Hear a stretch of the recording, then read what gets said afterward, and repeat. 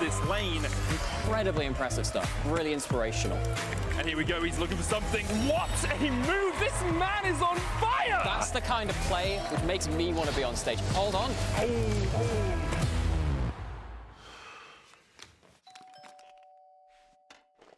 Thank you so much for joining me. Tell me, how do you feel after making that play?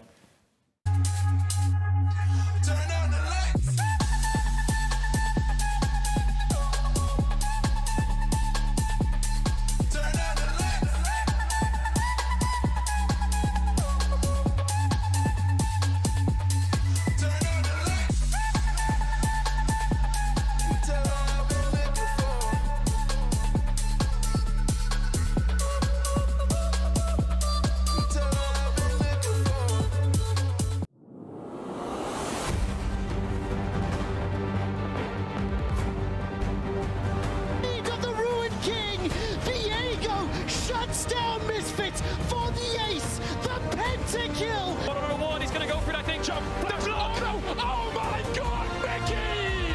That's another, that's 4! Humanoid, you absolute monster! Wow!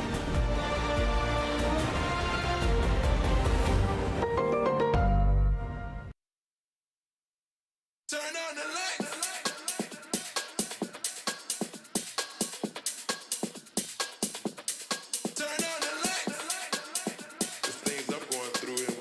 Right now, is like until I've been looking for.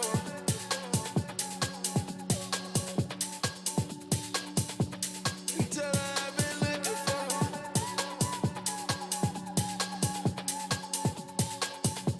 Until I've been looking for. I'm looking for. I'm looking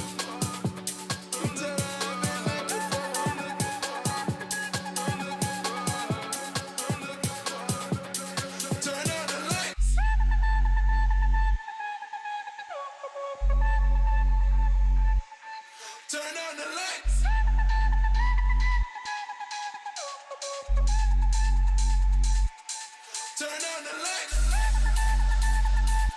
I'm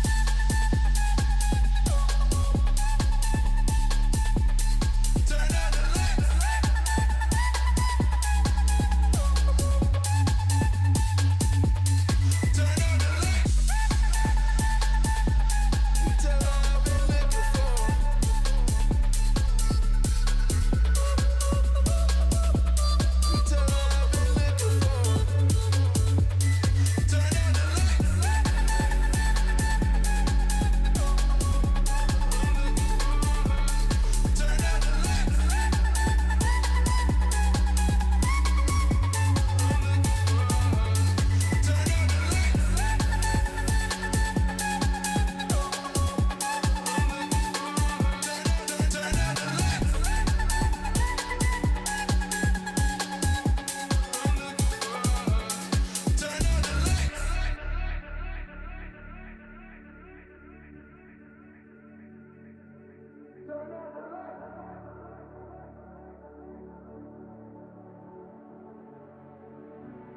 Until I've been looking for. I'm looking for.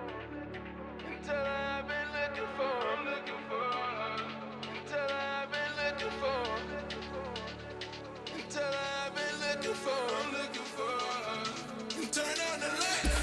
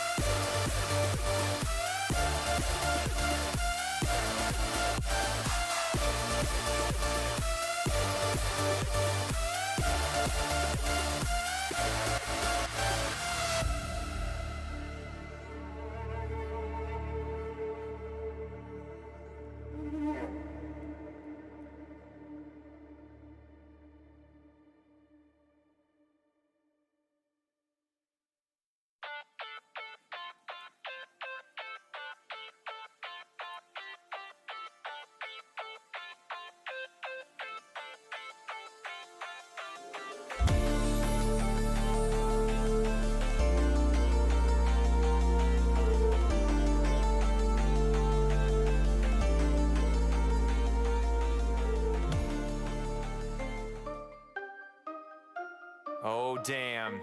Everybody here this time? You must be delusional if you think that's gonna make any difference. Falcon Shield, give me a track so I can body these rats. Y'all just getting carried by the trash that I threw out. Underrate my bot lane, don't speak, baby, no doubt. Argon on a roam, gonna show you what these pipe out. Flack and get to cracking, gonna make this one to blow out. Rabbit has the prime, sold the spot, looking sullen. Better call me Edward, cause I'm shining when I'm pulling. FNC super team, man, you're lulling me to sleep. Send your soul lanes to NA, cause they're pricey and they're weak. What you know about another clean sweep 12-0? Choking every series like Rogue, just a no-show. Losing every lane, scared, hiding in the alcove. Freddy on the draft, baby, that ain't Falco. Throwing huge leads, that's mad at peak. BB dance around you with those happy feet. This combo popping off, you ain't close on fleek. Call it Wombo number 5 when your ass get beat. Cause you need a little G2 in your life. I need another title by my side. A few more 3-0s, all I see. Better pray to God before you challenge me. Cause I'm spelling God C-A-P-S. Outplayed, outfought, G2 finesse. Taking all challengers, come and bring your best. G2's EU, EU's not impressed. I have to say I'm a little disappointed. The prey's about to become the predator, and like rabbits, we're about to fuck this shit up. They be uncoordinated, they be playing with no synergy. Call us misfits, cause your fit's always missing me. And they put the mid into mid lane. That's cause they wanted to be faker, but then took the name literally. Get in my lane, that plays be so tragic. Zara, when we face, we make them pay taxes. AP in my veins, the way I flow magic. Honest of the game, we ain't the same rabbit. Savage, leaving you to lick your wounds. It's win or lose. These players fight like minions do. Shine bright like neon when we're introduced. We be playing like Ikara, we predict your moves. They act like Americans. How they are free to be. 100% of them. We do it easily. Call them irrelevant. That's how we leave in We do it so graphic as cut from the DVD. Playing at an A rank, you're a G2. You be leaking on your game plans, man, you'll see through. We can take you off the checklist if you have a death wish. We can play like Brexit and take you out the EU. Step to better you, then you accept defeat. Because we turning all our rookies into MVPs. Don't forget we challenge SKT. This year, win worlds, then we out like it's destiny.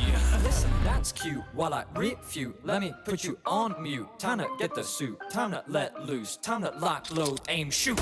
I need an opponent that can kick me into gear, not a broken component that cancelled his career. You only excel at wasting my time. Got more titles in my prime than you got. This is in your rhyme. Enjoy it while you can. This is as big as you can be. As the OG MC, I'll end it in 3 like a spreadsheet. I'll beat you on a cellular level. Maybe you should change game, rename to Rap Devil. You're not at my level. Why can't you understand? It's the trend I ascend. In the end, winning is the brand. I can't stand these fofos. They called rogue. They just froze. They choked with their own hands. No plan. That's the cutest thing I've ever seen. Arrow to the head. August dead. C'est la vie. Now mad. They think they earned a crown. They ain't earned shit. Just be put down. G2, you're just a name on a list, and I'm a god of war. Your face on my fist. Your ace don't resist. Your legacy ends here. No one can stop me. This is Fnatic's year. Let's be clear. I'm the best. No contest. It's a given. Feel the noose. Run your neck. Start to sweat. Losing vision as you cry. You just fight like hobbits for a ring. When the fans only need the return of the king. Let's set the scene. It's 2018, page roll, cancel a meme. And now it's 4 years later, and who'd have dreamed? XL at the top, we're a bomb-ass team.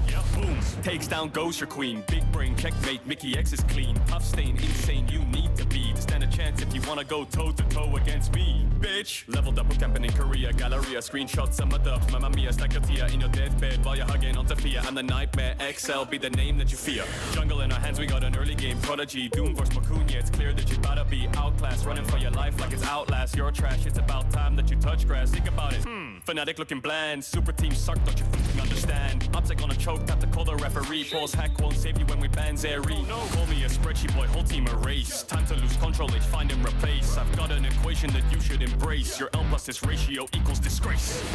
Oh, Jesus, it's the Mad Lions. You guys actually made it this time? Who let you out of your cage? Dude, you shouldn't even be speaking. It's literally your second time. You don't even go here. What was I? An angry little kitty cat. Now the back-to-back babies suck on that. Took a split off to let y'all have a chance. Caps and Yonkos looking like a wash last dance. It all starts with you ruining your legacy. Choking on the world stage shit, you come and blame me. Humanoid loves to die, he's just a freebie. Keep it up and my next monologue will be a eulogy. Larson getting shit on, hope he's good at ingesting. Finally your games are interesting. Suck so bad, might as well be a Hoover. Shurima shuffle, you need a Heimlich maneuver. Rogue, how many chances do you need? Solving world hunger, the amount you feed. We got mac and cheese, no side dish. Now arm and snar, that's a side diff. Yo, you honest king shit, mid-gank leashless. Playing in the fog, yeah, you know we deceiving. You want it mad, now you gonna get a beating. Two-time, yeah, bitch, you better believe him. Wag those lips, make those quips. Everything is cap when you ain't done shit. Yeah, you'll never get a shot at the top. You're only here to make me look good when you drop.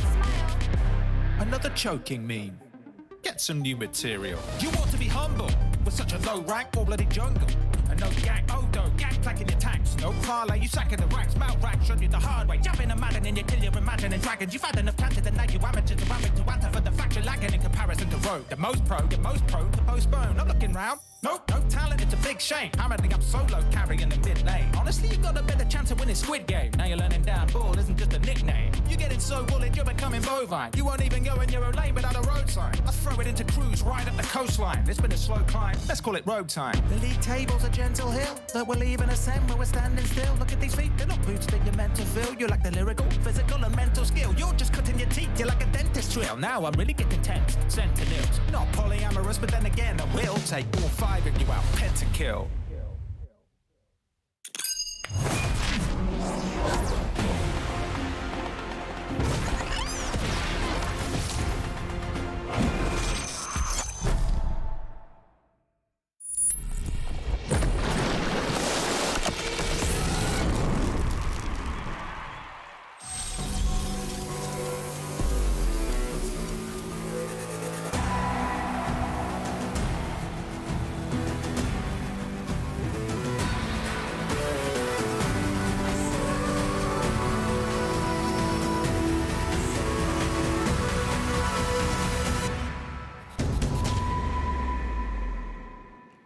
Oh, damn, the LEC is back. Let's hope we get some bangers. The rain is banging down on the Mad Lions, unfortunately, but some of them don't need an umbrella, so we'll see what happens today. Welcome, everyone, to the LEC Summer Playoffs. We've got Rogue and the Mad Lions fighting for a guaranteed spot in Malmö and the World Championship tonight as everyone's arriving in the studio. It was really hailing it down today, a storm, hopefully prefacing the storm that is to come on the Rift and in these playoffs in order for our teams to get this trophy. My name is Shox, and I'm joined here at the analyst desk with Broxa and with Betty for this momentous kickoff to our summer playoffs. Broxa, it's great to see you again. Thank you for joining us. Yeah, very excited to be here, of course, and very excited about today's series as well. It's going to be a fun one. Should be. It definitely should be. We got some bangers on the horizon, and our playoffs feels closer than it ever has before. It does. And also, well, again, congratulations, Betty. Fantastic rap, and thank you for the production team for making this happen, because it was a great introduction to our playoffs. So let's quickly recap how we got here and recap that regular season and how crazy it got at the end. We had a super week and we had tiebreakers, Broxa, and in the end, this is what we ended up with. Yeah, I think for many, very crazy last day of the regular split. Very exciting tiebreaker with Vitality versus Excel, and seeing Excel coming out on top, you know, just brings us into a very exciting position in the lower bracket, seeing them versus Fnatic later. Exactly, it'll be an elimination match. Now, Fnatic, it was also very close, but they ended up making it. What did you make of their end of season? I think, you know, you can never really count out Fnatic entirely, and while they had a bit of a sloppy regular split overall, I wasn't really surprised seeing them come out on top with the miracle run towards the end, because somehow Fnatic always finds a way. It doesn't matter what year it is. It just always happens. I think Razork in particular was someone that really stood out to me. His early games felt super impactful pretty much in every single game. And then, of course, it's hard to discount upsets, carry performances on the Zeri. Yes, yeah. A lot of people will talk about how strong the champion is, but, you know, it's one of those things where the operator behind it needs to be given that credit, and Upset really did have a fantastic weekend, and he really did step up when the team needed him most. All of Fnatic did, I think, and that's why they booked their tickets to the playoffs. When it comes to it, they went 3-1. They played 4 games. Fantastic. Yet, I feel like that last game that they ended up not winning, the rematch versus Misfits, is probably going to sting, right? Especially when you look at that they are now in the elimination bracket together with Excel. Excel on the other side, Broxa, who was able to beat Vitality for that spot, 2 teams who we actually expected in playoffs after week 2 or 3.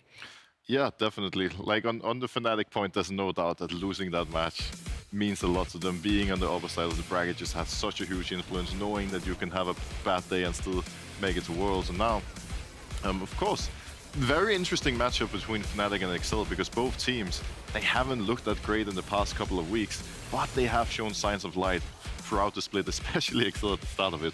So really curious to see how that match goes. Consistency seems to be the name of the game when it comes to the regular season, and very few teams are actually able to show it. Excel and Fnatic are 2 teams that I think have struggled and kind of gone up and down throughout the regular season, but Excel many didn't believe would actually make it, especially with the position that Vitality and Fnatic found themselves in. But when it mattered most, when they found themselves in that tiebreaker, they did come up clutch. they did stand strong, and we saw an incredible performance from Patrick once again. And yeah, and speaking of momentum, that is huge for XL. Spare one word for Vitality then, because when we looked at the pack of teams that was going to possibly make it to the playoffs, nobody was even thinking Vitality was not going to make it. I have trouble even putting it into words. I wrote 24 bars for them. It's Like, I thought it was a insane. done deal that Vitality were going to be locked in. They only needed one game, right? And there were 5 opportunities for them to get that game, and they couldn't score it a single time. Even getting a tiebreaker at the end of all of that. It was absolutely crazy. Nothing but disappointment, I feel, for the players. Like, it's got to be really heartbreaking, especially considering they were that close. But yeah, a lot of changes, I imagine, moving into next year. Oh, so sad not to see Perkz in playoffs and at Worlds. That truly is a bummer, but hey, it just shows how close the field has been. Now, of course, the way the teams ended up at the end of Sunday is not necessarily the way they went into the playoffs due to the championship points that they may or may not have gathered during spring. Because of that, Fnatic and XL, down in that lower bracket than G2, they got to choose between Mad and Misfits, and they chose to face rather the Misfits Various in their first game. It does make a lot of sense. I think that when you look at the stat competition that we do have of the teams that G2 probably stylistically matches up the best against, Misfits is that. While G2's early game has been slowly getting better, I'm not surprised that they would go for the other team that doesn't have the strongest early game, and they can beat them pound for pound on individual talent. Proxo, when you look at this bracket, just the way the teams that are in it, but also the way that it is structured, how do you feel about how open the playoffs may be?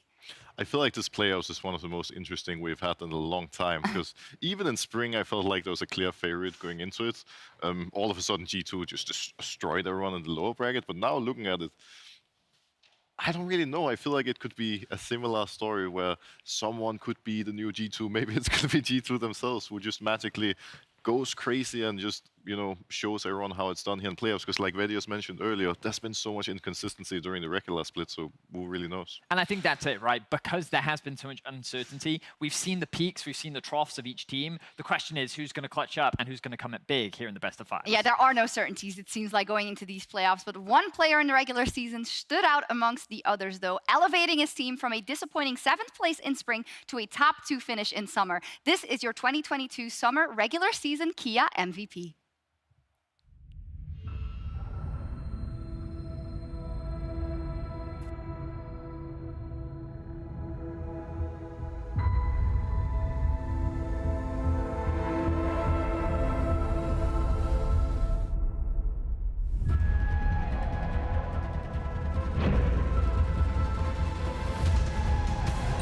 Time to play. Unwinded. Let's light him up. See it now, but Yumi strapped to his back when he could find a carrier. Now going in the charm, perfectly timed for Nisky. Gets the space. He wants the minutes and he gets it. The chain lands, but Nisky ready for a fight. It's a nervous Nisky. Cosmic dust. Into the backline! Murders unforgiven! There is nothing left to do. Gillian must escape and will surely fall! Pulled out of the wall! Barnitsky seismic side for the battle continues. Stone here is amazing. All of the four-drop coming out. Perkz looking to get it across the wall. He's not done. The Emperor's Divine goes back. He pops a subtle to the Yoyo in the midst of the ball. As he's healed off by Kaiser. Shut down goes over to Armin. There's 2 as Kaiser takes another. Albani joins, but it's too little. Too late. It's roast 4 for Mad Lions.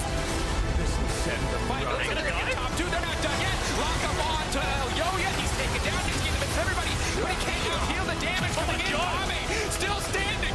Who is this team? Finally one dying. Nisky's still standing. A heroic effort. Your spark is wasted. Let's see what you make. Staying focused, pushing for Nisky, looking for an angle. It's a jump to the side. So much damage coming in for Nisky. He wants to heal with the W. It's big from the side.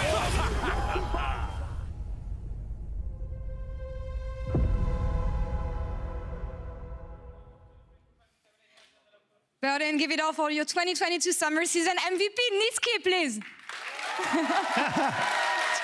So, busy week for you. Became a bird dad, became the MVP. I guess you didn't expect to become a bird dad, but did you expect to get this title? I mean, to be fair, I thought I would win it, but even though if I wouldn't have won it, I thought Elia would get it, so I wouldn't mind anyways. But I'm very happy that I am the MVP, even though I think it's also mostly to Elia. So yeah, I'd like to thanks my jungler for being so good, yeah. You mentioned it on Twitter, actually, the fact that he was your MVP. Saying it again, can you elaborate on the relationship that you built together throughout summer? I mean, I think we work really well together. I think we're on the same page on what champs we need to play, how we need to play them, who should carry, who should not carry, how we play fights, how we play early game, how to gank, where to ward, all that stuff. And I think even our relationship outside of the game is really good as well. Like we can both take criticism. We're both kind of cocky at times, but yeah, I mean, it's been going really good. Yeah, and it does the best work, actually. And you said in an interview I with will put this on the ground. You can put it on the ground. It's really heavy. It's really heavy.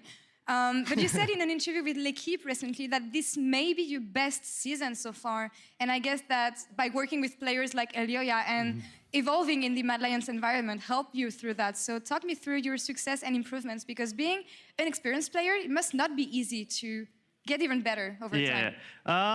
I mean, I thought I was pretty good last summer, to be fair. And then I realized that I was actually not that good. Like when I joined Mad, like my personal coach, Pad, he was like, last year you were pretty bad in mid-game, and you were doing a lot of mistakes. You only had like 3 or 4 champs that you could play. And I was like, I mean, actually, yeah, that's true. And then I was like, okay, like let's change it. So I feel like I improved a lot on like my champion pool, the way I play mid-game, the way I communicate in mid-game as well. So I think I changed a lot, and it shows as well. But also, I believe just my coaching staff does a really good job. So yeah. And they're screaming right now. So. Props to them, of course. Getting ready, that's normal. But you mentioned your improvements, but it feels like still people see you as the teammate who can bring something outside the game, the teammate who can bridge people together and bring the team together. But what would you like to be remembered by, Niski? What kind of player do you want to be? I mean, I'm not sure. I don't know. I feel like everyone always thinks that I kind of just enable my teammates, and I feel like maybe people forget that I also, I believe, win most of my lane matchups when I play them on both sides, kind of. So yeah, I mean, I just want to be remembered as the mid that just does whatever is needed to win. If I have to play Seraphine, I will play Seraphine. I don't really care. So yeah, just basically whatever I need to do to win. Also, I believe every single team where I've been on, the players have also played way better than what they were in the past, I believe. So that's also something I'm proud of, and I'm happy that I can bring such a good mood and such a good environment, I guess, to the teams I join. So yeah. Of course, and we'll see how far you guys can go today. Quick hits on the series today against Rogue. Earlier today, Odo Amne said on Twitter, time to snip stomp, let's say, the MVP of the summer. How do you respond to that? Because he's right there, sitting here. I mean, Odo, like he was my teammate in the past. I know he's pretty bad in playoffs, so yeah, we'll just shit stomp him today. Niski, thank you so much for the interview. I'll let you get ready for the game. You. And Shox, back to you. Thank you so much, Laura. I love that you didn't say it, but then it said in the graphic. I think we've used up like our allowance of, no more today. Today. We've gone in. Really a good interview though, and Niski, of course, a wonderful MVP. Broxel, you know him pretty well. I really liked what he said about, or what she asked about, when you're already good and when you're already established, sometimes it's hard to change people's minds, right? Be it both of the teams that you're going to join or what you can do within those teams. So I think it's very impressive that Niski keeps developing. Yeah, for sure. And obviously, I'm very happy seeing my old ex-Fnatic Academy teammate there on stage with the MVP trophy. And I think what he touched on about, you know, there's these storylines with him about being the enabler of setting the team up for success, but he actually does so many other things so good as well. And I'm happy seeing him do really well in all areas, really, and showcasing now after sitting out in spring that he's still one of the best mid laners in Europe. Mm-hmm. Oh, you could add like a little thing. I was gesturing. People, if you noticed that, I was gesturing to him that he could add like a little bit, but no, yeah. I think Niski's very good, yeah, and great. I'm glad that he's being recognized for his talents. Excellent, thank you. I'm ready to hit producer move on, because what we really want to talk about, of course, and at length at that, is Mad versus Rogue, our first best of 5 of these playoffs in the upper bracket. And looking back into some LEC history, Rogue and Mad have actually been defining the new era of European League of Legends in these recent years. It's very much a growing rivalry. In fact, it is the most played playoff matchup in LEC history that's not involving either G2 or Fnatic already, Vedius. So yeah, a good history between these two. Yeah, when we just look at the records, playoffs, this year alone, it's all been the Rogue show. In terms of the regular season, of course, Mad not qualifying for playoffs last split, they're 4-0. But when it comes to the playoffs, you look historically, it's actually 9-6. And what's even crazier is when you get even deeper into it, ever since Elyoya joined the roster, this team has not lost a best of 5 to Rogue. Like, Mad has found crazy success when it comes to clutching up in the best of 5s. They have found great consistency, and they always seem to be very well prepared when it comes to these best of 5 scenarios. But we know that Rogue is a super talented team. We've seen how close Rogue has brought it many times before against the Mad Lions roster, and we know that they're hungry to get revenge on their up-and-coming rivals. Yeah, I think that's the key there. It can be very close in those best of 5s. I think everyone remembers the 2021 reverse sweep, but we also had in summer the fact that Rogue couldn't get past Mad in those best of 5s. Broxa, do you think this is something that hangs in the minds of some of the players on Rogue or even on Mad, right? A Kaiser who has been in that position before. Does that have any precedent and importance on this best of 5 today? Maybe I would agree on that point going into spring playoffs, because up until that point, I feel like they hadn't really showcased that they can really step up when it matters in playoffs. They would always falter when the pressure was on, but they did make it all the way to the final in spring with this lineup. And I feel like at this point, this is such a good chance for them to show up and beat one of the best teams like Matt in the best of 5 when it really matters. And when it comes to some of the members on Rogue, like Trimby, who's been outspoken after losses, even to us saying, I feel so bad for the team. Comp said a similar thing on Euphoria. I want to win it for the boys. And it's just nice to see that they're all kind of in the same boat. Yeah, it seems that the motivation to get revenge is very much there in Rogue. They're super motivated, and there's a lot on the line. Yeah. Winner not only qualifies for Malmö and will secure a top 3 spot here in Europe, but they will also lock a spot at the World Championship this year. And for both of these organizations who have now become mainstays, not only is it a big rivalry, but there's a lot on the line. And some of them vying for the first time at Worlds. And speaking of Comp, earlier this week on Euphoria, he gave some insight into what he thinks the struggles have been of Rogue this season.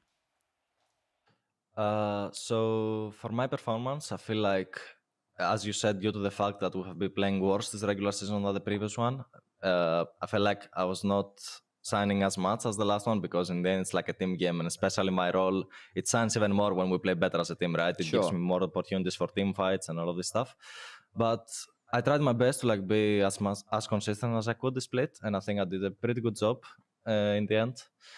But overall as a team, I feel like we had a lot of issues this regular. The thing is, I feel like our early game was like so bad, and we were just not doing regular things that every top team should do. Like, I think basically we were more inconsistent at the first 8 minutes of the game, like when the Herald timing was coming and how we're like playing around Heralds and stuff. And I remember like the first weeks we were just losing every Herald. And it's not like we were like losing it because we were getting something very big on the other side of the map. We're like losing it because we're just very slow of like how we're playing, you know? Yeah. Like learning phase wise and everything. So to be fair, I think we have improved quite a lot, especially in the Super Week. I think we actually we have shown a way better like Rogue than the previous split, and I honestly still have high ambitions for playoffs, even though honestly this regular season sucked, especially for Rogue, right? It's like the type of team that always finishes first, and honestly after that 7 winning streak, even though we went 0-2 in the week 1, we honestly thought we would just make Worlds because of the 4-seed thing. So it was really sad to like not make Worlds because we're losing to teams like Astralis and SK. Not that I disrespect those teams, it's more like I think we are just better, you know, so we should win those games. Yeah. Makes sense, but I don't think anyone misunderstood Comp. They should actually be better than those teams, and that's why, of course, Rogue is also in the playoffs. But yeah, he talks about, of course, he would have wished to lock that World Championship spot. But is there a way you can look at this, Verius, in which, well, they were regular season kings like all the time, and then it didn't work out in playoffs. Maybe it's good that they got to troubleshoot and workshop some things within the split. Yeah, I think that having the opportunity to very clearly identify what it is that you're struggling with and then finding solutions to it, especially with the time that they have between the end of the regular season and playoffs, is only going to be valuable for a team that we typically accredit to great draft preparation, great execution on the game plans that they often have, and just being very well disciplined. So I definitely think that identifying their problems now rather than in the middle of a best of 5 is only going to favor Rogue. And when it comes to the early games, he said it as well. Broxa, not too happy with them. We're going to get the stats on screen in just a second. Mad's early games have been phenomenal. Those of Rogue have not been bad. They just haven't been Rogue-esque as of Rogue in the past. What's been your vision on the way these two teams have played the early game? Well, I feel like Rogue in particular have changed a lot after Melrank joined instead of Inspired, because before, with Inspired, the entire game was about him, setting him up for success, the laners playing around him, and now it's a different style where Melrank is like the one-man army who tries to make big plays in the early game and set his laners up for success, and I think that's been a pretty big adaptation for the team to make, which in some ways has been positive, but in some ways has been a negative, because they're very reliant on him. And I think that one of the big things we've noticed as well, you can see on your screen right now, the lane percentage. It's the amount of time that each of the solo laners, or the carries rather, of Rogue spend in their lane, and it's a lot. Okay, Yeah. they do not roam around the map very much. They are players that are very good laners, often build a lot of leads, but then this puts a lot of pressure on their jungler to then set these laners up for success, which is very much as you were talking about, Broxah. The thing that I think is missing from last split is this involvement of Trimby as well. Typically, we associate this man for his Rel performances, for his Rakan performances, but we haven't been seeing a lot of that this split. He's been on things like Renata, the Nami, the Lulu, range supports that don't give him that playmaking agency that he used to have. And it comes then down to how much can Malorang go to the lanes to help them. I think this is contrasting in story to what Mad brings to the early game. It feels like they're always moving. They're always moving around the map, trying to make something happen together or with the jungle, mid support, etc. Yeah, Mad Lions is a cohesive unit where everyone's willing to sacrifice for the better of the team, and where we have Rogue on one hand who just wants to stick in their lanes and get all the farm, get the resources. Mad, they're gonna, draft and play in a way where they're just always going to be together, and I think especially the mid-jungle duo with Niski and Elyoya is one to look out for, because they are creating so many advantages. They are always in the enemy jungle, making plays together one way or another, and they just set up the entire team so beautifully. And this early game hasn't been flawless throughout the regular season. Rogue in particular has been a team that actually shut this down the last time that they played. It was Rogue that was dominating the early game, so it's not like that they haven't found answers, and this playstyle is flawless, but it is what makes Mad extremely scary, because here in Europe, that mid-jungle support synergy seems to be unrivaled and is very scary It's indeed. incredibly important. Now, you wanted to take a closer look specifically at Mad's early game, I believe. I did, so I wanted to take follow a you. clip and an example, Shocks, Yeah. of some of these great early games that we often talk about when it comes to the Mad Lions. And the very first thing I wanted to highlight is the minimap. So let's bring this up and identify what exactly is going on your screen, because what you'll notice is that an early ward was placed here on the top side of the jungle to get information as to where the enemy jungle has actually started. So now they know that this Wukong is pathing towards bot. So what are they doing? They're using their lanes to get push in mid, they have push in top, and they have push in bot. So pushing lanes typically helps very much when trying to set up an invade. So let's actually watch this invade play out and see how things happen. So Elyoya gets level 3, and Mad Lion's bot lane immediately goes for an engage.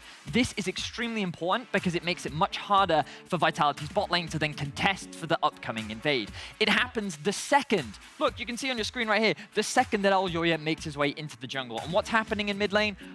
Niski has used his priority to push in pokes underneath his tower, and then he's immediately going to rotate over towards this blue buff so that they can contest this blue right here. And let's watch it all play out. The bot lane has full control, they have the level advantage, Niski's here to guarantee a numbers advantage, and they even hand the blue buff over to Niski in order to make sure that he has even more control over his lane. The play looks simple, the play and execution seems very straightforward, but that whole play is something that they're so consistently good at pulling off, and is something that requires a lot of coordination, a lot of good timing, and ultimately is what separated Mad in the early game to many other teams in our league. And when that works out, it works great, of course. Broxah, do you think Rogue has what it takes to upset these plannings from Mad?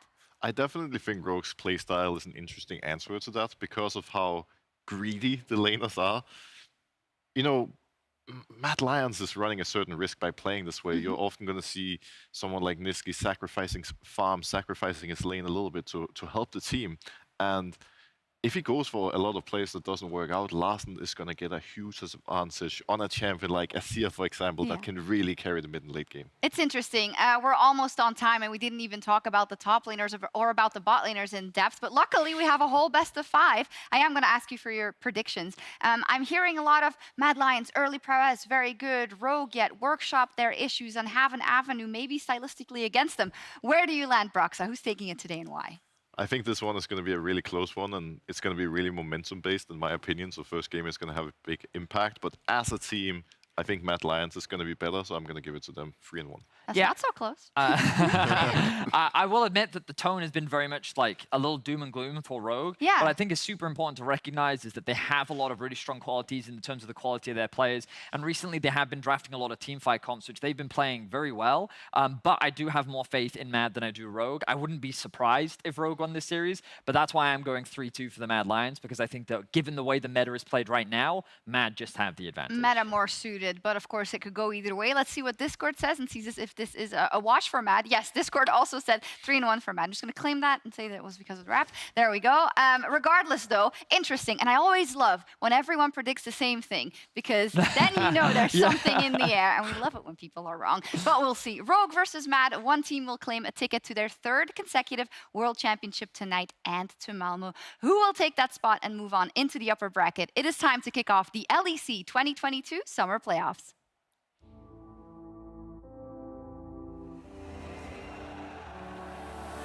Every player that plays competitive League of Legends always dream of playing Worlds. For me, it was always a dream, and ever since I started playing professionally, it was like a goal. I've been watching the tournament since season 2. I remember staying up like in the night, watching until like 3, 4 a.m. when I was 10 years old. There it is, G2 locking Worlds with a game left to play in the regular season. It feels always good to match G2 because obviously as a mid laner you always look at Cavs, but they were a bit down in the beginning. Even the 2 games we played against them, I don't feel like it was unplayable. I think we can beat them and I'm not scared of them at all. I just want to play best of 5 against Cavs because I want to play against the best, and Cavs is the best, and I want to really be a contender for him. I do think the last 2 weeks of regular season we stepped up our practice a big time, but of course with just 2 weeks of practice we're not going to be at our best. And in a B1 as well, with everything on the line in like a very volatile game, we can't play with the same level of confidence as we will in the best of 5s. So once we go best of 5s, I want teams to be ready, because we're going to be full confidence, and if they don't match it, they're going down. Caps off to the side, now focusing on the ultimate coming out from the Trundle, stolen away by Caps, keeping him alive. Now, stepping forward, Caps on a rampage! Caps versus the world! Another arrow! That's gonna be a triple kill for Caps. Burning Caps. The space! The VTO! He wants to finish it, he gets it! The chain left! He's gonna have to back away. VTO has the ultimate! He had to finish it, the shutdown! During last regular season, I think Grog was winning a lot of games, right? And they were rarely losing. Even though we finished top 4 in this regular, we actually lost a lot of games. So we kinda already felt how it feels to lose and how it feels to not be 100% prepared. And I think that will be like the main difference for us this playoffs. It's pretty nice, I guess, that I come back. I do pretty well. I mean, it's not only me, but I think that the motivation that they got is a lot, because most of them underperformed, I'd say, in spring, and I think now they just play better in summer as well. So I'm glad that I made this team a really good team. I feel like every team is just try hard in their lives during summer, especially this summer, right? Because there will actually be 4 seeds for Worlds. Most of the times, you can pretty much tell what the top 3 teams will be, but when there is also a 4th seed, you never know who can get through it. Markoon pops a stopwatch, Nuke goes in with the counter and puts a stopwatch down. That's 3. That's 4. They lock him in place. Comp one more. Get to him. The stopwatch. Finn delays it. The Comp will have his penta. Did they try and turn this play around? Good double knocker. Give him with the flash as well with the counter coming in. Niski's already taken 1. Oh, it's going to be so bad for BDS. They lose 2. Come on, Niski. It's the call of the hour. Yeah! Going through the tiebreaker in a way made us justify our poor performances, and actually made us feel like we earned this playoff spot, because the last couple of weeks we felt like we are not a playoffs team. I really want to make it to Malmö because it's a live event in my home country in front of a massive crowd, and I would feel so bad if I wasn't there. I will give everything I have for it, and I know that although we're starting at the bottom of the mountain, we can make it all the way to the top. We started the season fine in terms of results, but we failed to identify what our issues were, and then I think we started losing, and it took a lot of our momentum and also brought a lot of negativity, and now we at least still have a good chance to turn it around. Nuketock interrupted the TP. Patrick gets himself a kill. The whirling goodbye Vitality. Excel advance to playoffs. Upset still standing. The healing massive. Upset for now. Leaving. He wants to finish, but Perk says nothing. Upset. The shutdown. The hero moment. Upset now leaving away, but he's ticking. No, just like that. Hopes and dreams. Can he keep them going? He's just too damn strong. Are you kidding me? In the face of elimination, in the face of fate falling away from his hands, Upset Set says no. Fnatic say yes. If we don't get in top 4, then we don't deserve the worst spot. Sure, we qualified and that feels good because we don't get the failure of last year, but we want to win the trophy. Vi ses i Malmö.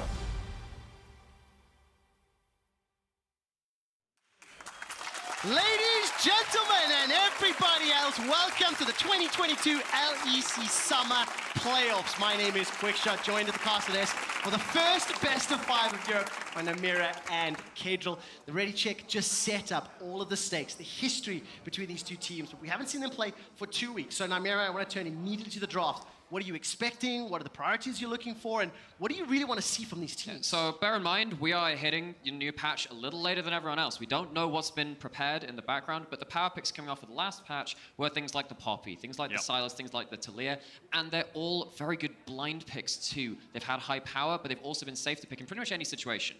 Definitely have. You can see on your screen there Renekton, who got a little bit of buffs, and other top laners around him got nerfed as well, so he's risen in priority in the LPL. Renata is almost like a first ban, first pick there as well, so a lot of priority picks to look at. Even Kennen looks a bit stronger. The LPL's playing Fiora and Jax, so depends what kind of meta both these teams are coming into playoffs with, because if you remember, a lot of the times you're in a scrim bubble, and if you're in the winning scrim bubble or losing scrim bubble, that can hurt your playoffs performance in the first best of 5. And of course, we're starting playoffs a little later than everybody else. We've seen LCS, LCK, LPL playoffs. If you're watching earlier today, Kennen Nocturne was popping off on the LPL broadcast. But Namira, talk to me about Zeri. What do you expect for this one? These two teams have historically this summer had polar opposite approaches. Well, Zeri's kind of been the iconic AD carry of this split in a lot of ways. Iconic, yeah.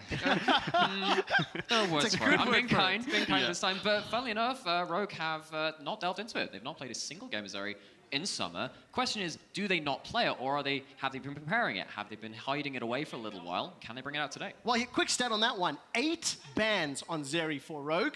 Whereas on the other side for Mad Lions, they have played Zeri 7 times. So do they or don't they? It's not a question of can they. It's a question of what prep have they had. Now, Kadril, what are your expectations for this? I can see the players on stage were moments away from draft. Rogue obviously had side selection. They've picked blue. That's been the trend that we've seen for several weeks now. What is the priority in your mind? I think it's probably mid-jungle for both these teams, but in terms of 1, 2, 3, I'm expecting jungle bot lane most cases. You know, like a Wukong Lucian Nami could go for something like a Renata Kalista with a jungler like Poppy. There's going to be jungle bots in most of these early rotations, unless in series, sometimes a meta can be built in a series. You know, if they play Ornn and you think it's strong, you play Ornn and you win, then you actually go towards that trend and you'll see game 4s and 5s where Ornn's first picked. Well, we'll find out what happens as we're loading into draft for game 1 between Rogue and Mad Lions.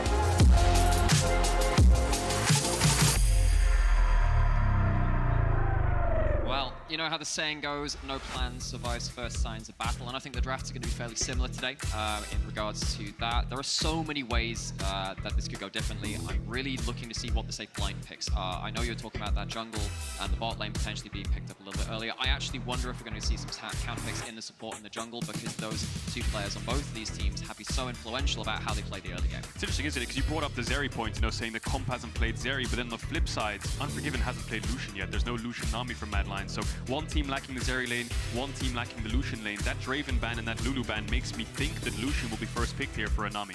Yeah, and that's a pressure lane, right? And it's not, and pressure lanes aren't something which Mad Lion have been averse to, right? They play stuff like the Draven themselves, once that's banned away, but it's not like they haven't played kill lanes. It's just a specific Lucian Nami which has got its own little dynamic in it, which they haven't delved into. But you're right, maybe we can see it butting heads in the 2v2. Definitely, and also have to look towards jungle. You know, Poppy already taking away, when you think of the top tier junglers right now, you think of Poppy, Wukong and Trundle is almost like that holy trinity, and Vi has slotted herself in there dependent on comp. You know, if you give over a first pick Zeri, Vi is a great one too, but have to be careful where you're picking it, because certain champs can interact really well against the Vi. Question I'm going to have as well is, does Uni find herself in the bans? Will she be allowed through a little bit more? I feel like we've seen her a little more regularly in the past couple of weeks of games from around the world.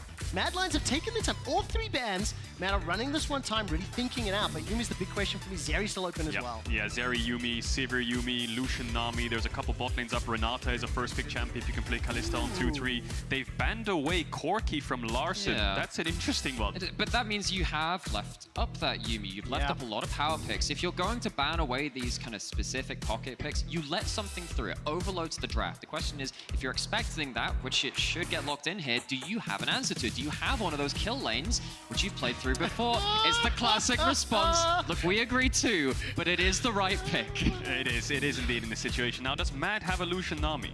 We haven't seen it yet. Is that something they want to play into the Yumi? Do they want to take away the Sivir? Do they think Zeri Nautilus could work here? And a Phelios lane would be interesting too. They are going to show us a Lucian Nami for the first time this split. That's going to get locked in. Now, the question is, do they pick their jungler here as well? You know, Lucian Wukong, Nami on 3 could work. If you want to save your jungler and get a counter pick on 3, that's always an option to respond if they pick something like a mid laner. Two quick things on this one. This is Unforgiven's second ever professional Lucian game. The first time he played it, it was a loss. On the side of Trimby, he has 10 games played on the Yumi, 7 of which are victorious. So the Yumi will be now played into by Lucian Nami. A little bit of a surprise, not something that we were anticipating, but this is what we were expecting with a 2-week break. But the thing for me is that the more surprising thing is why are they picking them together now when they have the red side? Maybe it's because of this, because they want to see what the rest of the draft is starting to shape up with Rogue, right? You can lock in something like a power pick jungler instead of that Nami on pick 2, but they choose to leave it. They see the Jarvan Renekton, which is huge topside early game playmaking. It gives them some room to reconsider. Wow, they've just dropped their AD carry straight to 4-5. They've got Twitch, they've got Ezreal, they've got Zeri, they've got Sivir, they've got you've 4 got more AD than carries. 2 bans. So you can easily pick up an AD carry there, or in response into the Renekton won't win the lane, but it's going for more of a team fight oriented style for Mad. They want to play more towards bot side. Now, can they get Niski on something that can roam around? He needs to find a champion here that can interact well against the Jarvan. So actually in the games which Rogue have played against Mad Lions this summer, when they went there, of course they beat them the 2 times, actually Odo Amne has done very well into Mad Lions by having a good just leave it on its own matchup in the Renekton into the Ornn. That actually plays into one of the ways that Odo Amne has impacted this specific matchup this summer. Interesting seeing how that will play out in game 1. Definitely will. Now the ban's coming in. They're going to try to target some of those ADs. Sivir taken away. Maybe they take Zeri out as well to stop the amount of scaling that's coming through. Wukong from Rogue's side. I think another Trundle ban could be pretty good here for Rogue. Yeah, but I'm also looking at something like a Sylas being really big on either side this game as well. I think it's something which, I mean, you look at the Renekton and the Jarvan, not the best Yumi carriers on the side of Rogue, and you've got stuff like the Ornn ult to steal too. So I think that Rogue will want it. Mad might want to take it away. I think Rogue should ban Vi here. Mad Lions are spelling themselves out a little bit too much because they're saying we're going to take away Ezreal and Sivir. 2 champs are actually really good into Vi. Only really last one there is Xayah, so Rogue read it well, and I think they're going to go for Trundle now. It would make the most sense, but almost fell into Mad Lions' trap there of saying have Zeri, have Twitch. Vi is just going to run them down. And of course, Mad Lions have played so heavily through Elioa getting agency, getting a good matchup, and banning away some of those champions which just run through the game. Elioa has been so good this summer. So getting that Trundle, if it is going to be locked in here, and it is another kind of I can run at you matchup very early and also still have impact in fights. I wonder if this Renekton could be a flex as well. We'll have to see. We've seen Renekton go towards mid too. I expect it to go top for Odo Amne. There's the Zeri, there's the Sylas you were talking about as well. So taking away that Ornn ult, even the Nami, the Trundle ult, all of it can work. Because every time I see Sylas into Trundle, I just think, oh heck, why would you let that happen? Because you pick this really tanky scaling topside thinking, you know what, when we get to those team fights, Trundle, Ornn, you're never going to kill him. Sylas comes in, steals your subjugate, and one of your tanks is down. And there's a lot of good lockup to make that happen even easier. What is Niski's pick? Talia would be great. Yeah, he's going to hover it now, but into Jarvan, it just stings a little bit because you're playing in a mobile AD. Something like LeBlanc or Ahri would have been great, but against the Sylas, he is going to go for the Talia roam around. You can see a clear win condition in Mad Lions' game, right? It's all about bot lane, top lane, and isolation, just as you talked about. Whereas Rogue also, I think, will try to match bot side, but take the fact that top will win in isolation as a one-up, that the game's even, they're ahead. Yeah, but I actually look at what Rogue have got, and I look at their tops, their solo laners. I think actually they've got pretty stable situations. Renekton typically does well into Ornn. Sylas, you put a couple of points into your queue, you can start forcing the Talia to kind of take less good trades. I think Rogue can play through strong lanes this game as well, as long as bot lane manages to survive in isolation. No huge surprises on the top half of the map, but that bot lane, I mean, we specifically talked about the Zeri, the Lucian. What do these teams prepare? Do you favor in terms of play style as well as composition? Is it a surprise to you what we've seen thus far? Not so much. With a week week-and-a-half break of scrims and being the last region to play on this patch, they've got a plethora of information to work with, and they need to be diverse in these best of five. Showing their hand this early that they can play these champions will help them moving forward. That is huge. We need to see how the meta develops within the case of the best of five. We just saw the coaches fist bumping on stage right next to the trophy. Game 1 of our summer playoffs begins right now. Rogue and Mad Lions have faced each other 27 times. It is one of the most featured matchups in playoffs for teams not included, Fnatic and G2. Which one of these teams will get to the upper final? Will block their ticket to Worlds, will lock their ticket to Malmö, and take one step closer to picking up the trophy?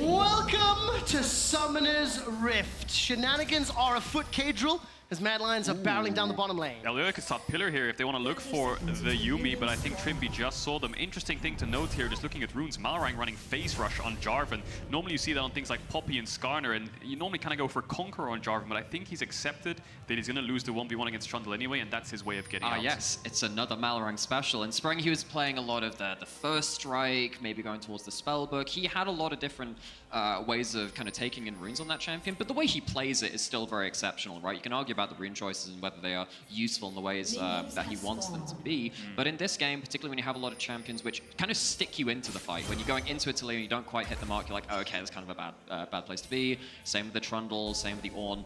I think that phase rush can give you that extra survivability in some of those clutch fights. Definitely can, and I'm looking at the level 2 and 3 here for both these junglers. They've got lanes with really good setup. You know, I think a level 2 top gank could work for either side, level 2 bot gank could work, even mid for Malrang onto Niski. And with that top thing that you're actually mentioning that, I mean, of course, when you have an early pressure champion like the Renekton, which is starting to show up again, if Renekton gets a lead, the Ornn can really struggle to survive at that point. And on the other side, because Ornn needs a little bit of help to get through that early lane phase, it weighs double if the junglers impact that. Exactly, and that's the whole point of the level 2 gank in a sense, or putting resources in that lane. You know, if Malrang goes mid and gets Niski's flash, and all of a sudden this matchup that's winning for the Taliyah now becomes slightly even or a bit tough to get the push in. So it's all about finding the pressure where it needs to be put.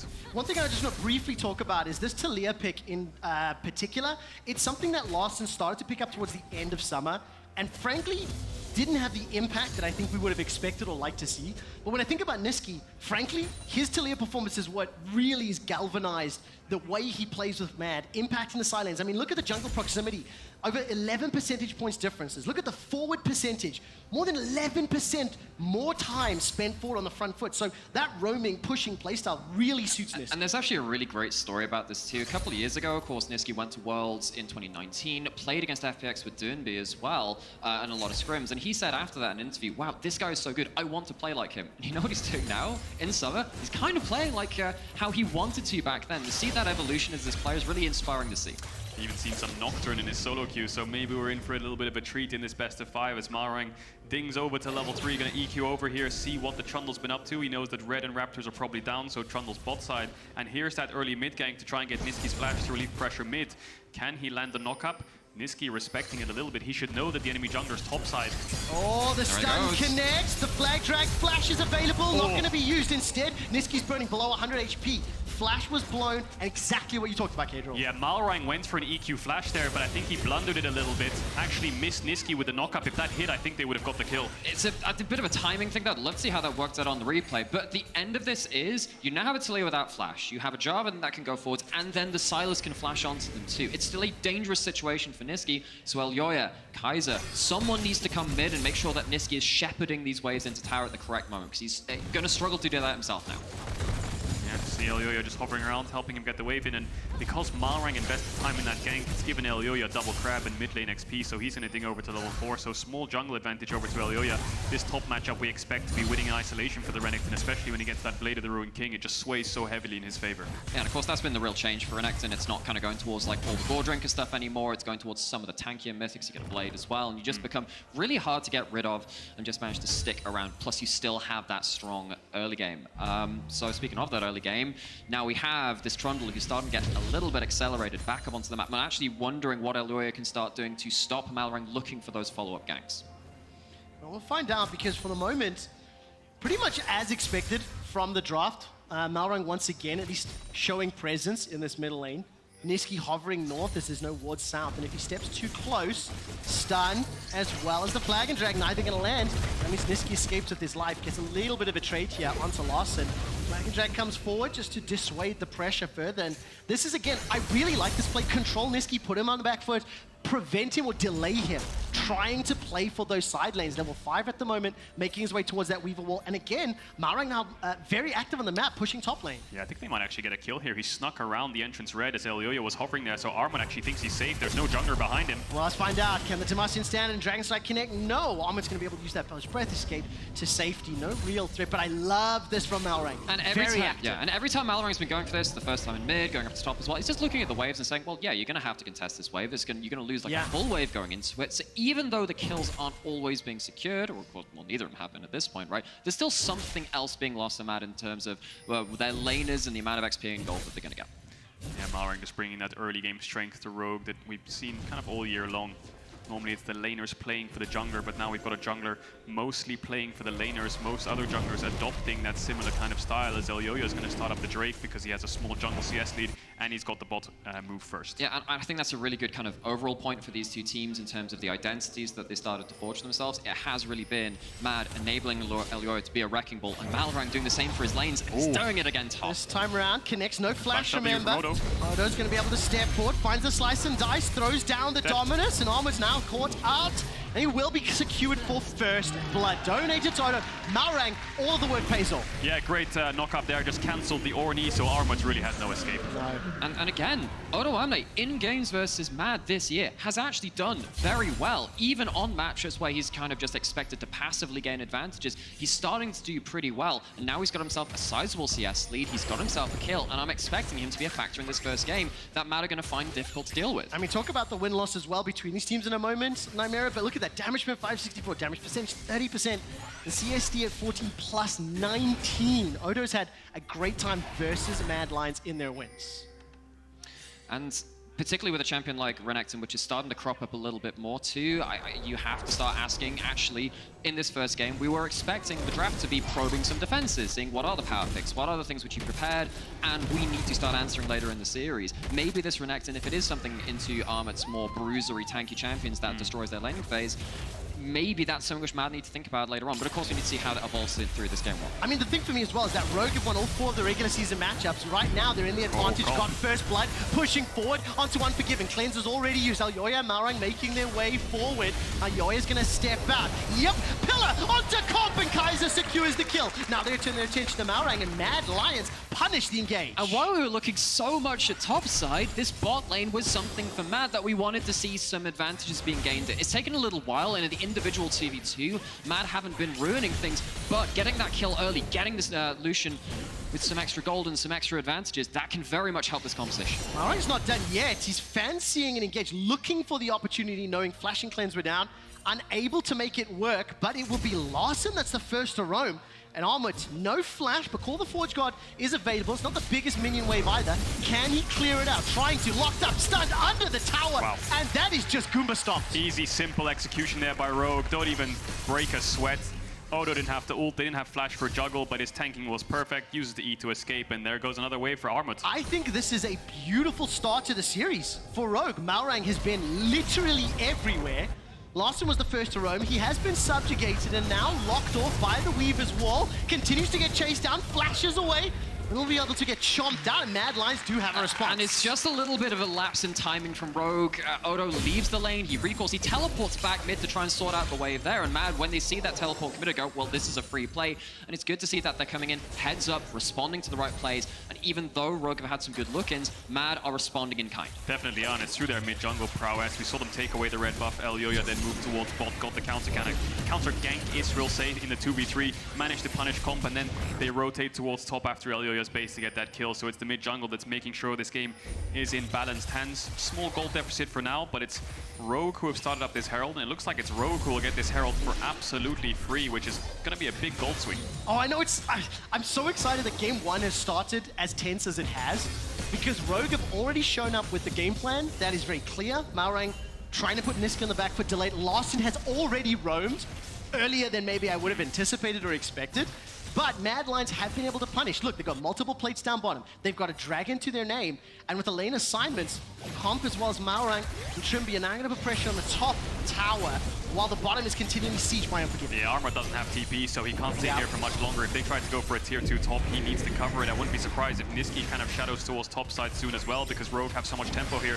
This tower is dead. They can push for a second. Niski will need to cover this play. Actually, a lot of interesting things happen with the top laners in this play, because Armor chose to sit around bot side, having that ultimate available to see if they could cross-map effectively against the Herald. But because he wasn't there, it's a large push in top side with no response to it. It's another charge onto the inner turret. And while Odoamne on the other side hasn't gained anything under that tower, Armor is starting to lose an awful lot on these side lanes. I mean, take a look at that CS difference. 30 down, tower dropped, and with the Rift-Tailed boops, 1,000 gold lead in the blink of an eye. Yeah, and the beauty of it all is Odoamne won't get dove on the spot tier, and he can catch the wave pretty safely as well. The idea of the lane swap is to defend the one defending the tower. He gave up 1 or 2 waves, came back and managed to pick up the third as Armwood showed top, so he's sitting pretty happy. He's going to be able to push out this next bot wave. Might be very close to that Blade of the Ruined King as well. Mad Lions, they only adopted the lane swap. Odoamne on the other side, he was brought it. He didn't see the 1v1 until he was already a man. And now he's sat here. And again, one of the great things about Odoamne is, you know, actually earlier this year, I think it was very close in spring after the teleport changes, which changed the way the top lane is played early game. He was saying, actually, yeah, having so much experience as a top laner is really helping me right now, especially in those situations. You just have to have the experience, the knowledge of when you're safe and when you're not. And Odo has so much experience. You'll see it in a second, just how much experience from spring 2022 all the way to spring 2015. Top 3, top 4, top 2. Hasn't found the title yet, but he definitely has the experience that Rogue need in those kind of situations. Can I just ask every viewer, if you're not paying attention to the table, take a second to look at that. That's a lot of numbers. Finishes for Odoamne from spring 2015 to spring 2022. Third, fourth, third, second. Like, there's one of the most illustrious, successful careers you can have for a top laner without finding the title. And of course, Mad Lions are one of the teams that's denied this Rogue as an organization. When you think there's these teams in playoff scenarios, Mad Lions, despite going 0-4 to Rogue this year, they do tend to show up in the best of 5s. They definitely do, and although Odoamne does want that title, he's still quite a ways away. Yes. They do win this, he's gonna have to win another 2 best of 5s to actually find his way to that title, so we'll wait and see if he can. But for now, in this game 1 of the first round of playoffs, he is ahead. He's got a pretty decisive lead up against Armut. He will get that blade on base soon, and he will have side pressure. The biggest question is how he uses it to help the rest of Rogue. Exactly. We were talking about the isolation in draft time here, about how this is just the favorite side for Rogue. Yeah, and this is great in terms of Odoamne in an individual matchup. You can see that's a 1.3k gold lead in the individual matchup, but the problem with Renekton is not about laning phase. It's never been about laning phase. It's when you get to those team fights later on, are you just going to get shut down, kept out of the team fight? You lose your mobility because you don't have enough to get onto the backline, and he needs to use that advantage well. Well, take a look. 2 dragons for Mad Lions. Team fights for that 3rd or 4th are definitely on the cards. A couple of mythics have been picked up. If you look at itemization, Everfrost, the Shield Bow, as well as Gale Force and Imperial Mandate. So both teams 12 minutes in, trading blow for blow. It's about as even as you can get as far as the kills and the towers are concerned, but the dragon stacking is something in mind. 2 dragons at 12 minutes 50 is very early. And for this composition from Mad Lions, think of them with that Hextech Soul, think of them with the Ornn, Trundle, Nami teamfights. That is a scary proposition to deal with. Definitely is, and they want to lean into those team fights because Ornn can accrue his gold deficit with the upgraded items, right? That can slowly bring back that deficit he will have against the Renekton later on, so they're looking for scaling, they're looking for team fights. They don't want to match any plays over sides because Rogue have this strong 1-3-1, which will win on both side lanes. Double TP coming up soon as well, and it's a problem for Niski because he wants to get this top tier 1, but without a tower behind him, without any kind of backup, there's no real way that he can find it, so we don't see any cross maps just yet. I have to say, for Rogue, controlling Niski's roaming this game has been great. As we are already 13.5 minutes in, it's still very close. Relatively tempered aggression from the teams. Kadel, do you think this benefits one side of the Rift more? I would say it slightly benefits Mad because the Ornn can catch up, but that's about it. He can catch wave safely and get the push in bot, but the problem is you're up against a Zeri Yuumi, right? So time favors both teams. Rogue are going to look for a fight. hijack the subject gate. Lawson's got some tanky steps, forced to flash defensively. The final chapter now starting to be thrown out as Tidal Wave whiffs and doesn't find a target. Nobody goes down, a lot of ults blown. And Odo didn't have TP to join that, which means that he can't waste the TP. It's coming up very soon, and because nothing happens, Rogue get to keep him on the side lane, keep pushing in, and that might actually end up meaning that Mad seed their bot lane out of turret. And Nymeria, it feels, you can see the tension. Both of these teams playing relatively risk-averse. But even in that fight, you can kind of see why you have to be risk-adverse, because when you have the Trundle ult and then the stolen Trundle ult, someone is unexpectedly weak or unexpectedly tanky. That first kill can just blip out of existence. Definitely can, and we can see the setup towards the top side of the map here. 30 seconds on the Herald spawn. Jarvan, Malrang gonna take a base now, maybe pick up a stopwatch. Pinks look for as much as he can because it looks like Rogue wanna force this Herald. Second Herald, maybe not the biggest objective, but it's the only one on the map right now, and it will be the objective that helps you on those cross maps, getting that bot tier 1, getting that mid tier 1 for Rogue in that sense. Does Mad Lions wanna match them? Does Mad Lions wanna fight back this early? Well, and even for Mad, right, taking that top lane out of turret, you're talking about how Niski was really pushing in there, trying to find it. That Herald gives you a quick and easy way to do that. Question is, of course, whether they can win the fight to get to that point. You're actually at a point now where Mad have a lot of ultimates they can throw at it, but a lot of them are on cooldown, but they're still choosing to start it up. Mad's starting it up. Armut has TP. Odoamne does as well. 2 levels down Armut. We'll see if he tries to cancel Odo's TP or if both of them are going to arrive into this fight. Malrang has the EQ flash combo.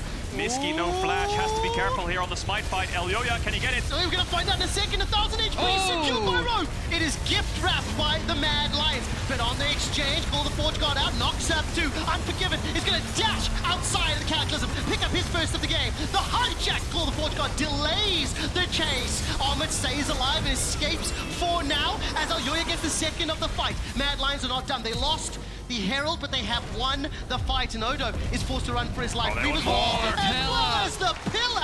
Beautiful from the Mad Lions. That was a really good team fight from Mad Lions. Rogue, they funnel into this composition, and even though a lot of those cooldowns were kind of waiting to come back up from Mad, the fight goes on long enough that you get that tidal wave back, and that call of the Forge Guard just works so well here.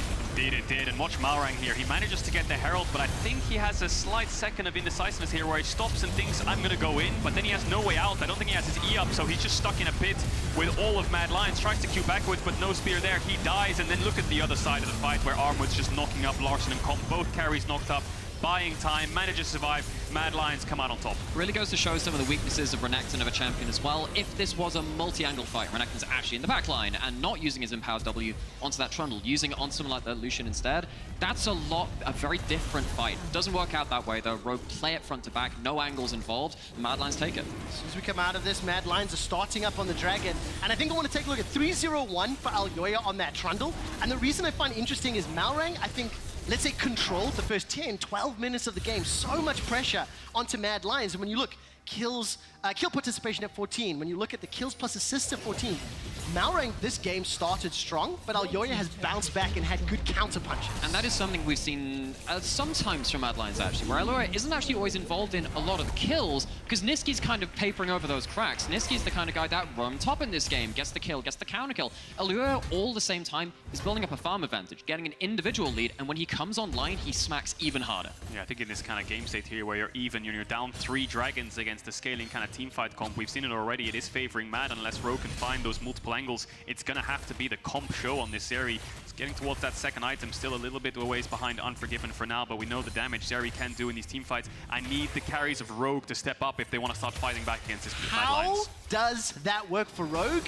In 4 minutes and 20 seconds when the Soul is up. We are 18 minutes into the game. Soul will be up at 22, so how do Rogue win that fight? Oh, well, Sasukon not dying Pop is in trouble. We'll be able to dash over the wall and escapes from the culling for now. Should be bottom blocks a few, but I'm going to go back to that Rogue question. The difficult thing for Comp is that in 4 minutes, he's not really going to be online still. You are looking at these solo laners for me in terms of the angles they have. They need to be finding the ways into the fight. Oh, the Ultra Shock laser as well, the Cataclysm. Elyoya's locked inside. He's so the tank away. The Subject did so much work, and Unforgiven drops Comp. That is a beautiful shove from Niski to pick up another 7 kills secured. The mid tower will drop, and despite 10 minutes of great play from Malrang, Mad Lions have got 3 dragons, 7 towers. They're 7 kills, correction, and they are in absolute control. They're dominating this game. They own the map. They own the fights. We see the skill expression just outplaying Malrang there on the engage. Elyoya lived for just long enough where Unforgiven could shine and take down the AD carry of Rogue. And I think Rogue would have been fine if it weren't for these dragons. They didn't feel like they were forced to take these fights, break open the map, give themselves an advantage elsewhere, because they're sitting looking at a Hex Soul point. That Hex Soul coming online so soon. And though Malrang is starting to find some of these plays, I mean, doing it into this comp is so hard to dive into. You go down the front, you're going to get punished. You can understand why he goes for it, though. He EQs the wave, kills all the creeps, then ults Elyoya under tower and flashes out, hoping that the tower damage and comp will be enough for them to get that initial kill, but he just lives for way too long, and comp steps 1 step too forward. Unforgiven punishes him. You can see the idea, but it's Mad Lions again coming out on top. Yeah, and Mad Lions this game, they've really just bent Rogue into their comp's playstyle, into what they want to be doing. It's not actually become about the Renekton. It's not come about this aggressive early game topside which Rogue had, maybe for a couple of minutes, but Mad, they stabilized, and now suddenly they get to play around their grouped units. Right now, you can see the observers. They're well aware that the next fight will be in 2.5 minutes, so we're just following the second Herald, which had to get dropped in the base. So despite that being stolen away by Rogue, we're unable to really make use of it. You can see Mad Lions continually pressuring. Look at the vision, by the way. Down the minimap, a number of wards littered inside Rogue's jungle because the soul is the priority. Definitely is, and I just feel like time is ticking for Rogue. Jarvan, Renekton, Sylas, when you're behind in this kind of game state against things like Talia that shut down the engage, the Trundle, which is just going to make the Jarvan as squishy as paper, he's just going to get melted through straight away, and the Ornn on the enemy team slowly upgrading these items. Rogue are on a timer. They have to fight this Drake, and if they do win the fight, they need a Nash to get back in this game. Yeah, and again, kind of talking about that Talia. Talia's now hit level 13, hit those 2 items. There's a huge amount of cooldown reduction onto that E. Your downtime when you're on Unraveled Earth at this point is like 2 seconds. You don't have large windows of time to make it in even the best case scenario into that backline. Niski, as long as you set up shop in the right place, Rogue are going to have a very difficult time landing the punches. And Niski has to be the target, right? Lucian will just have way too much mobility. For now, Unforgiven doesn't have the flash, but I can think Niski's building towards that Zhonya, so the self-peeling tools will come in. And now Rogue are looking for a little bit of vision around this Baron. It's a dark map, and Mad Lions are hiding, waiting to pounce. Malrang extremely scared to walk in. Looks like they're going to try to contest this mid wave. It's just such a tense, close game, but it feels like Mad Lions are in absolute control. Despite Niski being the focus of multiple ganks in the early game, he's up in CS, he's 1-0-4, he's ahead in the itemization game. Things. You know, but it's also just Mad Lions things, right? Because I think, crucially, their responses to Malrang's early pressure not only netted them kills, but ultimately they have not necessarily fallen behind in farm on either of their carries. I don't actually care that Armit's down 40 because the ornament's already starting to come in, and the power of that Call the Forge Guard has already been seen. Yeah, it's been a very confident game from Mad, right? Yes. They didn't get flustered, they didn't go panic and go, oh, we've got to make plays, we've got to try and get this Talia back in the game. No, they just played out the game the way that they wanted to. They saw the opportunities when they were presented to themselves, and they didn't overplay themselves. They didn't overextend, pick the fights when they wanted them. Here we go, 30 seconds on the Dragon. Looking at Mad Lions' positioning, they want to go for Nash if Rogue want to try to deny this Drake. We'll see what happens though, because they're going to be the ones going towards this mid-wave. Armut's on the way up. Odoamne's not there yet, but he has the TP. Mad Lion's going to get this wave in now. Do they walk into the bot side? Yes, they do. They want to try to fight over this Drake instead of trading it for a Nash. They just want to get a little bit of vision in case Rogue tried to sneak it away, but they know exactly where Rogue are. And it's Rogue who have to walk in first. Odoamne's going to try to push out bot and come through bot. Armut's just finished the Frozen Heart. The Dragon is alive. Very tanky though. Mad Lions grouped up. Rogue separated. Rogue either conceded or did not challenge for all the previous Drakes. Mad Lions have already peeled away. Odo's the target. He's being culled. Manages to get the Ruthless Predator, but he's dropped in the bottom lane. Now in a 5 versus 4. Larson has hijacked the Ornn ult, and Comp is still standing. Call of the Forge Guard is fired by Alma can do his own. Elyoya is dropped. Kaiser is dropped. Keep your eyes on Comp. Where is he firing? Zapping away. Armut steps forward, but as Comp stays alive, he's dropping low. Knocked into the air. Niski with the double. Your summer MVP turns his focus onto Malrang, is forced to flash the seismic shove. And Mad Lions may have just got sold. I love the way that Unforgiven piloted the start of that fight. This Renekton all that advantage, solo him out before he can combo into someone else. Odo does not get to impact this fight, and Mad take a fight with an advantage after that point. Rogue play it out fairly well, but they're already down fighting power. Really good target selection by Mad. They didn't want this Renekton to flank them. If they were ever to get put in some kind of choke around their blue buff, Renekton would run rampant. And it's Malrang on the side here who found an incredible EQ onto Elyoya. Elyoya has flash, he has ult, but he instantly dies from the Ornn ult. Managed to hit Kaiser as well. Double knockup looked good for Rogue in the 4v5, but it's Niski who comes out on top. Armut with a fantastic ult to respond. And on picture-in-picture, on live, we've got another dragon fight here because the soul didn't fall. Elyoya died. Mad didn't have a smite, so they had to reset. And looks like round 2 is on the horizon. Comp doesn't have ult yet. Odoamne, Malrang, the timers are just ticking. They need these ults to fight Niski. Oh, what a great Weaver's Wall. That's bought enough time. Can Rogue get over it? 5,000 hit points. It's not dropping particularly quickly. The wall is now dropped. That's a reset on the Drake. The soul has been conceded. Rogue pour into the pit as a 5-man stack. Armut's low, but the Call of Forge God is up. Ultimate's coming alive for Odo, as well as Larson in just a few more seconds. The culling doesn't do a huge amount. The dragon continually resets. It's Armut that calls the Forge God first. Armut gets the knockup. The rest of the team's following with a tidal wave. Everybody from Rogue is flying. Malrang is down. He's dropped by Unforgiven as a 5v4 once again. But Comp with that final chapter, thanks to Trimby, is looking for Niski. Unforgiven goes forward, but he's been exhausted. Comp shuts down Niski, and now the target is Unforgiven. Prowling projectile won't slow him in place, and Dragon's fully reset. Oh, he got out! He got out! How did he get out? Now the teleport's into the bottom lane. The fight has not ended. It has not, and they're going to TP in back for it. The 4 versus 4 continues. Can Larson find an engage? Comp is so low. He doesn't have his ult. He doesn't have flash. It's on Larson and Odoamne. Oh, chasing. Larson's going to be able to escape for now. Armut does not have the Forge God, and the Dragon has once again been started. Mad are just playing, dancing on the edge of range. Odo hasn't been able to find the right target so far, and Rogue are fighting so hard to find that first target, but Mad aren't giving it to them easily. Malrang is back, and he has smite. Does Mad Lions know that? He's going to hex deck portal behind them. The portal behind! Demacian standard as well as their flank. Not going to be up. Knocked into the air this time. Locked by the vessel. He's dead again. Mad Lions pick it up. Berlin, are you having fun? Mad Lions have got the soul.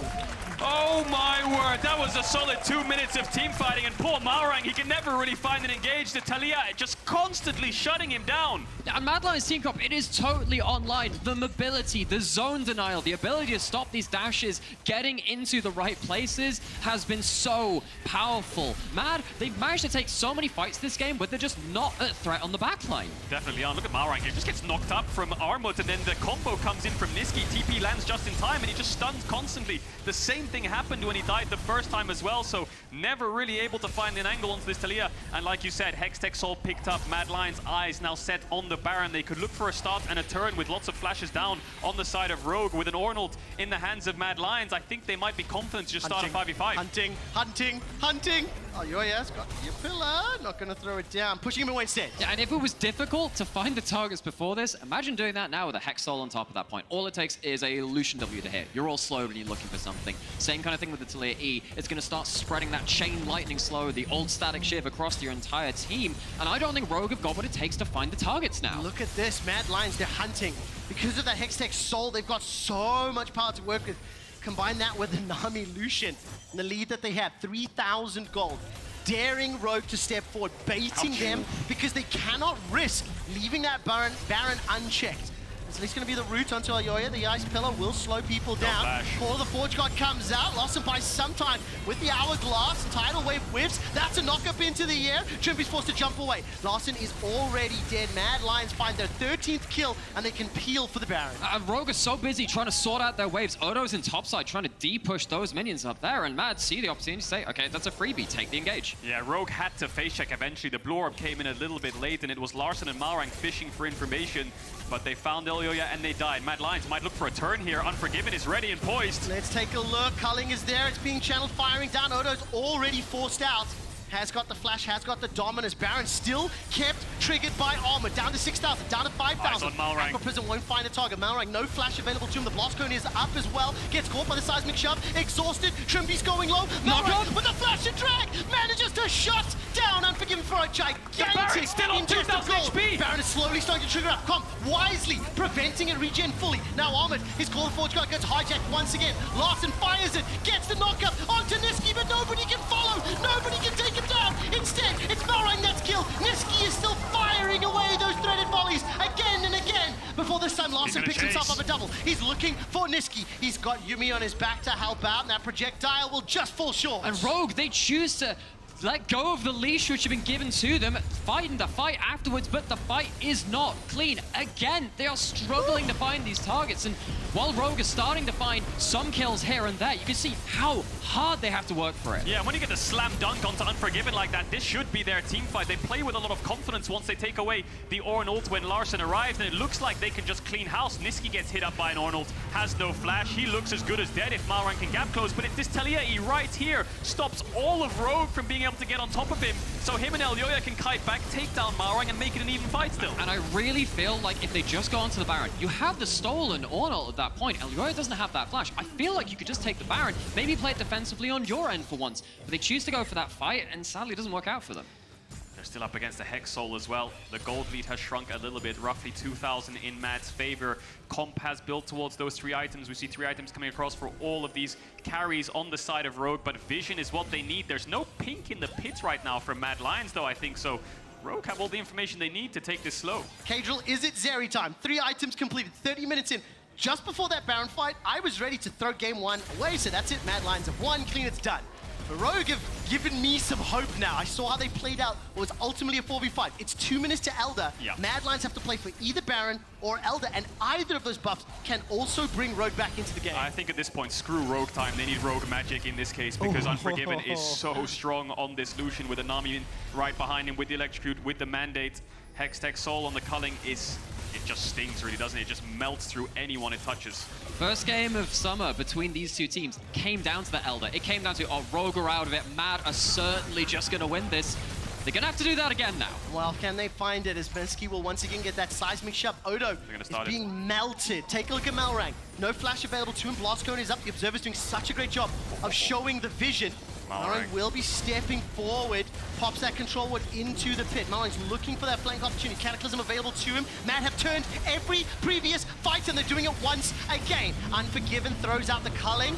All the Forge Guard by Armut will get a knock-up onto Larssen, but it is Owamne that's been singled out at the cost of Odo. So for 1 to Mad Lions, but Malrang's looking to get at least a reply back, and the troll will just about be taken out. He survives! He survives because of the subjugate! The heal keeps him up. Unforgiven gets slung up and locked down, and it's 1-2 more for Niski. Comp is the last man standing in a 2v5. Taking a look at Elyoya coming in from behind. Comp forced to flash. Can he do it? Barrier still up. Can he do it? Firing up the zaps one after the other. So many low. For the first. Continuing to chase. Looking for the second. He gets away from the Aqua Prism. The second secured. Comp is looking for a third. Looking with a probably projectile. Armut's going to be the next one to fall. He gets a blast gun away to safety. Dashes out. Slow down underneath the wall. Crit.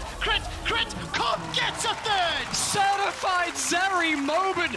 Rogue magic, you wanted it? Comp's got it. Comp definitely has. We said he needs to do Zeri things. We said the Zeri needs to come online. You even asked it, Trevor. 3 items. Yes, he has. 20 seconds on Niski, 20 seconds on Elyoya. They're going to start up this Elder. Larssen doesn't have the TP up just yet. Comp is going to push in midwave. He has no mana. Rogue are going to secure this. I think Mad Lions have double TP on their solo lane soon. Can Unforgiven and Kai'Sa be the heroes of Mad? Let's fucking go! Tidal wave thrown inside the pit. Elder Dragon with 5 members of Rogue being faced down by 2 members of the Mad Lions. The Aqua Prison knocks up 2. Unforgiven and exhausted. He cleans that one away. Now the Elder's down. 2,000. Weaver's Wall will cut them off. It's secured by Rogue. But at what cost? Comp is already down. Larssen may fall next, and he does. But Rogue prevent the Elder going to Mad Lions. Okay, right. Dragon's down. At what cost? I mean, Baron is still alive, so I guess Mad gonna go take that one for free after this point, shove in some waves. I actually don't know whether this works out for Rogue in the long run because their waves are against them. The Baron's going to get taken. They're now locked into their side of the map. Those fights they've been finding, magical, wonderful. Try finding them with 0 vision and 0 waves pushing in your favor. 20 seconds on Comp, 20 seconds on Larssen. They'll have about a minute of this Elder Dragon in terms of having people on the map, having something to play for. Mad need to play very, very reserved now. They need to stand in their base, wait for this Elder to fall off. And it's this team fight here where Rogue just look done for. They look wiped, but it's the Comp show. It's the Comp show, but the reason he is allowed to do this is because Rogue split enough that the ultimates are used on different areas of the battlefield, and Comp has enough mobility with just his E, just the Yuumi, to avoid the rest of the things after that point. Mad, they fire everything in an attempt to win the fight in the first few seconds, and they don't catch the AD carry at 3 items. They definitely don't. Comp keeps his stacks here, I believe. Unforgiven thinks he has a turn with the Talia, but Comp flashes away, and Elyoya Such a good body is the block. first victim after Niski gets hit by the W, I believe. That's the first kill to give Comp the confidence to just keep going, and what the Mad do, Unforgiven can't turn. Arm would just use his E backwards. There's no way to stop this Zeri wreaking havoc on Mad Lions. In my very first LEC show, I talked about Zeri a little bit, and she's changed a lot as a champion since then, but one thing stayed the same. Doesn't always do the most damage in the game, but you can never stop Zeri doing damage. Definitely, and 50 seconds on this Elder. Rogue they ideally just want to flash on them, jump on them on this tier 1 and just go for the fight, but how? How do you do that? There's no real gap close. Larsen has the ult now, Malrang's around. It's a grouped up 5v5 Aram. Odo has flash, Malrang has flash, Unforgiven and Niski don't. They have a 30-second window if they want to kick this fight off. The way this game started, slow, tempered, controlled. Both teams trading blows respectfully. Now it has just evolved into team fight fiesta. And the Berlin crowd has just become electric with the chatter, the energy of the fight. And Rogue, they're on the front foot. Remember, that Elder's doing work. And you can see Mad Lions are so scared. They're counting every single second. 10 seconds left, 10, and Mad Lions will be the ones to 8, engage. 7 seconds left on Elder. Can Rogue make it work? No, Call the Forge Gods are traded back and forth. But Odo's the first to fall, and Comp's dashed over the wall with that spark. Aqua Prison won't lock anyone up. Now the Elder has dropped. It's Baron time, baby, and Mad want to use it. Got themselves a minute of this buff to push. Nearly to the second.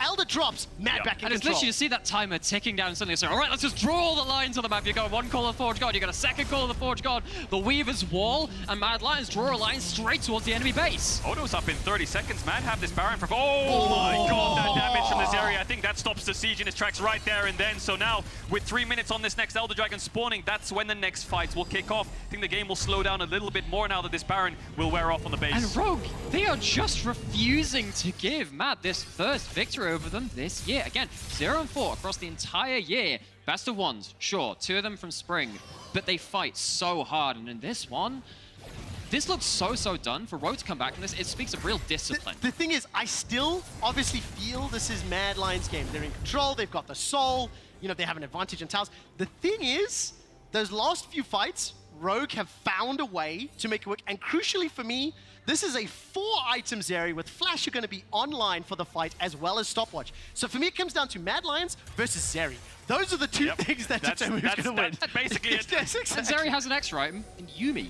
You know, that helps. There you go. You've got the both summoners up on Trimby. Yeah, you don't have the barrier up just yet, but you have the flash up. That is so much combat potential in one person on Rogue. Okay, so Kadril, Nymera, set up these next 2 minutes. I'm looking at Vision, Mad Lions for the previous Dragon. They did try to push that Vision, which was contested and challenged by Rogue. How do we see the setup? Yeah, Mad can play mid to bot here for this bot tier 2, but they're kind of waiting on Elder. All they want to do is hold this bot side control for the next minute and 30 seconds, force Rogue to face check into them, keep mid and bot push, and then start up the objective and look for a turn. But Rogue don't really want to leave their base till that Elder spawns either, so it's almost like this awkward stare down. Yeah, because Mad don't want to overpush themselves, right? Go too far, because Zeri W's are the threat. You go too far and the engage comes. Larsen is trying to chase further and will just get pushed out by that Weaver's Wall.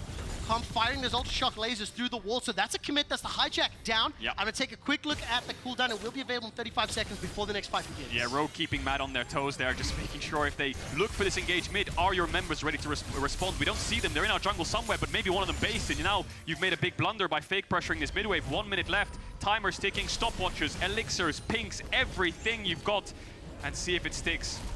Yeah, but the bonus of this, where you're just hammering into Rogue's base, is Rogue haven't had the chance to push up, put wards down. You're not going to have teleport flanks coming in from Sylas and from Rogue, and that means you have to get creative. Odo's looking for something, but again, Matt just keeping the battle lines, not making it easy. No, they're not. I get a little nervous every time I see Odo left on the side because he's been turned into boots more times than he can count throughout the course of this game. 39 seconds until Elder is up. Mad Lions continue to siege, but Malrang could look for a flank.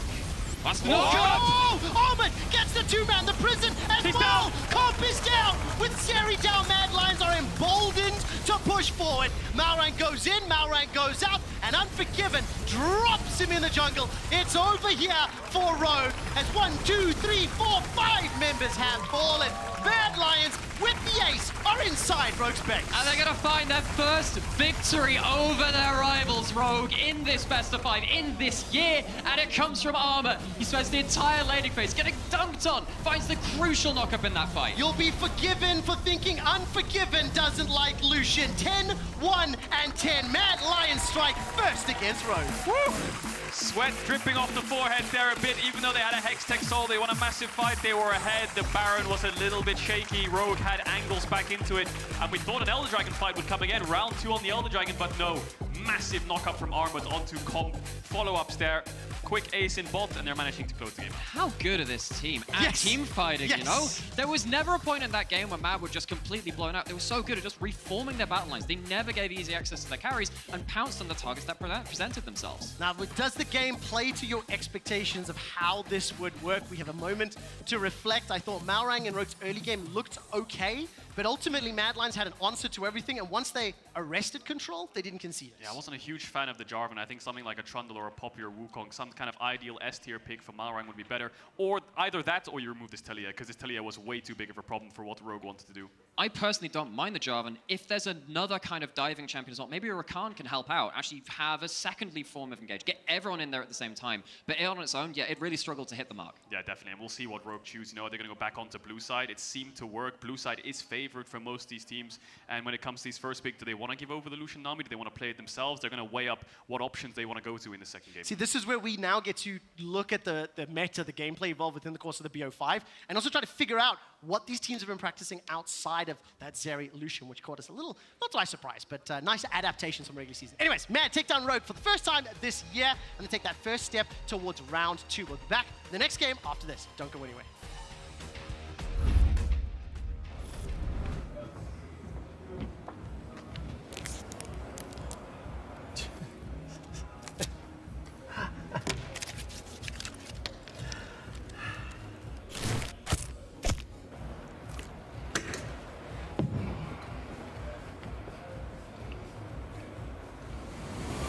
Even the biggest champ needs a break.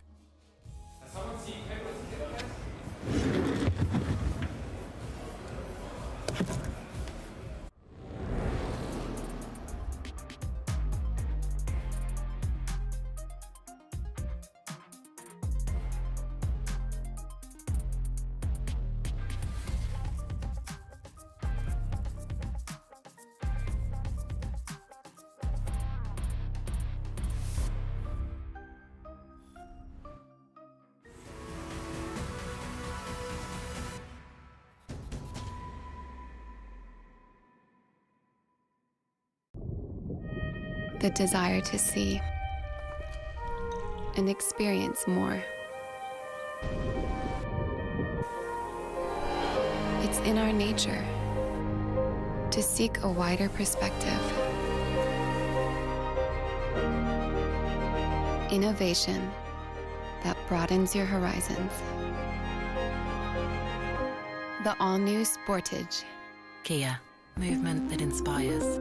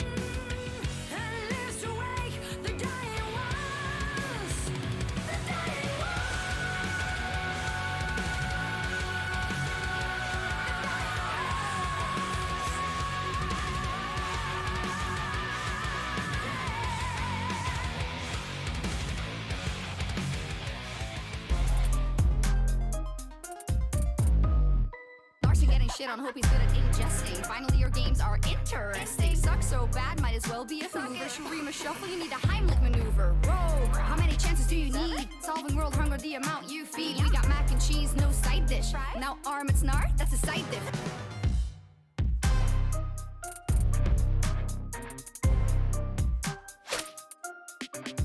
All right, yeah. I'm sorry, I recorded this before, okay? I'm just having fun. Anyway, welcome back to LEC after Mad Lions take down Rogue in game 1 of that.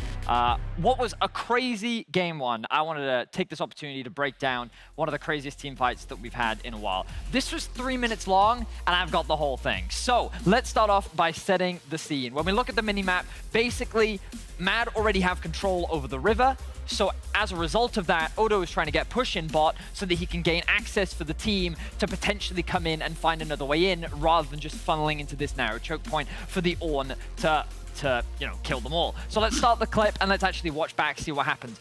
Mad recognizing this flank and attack from Odo Amne means that they immediately attack the flank. They quickly collapse as a 3-man and get that initial pick. Then it turns into a 4 versus 5. And if we quickly pause here, Larssen is the person that you need to keep your eyes on, largely because of what he does with this Ornn ultimate and then the combination with Maorang. So let's roll the clip once again and watch how these two get a fantastic wombo combo off to look like what could be a great fight. But keep your eyes on Nisqy here. He's just zoning so much with his E, along with a great ultimate from Armut, means that the fight actually goes very even. And both the AD carries are largely untouched until another stun lands onto the Zeri from Nisqy. Really beautiful team fight from him, with Forgiven consistently being damaged. Now quickly pause it 1 second, because what we notice here is that the jungler got taken down very early on in the fight. So even though Mad have numbers advantage and should have won the fight, because Jarvan is still alive and the Sylas still exist, neither team can really contest the Dragon. So let's roll it out once again, and we'll see that basically both teams look to reset as quickly as possible, and then they get back out onto the map to go for round 2. So Mad are the ones to start off the objective this time round.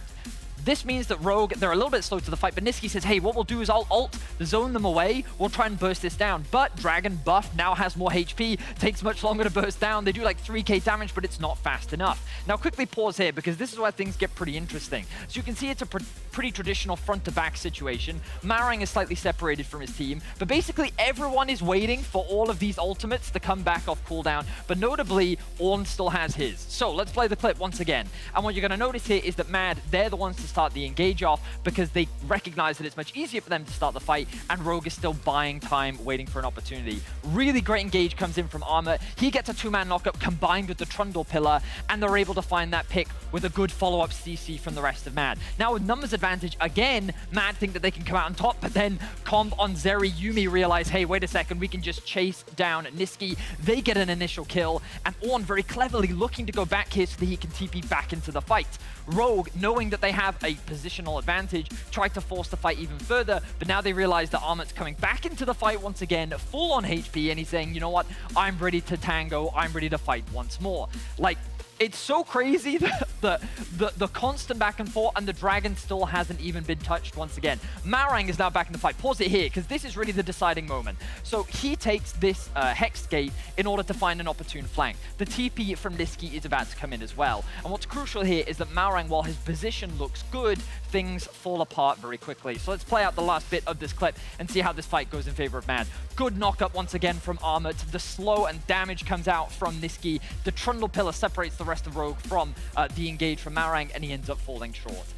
It was a 3-minute fight that constantly went back and forth. So many beautiful individual executional plays, but it ended up going in the way of Mad Lions. But it just goes to show how much Rogue have stepped up when it comes to the 5v5 game. They have, but unfortunately, not enough to beat Mad in these team fights in game 1.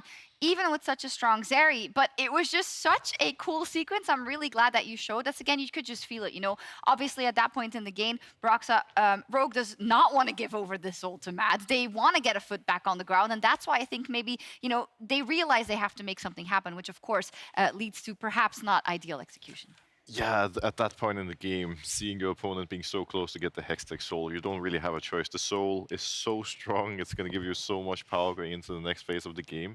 And with how this game played out, with constant 5v5s ever since Rift Herald, you know that you're gonna, be at a disadvantage in the rest of them if you give that up. Like, you just have no choice. You have no choice. Turned out later they actually did but we'll talk about that in a second because there was so much to break down. We talked up so much about the early game in Ready Check, right? Because obviously that was going to be impactful. And we're going to show you some of how Malrang was really fantastic in that early game, but it didn't seem to matter that Well, I mean, the crucial thing to note here is we had questions around how effective can Rogue's early game be, especially when we don't see as much involvement from Trimby compared to last split. And Malrang said, yeah, I don't care. I'm still going to be the same Malrang that I always have been. And he played around his lanes incredibly well, primarily around mid to give the freedom or to limit Niski's ability to roam around. This was something we also talked about. Can you mitigate this man's ability to impact the rest of the map? And they did a great job. They then return gank towards the top side to set Odoamne up for success, knowing that the bot side of the map should be scaling.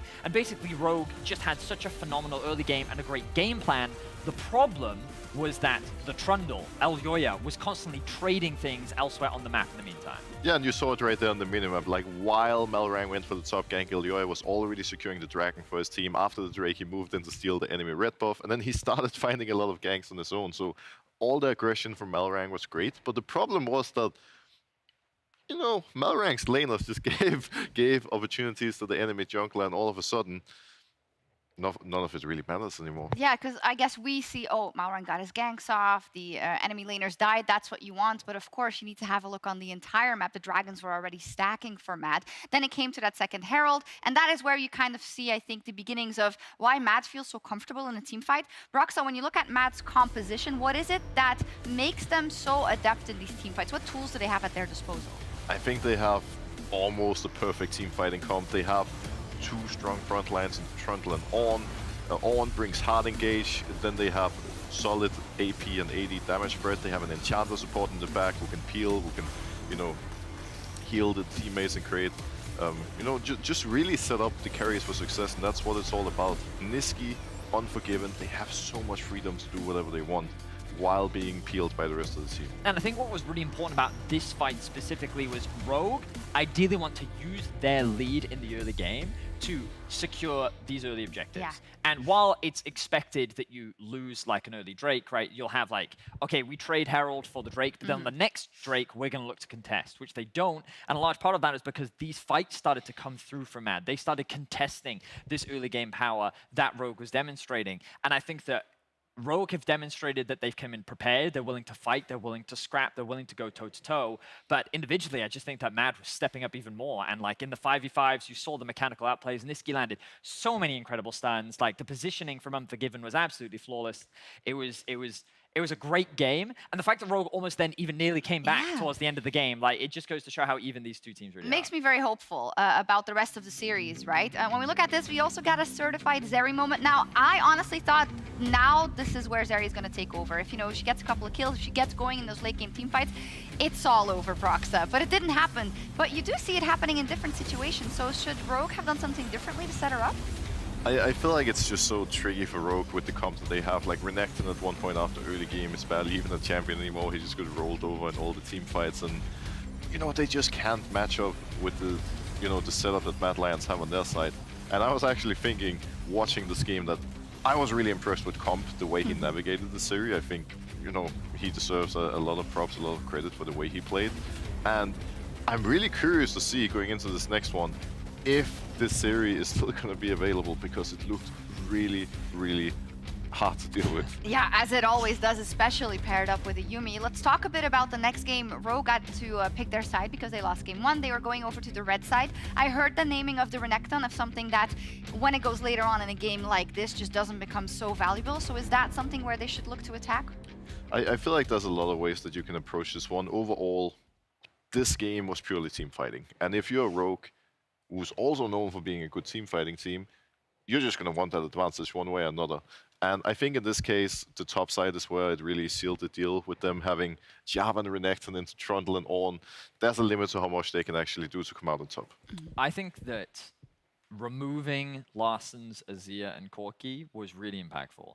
My question would be, what direction does he go to next? Because I think his Sylas was very good this game, but I think that you can see a difference in a severe Azir comp versus what they had. And like the traditional front to back, what's much more easier for Mad to execute. If team fighting is the name of the game, Rogue need to find answers because he needs a control mage if they want to come out ahead in the fight. They need it. I never thought I'd hear you say we need a control mage. Of course, we hear it all the time for Larson, but can Rogue fight back in game 2 to tie up the series? We hope so, and I hope Quickshot drops more F-bombs. There is actually a limit on how many F-bombs I'm allowed to drop. Our producer Kevin told me off for that one. Welcome back to the cast. Didn't tell me off, though. Nymira and Cagel bringing you the action for the entire series. I want 5 games of that. As we go into game 2, Rogue lost, so therefore they had side selection. And for the first time this summer, they have picked red side. Not only is it the first time for Rogue this summer, but also it's not something we see a whole lot. Blue side has been prioritized. So to me, it just leads to exactly what Shox was saying. What do Rogue do different? What do Rogue change? Because Mad Lions, they had all the answers, they had a great draft. They set the tone. It's now up to Rogue to respond. Yeah, because we knew that game 1 would be kind of probing the draft defenses, It's right? like the free game and in some again, ways. like it's a bit kind of this black box. You're opening it up and go, okay, what have you prepped for the last couple of weeks? Now the question is, all right, you're going into the second draft. What have you learned? Will it get you on the board? Music's playing. Lights are shining. Game 2 draft starts now. Hit it.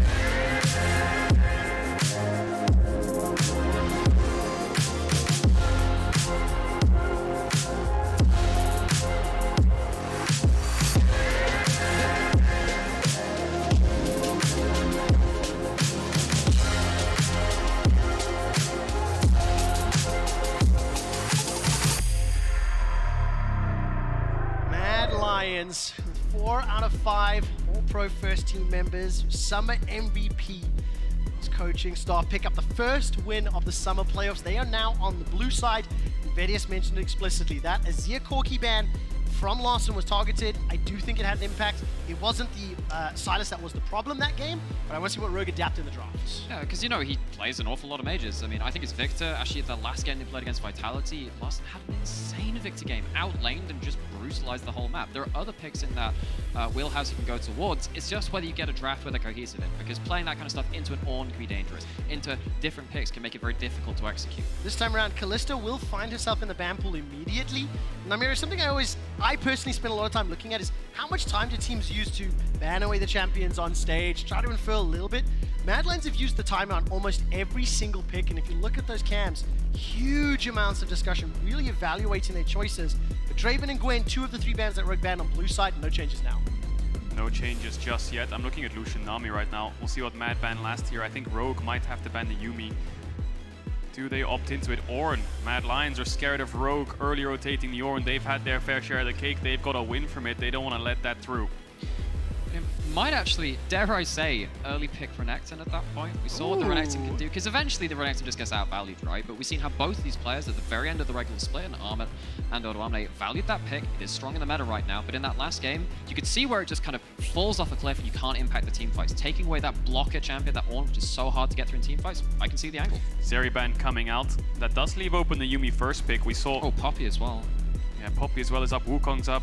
We got Sivir, Lucian Nami. Yeah, I think that just looks like the flavor of the series right now. But no, Mad Lions hovering both, teetering between these 2 bot lanes. But they think the Lucian Nami was really strong last game. They don't want to give it up. Does Rogue pick Yuumi? Yeah, we're diving right into the series meta at this point in terms of like, all right, okay, here's what was prior in the regular season. This is what we saw as the power picks. Yeah, well, what about today? What's happening today? What's actually going to cause you problems? And it's what it's led to something which Goldborg calls all the time, the overloaded draft, where you expect so many of these power picks to just not be seen. But we see the Yuumi come out. Again, it is the right pick, but it is going to be the Renekton given over to Rogue, and this time there's no Ornn to just shunt it out of team fights. And I wonder what Armut's answer is. I think something like Kennen could work pretty well, but it's a case of, do you want to pick top so early? Because then you're locked into Kennen, Nami, and you don't get your choice of jungle when Poppy and Wukong are open, and things like the Trundle. Maybe that's something they want to lean in towards. Talia, again, could be a massive pick. And if they do lock in Nami Talia here, I think that's Mad's meta for this series. That Kennen, by the way, has been played 12 times by Armut professionally. He's won 8 of those games. Not once this summer, not something we've seen recently,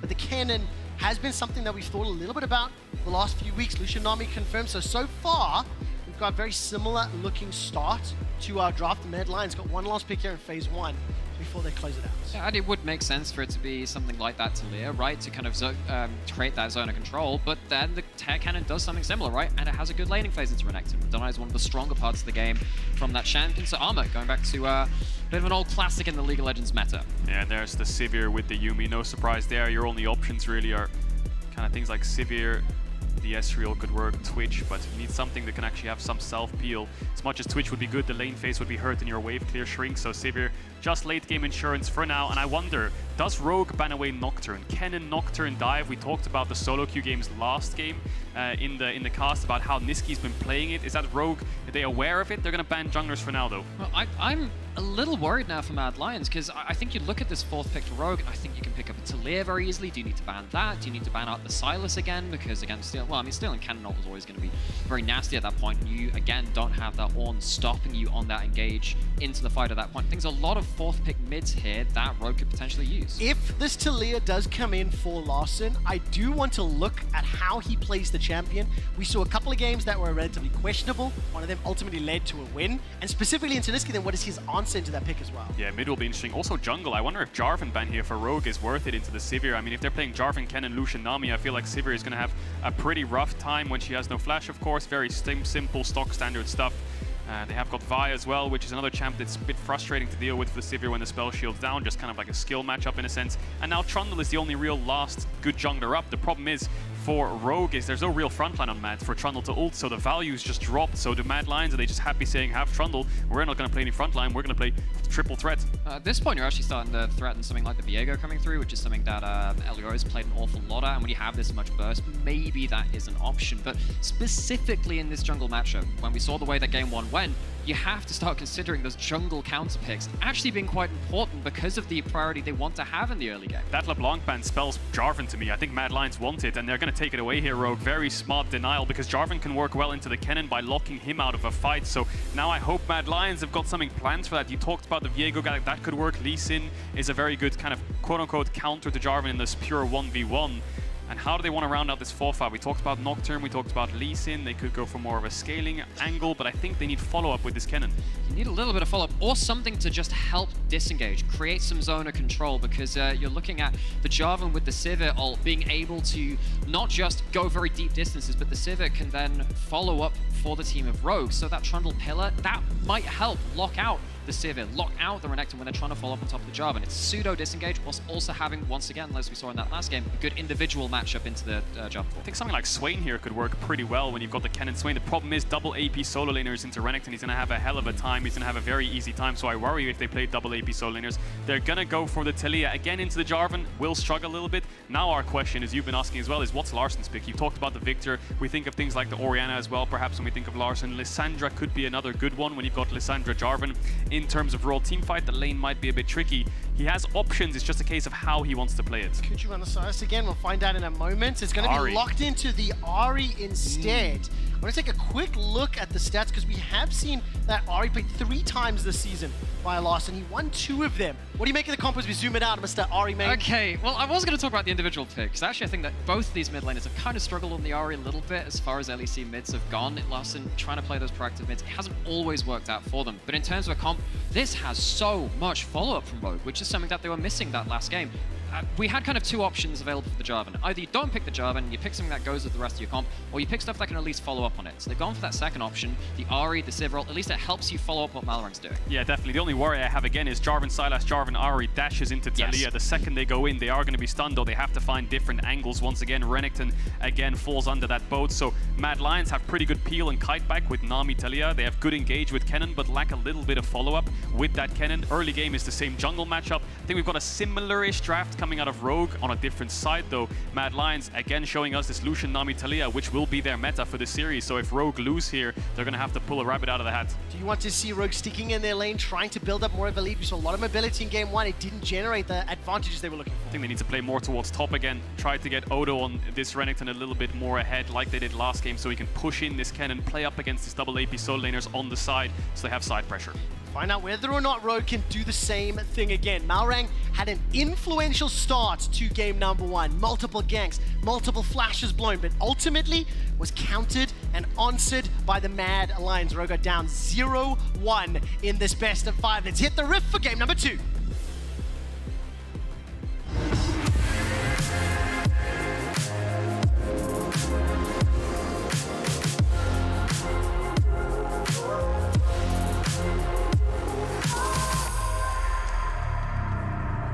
Welcome to Summoner's Rift. Just before we loaded up It was a fan in the audience that has a sign saying, "My boyfriend is in love with you, Odo." I have to agree, my boyfriend is in love with Odo too. And I miss you, buddy. It was great having you on weekend. It was great working on Valorant with you. We know how much he adores Odo. And Odo, that Renekton in game 1 did not necessarily take over the game. I mean, Namira, we were talking a little bit around like Ornn coming into the series, what it means. Even if Ornn gets dumpstered in lane, he still has value. The ornaments, the engage tools, and that is exactly what Armut used to help Mad pick up the win. It kind of reminds me, this is going to be a bit of a tangent. Remember back in like the Ardent Sensor meta, when everyone was trying to play Thresh and Leona, it's just like, why just not play Janna and just have value? There was just that kind of meta where this champion in the Ornn, now modern League of Legends 2, is just always going to have impact. You can shut them out of the game and the ult just does the job. Much harder to play this cannon, much harder to do the same kind of role. In this game, I think Odo does get that same kind of lead. It's going to be more of a problem. Yeah, I think the cannon will be a bit of a bully with the Doran's Blade. Should have early push. We'll see if Odo Amne contests it and how Malrang paths. For now, he's starting on the bot side to move towards the top side. PTA better in short trades, Conqueror better in long trades, so Odo will look for those short trades in top. Bot push will be contested. Every lane just trading out for now.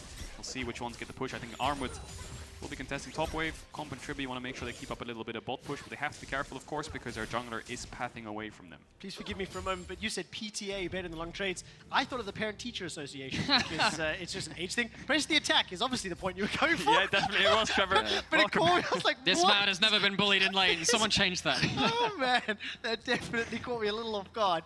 But a lot of trading that immediately, by the way, Niski pushed out that middle wave, stepped into the river, dropped a ward. In game number 1, it was Malrang a little bit, he fell a little bit behind because of the amount of pressure and time he spent both ganking mid and top. And of course, Niski wasn't unlocked. He wasn't able to play that traditional Talia that we've come to expect. Use that HP as a resource, shove the wave in, look for those roams. This time around, he may be looking to do that a little more, especially with that cannon in the top lane, especially with expecting Rogue to play top to try get Odo ahead as well. Yeah, and this time though, again, there's gosh, that is really disgusting trades from the Lucian army as we've come to expect. But actually last game, Unforgiven Kaiser didn't like get a CS lead in bot, didn't really lead to anything until the junglers got involved. Isolated in the 2v2, actually they were fairly even. But speaking of junglers getting involved, that's an LEO.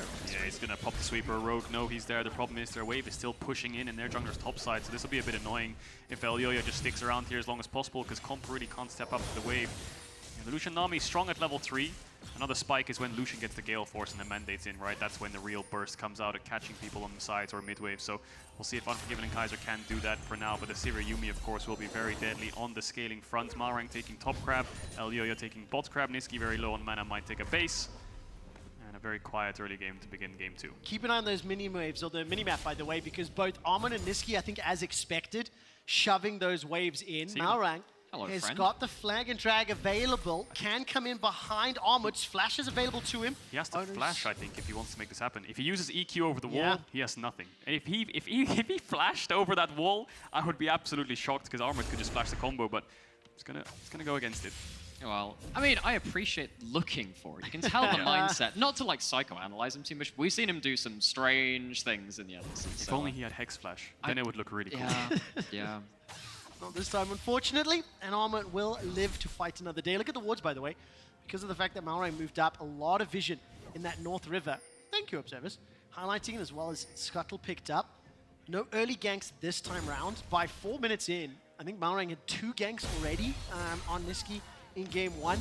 And as expected, this Lucian army just continually shoving forward, continually putting pressure. Already a 10 CS difference, but we get caught up by Comp in a moment. Yeah, well, Comp will catch up. The only real CS difference right now is mid. You can see Larson TPing back, has level 5, Taniski's level 4, who will hit it soon, but he must have dropped waves when he crashed the wave and he based, so it will be a 10 CS lead for Larson for now. And Ari does struggle a little bit into the Talia when it comes to contesting the push, and obviously she has the E to negate a lot of your dashes and things like this, so the all-in potential is a little bit less. We saw the similar kind of thing with Silas Jarvan, so we'll see how Niski shuts them down in fights. And I'm going to say this once, just because I need to do this to kind of satisfy my soul. Please pick up a Dark Seal first back on Ari, particularly because you're a Snowball champion and you're looking to play through early mid-jungle kills. You can definitely struggle in the 1v1 and the push, but you're looking to get kills. You're looking to snowball up to the point where actually, at that point, the 1v1 gets so tilted because you're snowballing so well.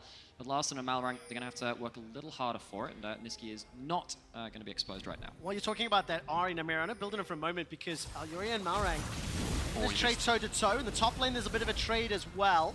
Odo's getting a little bit of heal from that Cole the Meek, and Alyoria trying to chomp down on Malrang. I do want to look at Larson because this is only his 5th ever game of Ahri. And when I do think of Larssen, I think of him more as the control mage player, right? And this is a slightly different playstyle, so it's up to him to show me that he can pop off on that champion, as Larssen's going to get some support here from Malrang. Again, it is just a mid-jungle champion. Force that flash again. What can you do with it?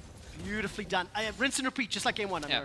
Funny thing is, I believe the first game that Larssen ever played on Ahri was against Astralis when Rogue were 9-0 in spring, and we were casting that one. He got absolutely dumpstered by 0-9 Astralis. So he's had a bit of a rough road on this champion. He's had a better showing of it in summer. But again, you have to snowball with this champion. It doesn't really perform that well if you don't get much going with it. And credit to them, Rogue are looking. And against a Taliyah, you kind of need to do that as well. Shut down that champion. But we need to see more out of this mid-jungle duo if it's going to start being successful into the mid and late game. Yeah, the mid-jungle will be the bridge for the Sivir Yuumi, really. They're just going to be there to kind of carry them into that late game where the comp will take over. For now, not too bad though.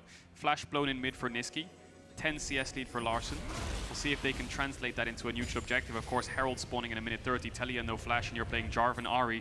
You need to gap close on top of that Taliyah and get the kill, whether it's a mid gank, whether it's a Herald fight. We'll see if the bot lanes try to get involved. If either bot lane has a swayed pushing wave, they can just try to base and move up there. Yeah, and there is a huge difference between diving onto your first target, whether that is the Lucian who's used their dash at some point in the fight, or the Taliyah. And there's a difference between you doing that at 3 kills and doing it at 0 kills. I think if you're going to this point where you have an army who's taking the heal, of course you don't have an Ignite on the bot lane right now, you're going to be able to survive a lot more of those plays. So Rogue, I think they are needing to find some early advantages pretty soon, actually. Mad brute forcing through bot here. Malrang's having his blue buff contested. Larssen is quite close on the hover.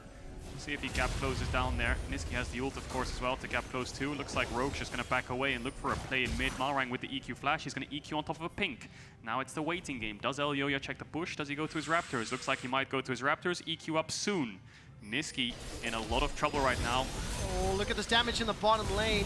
That PTA plus Electrocute is huge. Exhaust will get cleansed away from. Comp's throwing low, forced to flash for his life. Throws out the Boomerang Blade. Somehow in the middle lane, Niski went down. I didn't see how that started out. But Unforgiven and Kaiser, they're pushing and bullying Comp. Because what was happening there is I think Niski was hovering bot side looking for an ult into that lane, see if he can finish up on the 2v2. Malrang sees that out, does that Vi cosplay of just EQing, and now he's bot lane with the ult. There's 2 flashes available. Malrang needs to find the knock-up, and instead he's going to run away. Not enough follow-up. Both of the champions could have escaped the lockdown. Yeah. Phase rush into the horizon. Blue Smite and Phase Rush just run away. Maybe he thought that if you... I mean, the thing is with Jarvan, if you ult, you can actually flash the ult damage if you play it properly, so he won't have the damage for the kill. Now it's Elyoya with the tempo topside and Malrang showing bot. He's going to start up the Herald. So first blood, 400 gold over to Malrang. Great. He's going to have to base and run topside, but 300 gold on the Herald, 320 from the plates. It's maybe a winning play for Mad overall if they can get a good crash, but still the Ahri snowballing, the Jarvan snowballing, punishing this Taliyah, stopping him from being able to move bot is all that matters. Yeah, and again, just the target access you have with this combo just being like you can just get into the backline. And in these broken skirmishes, before you have everyone grouping up as 4s and 5s, this mid-jungle of Ahri and Jarvan will find their mark. Now, the question is that going to be enough? Again, we say that they probably need to do quite a lot against this Taliyah. That's the start of something. Can't end here. No, it can't. And of course, by this point, in game number 1, it was Rogue that had been able to pick up the Herald. Mad Lions have got themselves a dragon. They're making their way towards the second. That has been flipped on his head. Mad Lions pick up the Herald first time round. Rogue, however, get themselves that kill. Lands to Malrang, supported by Larssen. And by the way, Larsen's 5 games of Ahri, this is his 5th, have all happened this year. So despite joining the league in 2019, the first time he played that champion on the stage was this year, as now Kaiser will at least get on the hunt out of Comp, threatening some sort of engage. That's the slice, the dice, the flash for the Ruthless Predator. Armand throws out the slicing Maelstrom, and here comes Elyoya. Cataclysm down for the dunk on the Electric Hamster. Malrang needs one more auto, but Odo's going to get dropped by Elyoya. The Subjugate did so much work. Niski has arrived at the Weaver's Wall, but too late to take down Malrang. Yeah, they're going to push in this top wave. They have Herald if they want to crack a full tower. Larsen's going to trade for plates in mid. Comp and Trimby, of course, playing a little bit back up against this Lucian. Nami, Unforgiven. Last chapter's coming out. No cleanse available for Unforgiven. Comp stays alive once more and is forced back. Prowling projectile drops him into the Boomerang! Boomerang, baby! From down under, Comp gets it. Comp is breaking ankles. He uses the move speed from Ghost and from the Zoomies to just run through the skill shots. Dodges the tidal wave, dodges the bubble as well, gets in with that last skill shot, and that is a pure 2v2 outplay. Fantastic play overall from the Rogue bot lane. We're going to take a look at this replay in top as Odo Omni just lands the stun. Easy does it. looked a little bit weird here for Rogue because Malrang doesn't actually have any damage runes, so he just sits here hitting Armut as a full tank Jarvan.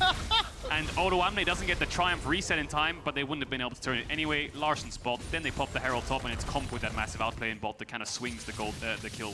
You know there are those pro play breakdowns you occasionally see, like those videos of like, oh, they did this combo. I would love to see one of that. So auto attack and another auto attack, and it just keeps. But it does work. He's in the right place at the right time. Not always the most flashy of plays in this moment, but it works, and that's what matters. Yeah, sitting at 2 kills right now. Malrang still, the dragon hasn't fallen. Herald is gone from the map, and he's hovering around top again. He doesn't have the ultimate. Odo Amne will have the gap close with those tier 2 boots if they want to find this play. Armut's wave not in a great spot. Cataclysm isn't up yet. Blue Smite is. Niski not in an area to respond. Armut knows something's wrong here. He says the wave is just stacking too much in my favor. The Cannon E is a problem. Elyoya is going to come up here to 10 match. seconds for results. 10 seconds for Armut's ult Cadril. Elyoya will find Malrang. Armut 5 seconds, 4 seconds. Not going to follow up the engage. There was no flash available to him. I do want to zoom out just very briefly. Take a look at the CS advantage that Larsen has built up. We're pretty much even across the rest of the board as far as the laning phase is played out. But Larsen will get caught up by the seismic shove. Spirit Rush is available to him. Threatened volley being chucked out. Here comes Kaiser. Throws out the ebb and flow, and the Aqua Prison is Spirit Rushed away from. You've taken that teleport, and you're against the heals. That's a common combat summoner disadvantage in terms of the damage you can put out. And you've gone for that Everfrost. It's less bursty than something like the earlier Magic Pan and a bit of burst from something like the Ludens. So the individual matchup, Talia is going to survive even when those lucky charms hit. You need to have like 2-part trades to really threaten solo kills. Malrang looking for Niski. Oh, Niski's in trouble. Flash is available to him. Weaver's Wall up in 2 seconds. Malrang has no Cataclysm. It is on cooldown. Talking about that, Armut's Slicing Maelstrom's on cooldown as well. He's still stuck in the top lane here. Elyoya's lingering. I don't think Odo's going to pick any fight though. Dragon's still up. We'll see if Malrang wants to pull that out and start it up. He used his smite mid, so now it's on cooldown. Elyoya won't find anything top, and the game will quiet down. A lot of junglers kind of moving around the map. Mid lane fighting, bot lane moving up, leads to nothing. Larsen's going to be back, but again, it's Larsen and Comp right now, the carries of Rogue who are ahead of Mad Lions, and they are the ones who will slowly start to dictate the pace of the game when the mythics come through. And actually just looking down these individual advantages, I think it characterizes these teams fairly well. Rogue has tended to play for their lanes. Mad Lions has tended to play for Elyoya, and that has been now where those advantages have been shown. Yeah, you can see all the reds on the side of the lane is only Elyoya ahead. I do think though for Rogue, after dropping in game 1, small tweaks to the draft here for game 2, they're up 1,400 gold. I think in particular, seeing Comp and Trimby turning around those 2v2s, actually responding to the aggression, because Unforgiven and Kaiser have been in their face this entire game, stepping forward, using that relentless pursuit, really putting pressure on them. Rogue will also pick up the first dragon here. This is going to be uncontested. The only thing I want to see is whether or not Odo can make this Renekton work a little bit more, because he's in a fairly similar position to game 1. Top tier 1 will fall. Odo will be forced back. He's looking for that blade still, but it's Armut and Elyoya, I believe, will get first tower of the game in trade for that dragon. Now, they don't see Elyoya top, so Malrang's not 100% certain that he's hovering around to make sure that tower dies, but his ideal best play is to hover bot, get a little bit of vision for Rogue's bot lane, see if they can respond with some tower damage. Yeah, well, on the bottom side, Unforgiven has reached that power point, as you were saying, at that first item of the Gale Force, but they are in a 2v3, and Malrang Tower dies down. Tower Sorry, 4 versus 2v4. 2! 4 versus 2! Chasing forward, Cataclysm is caught out, Exhaust throws down. That's a 1-for-1 as Kaiser was able to pick it up. Weaver's Wall comes from Niski, Larsen survives for just a moment longer. Now all of a sudden, Elyoya joins the fight. A new challenger has appeared, and it's super effective. Chomp, chomp, chomp! Keep chasing on the frozen domain, Elyoya. He needs the movement speed. Flash is available to him. Flash, chomp, TP auto! Steal that AD away. Odo's gonna join the fight, and the seismic shove sends him packing. Level 8 on the Elyoya Trundle, no subjugate available to him. Niski's so incredibly low. Flash is up. Odo can make this. He does! He does! Flash, you, chomp, nom, nom, nom. Elyoya finally drops. It's a double for Odo. It's an utter fist fight. If game 1 wasn't enough, both these teams load onto the rift together and say, shall we pick up where we left off? I'm so surprised Malrang went for that dive. There was no wave. I saw a stopwatch in his inventory, but he didn't even use it. So maybe if he popped the stopwatch, he would have lived a little bit longer to make this dive a little bit cleaner, but the EQ flash, spot on. Good follow-up from Comp. Unforgiven tries his best to dash around here. I thought the stopwatch could come through, but Unforgiven gets stuck. Larson then here against Kaiser is taking a tower, manages to make it a 1-for-1, and then it's Niski versus Comp. Comp looks for the kill, follows him through on the flash, but the stopwatch saves him, and then Comp flashes away from Elioya, who then gets chased down. Yeah, and I think Rogue, they got a little bit desperate because you can see the timing window gets really, really close. Even though you have the first roam out of the RE, it means Lear's got that ult. Gonna arrive at that place sometime or other. And under the tower, the target selection gets a little bit split. It means you lose a couple of kills. But credit to them, they just all in. They just buy into the fight, and I think it just about works out for Rogue. Pretty even. Good flash Q here by Odo. He can't use E because good. Because of the Tilia. And I've got another fight kicking off here. Looks like Rogue and Mad poising for an engage. Yes, Odo no yes. TP though, so if Rogue take this, it's a 4v5. Might be better off just taking this bot tier 1.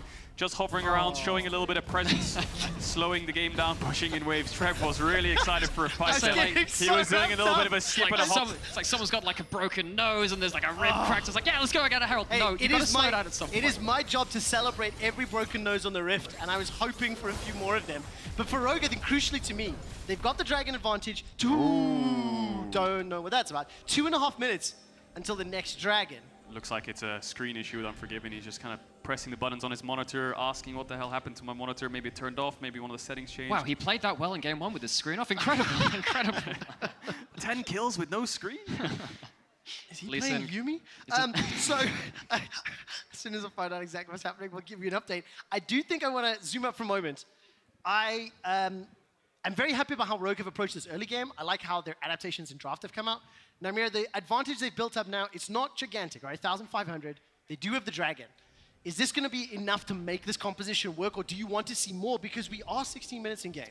So I think it works if you are Comp. I think Comp's very happy with this because he's got a lot of resources. The tower's obviously been focused a lot by them. But, and of course, you can see now Comp goes back mid. After they put that pressure bot, they put that into the mid lane. And Unforgiven, though he was 10-1 and 10 out of that first game, incredible Lucian performance. Not going to be as easy to do that against Comp this time around. I'm just a little bit worried about the top side of the map. The KDAs are good there, but they need to be good versus Mad's Comp. You look at this Talia, look at this cannon. They're going to do a lot in team fights. Rogue needs to keep the snowball up. Needs to ult out here. Larson wants to match him. If he just spirit rushes, he can stop the... There we go! Get him off the wall! Larson looking to shut down the MVP. Spirit rushes once again. The Orb of Deception does it. Pure solo kill. Niski has not been able to have the same level of roaming impact for the first 2 early games. Definitely hasn't, and just a bit of a mistake by Niski there. Maybe caught off guard, the fact that Rogue's around, but I didn't see his vision. But pushing up that tier 2 when you just lost your mid tier 1 is a bit sussy. Gets collapsed on. Larson and Malrang find the kill, but the importance of this early game is all 3 of your threats are ahead. Sivir's ahead of Lucian, Ari's ahead of Talia. Reddington will win out on side laning against either of them because he's against double AP, right? He'll go towards Blade and Merc Tread. So they have lane pressure, whereas last game it felt like Mad were the ones controlling the waves. Yeah, and the good thing is with Rogue here is that they're actually leveraging this pressure. Sometimes when they've played these more proactive topside comps and they need to be going into the enemy team and getting a lot of damage done, they've kind of stalled out a little bit. This has been much better. Finding that pick on the side lane. Again, just make sure that the pace of the game is continuing in their favor. Mad Lions aren't getting stuff for free. They're not able to just slow it down and come online. And also the beauty of this is Rogue trust what they've scrimmed with. They trust what they practice with. The Renekton Jarvan, the Yuumi, they're happy with these picks.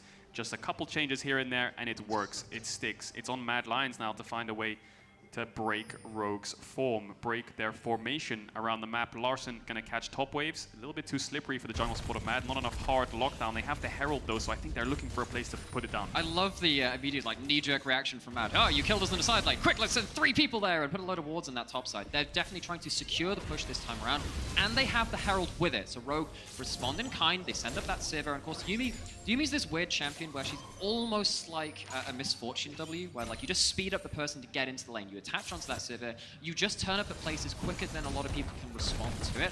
Mad, going back towards top lane, Rogue will need to do that again if they choose to commit to the fight. I wonder if Mad is giving up Drake and they want to look to Herald top when Rogue go for it. I think that's the idea here, but Malrang is around top. Larson has the ult. He's too slippery. You can't gap close onto him. And now I think Rogue, it's a bit awkward because Malrang's here. They can't fight 2v3. Comp's going to do Drake.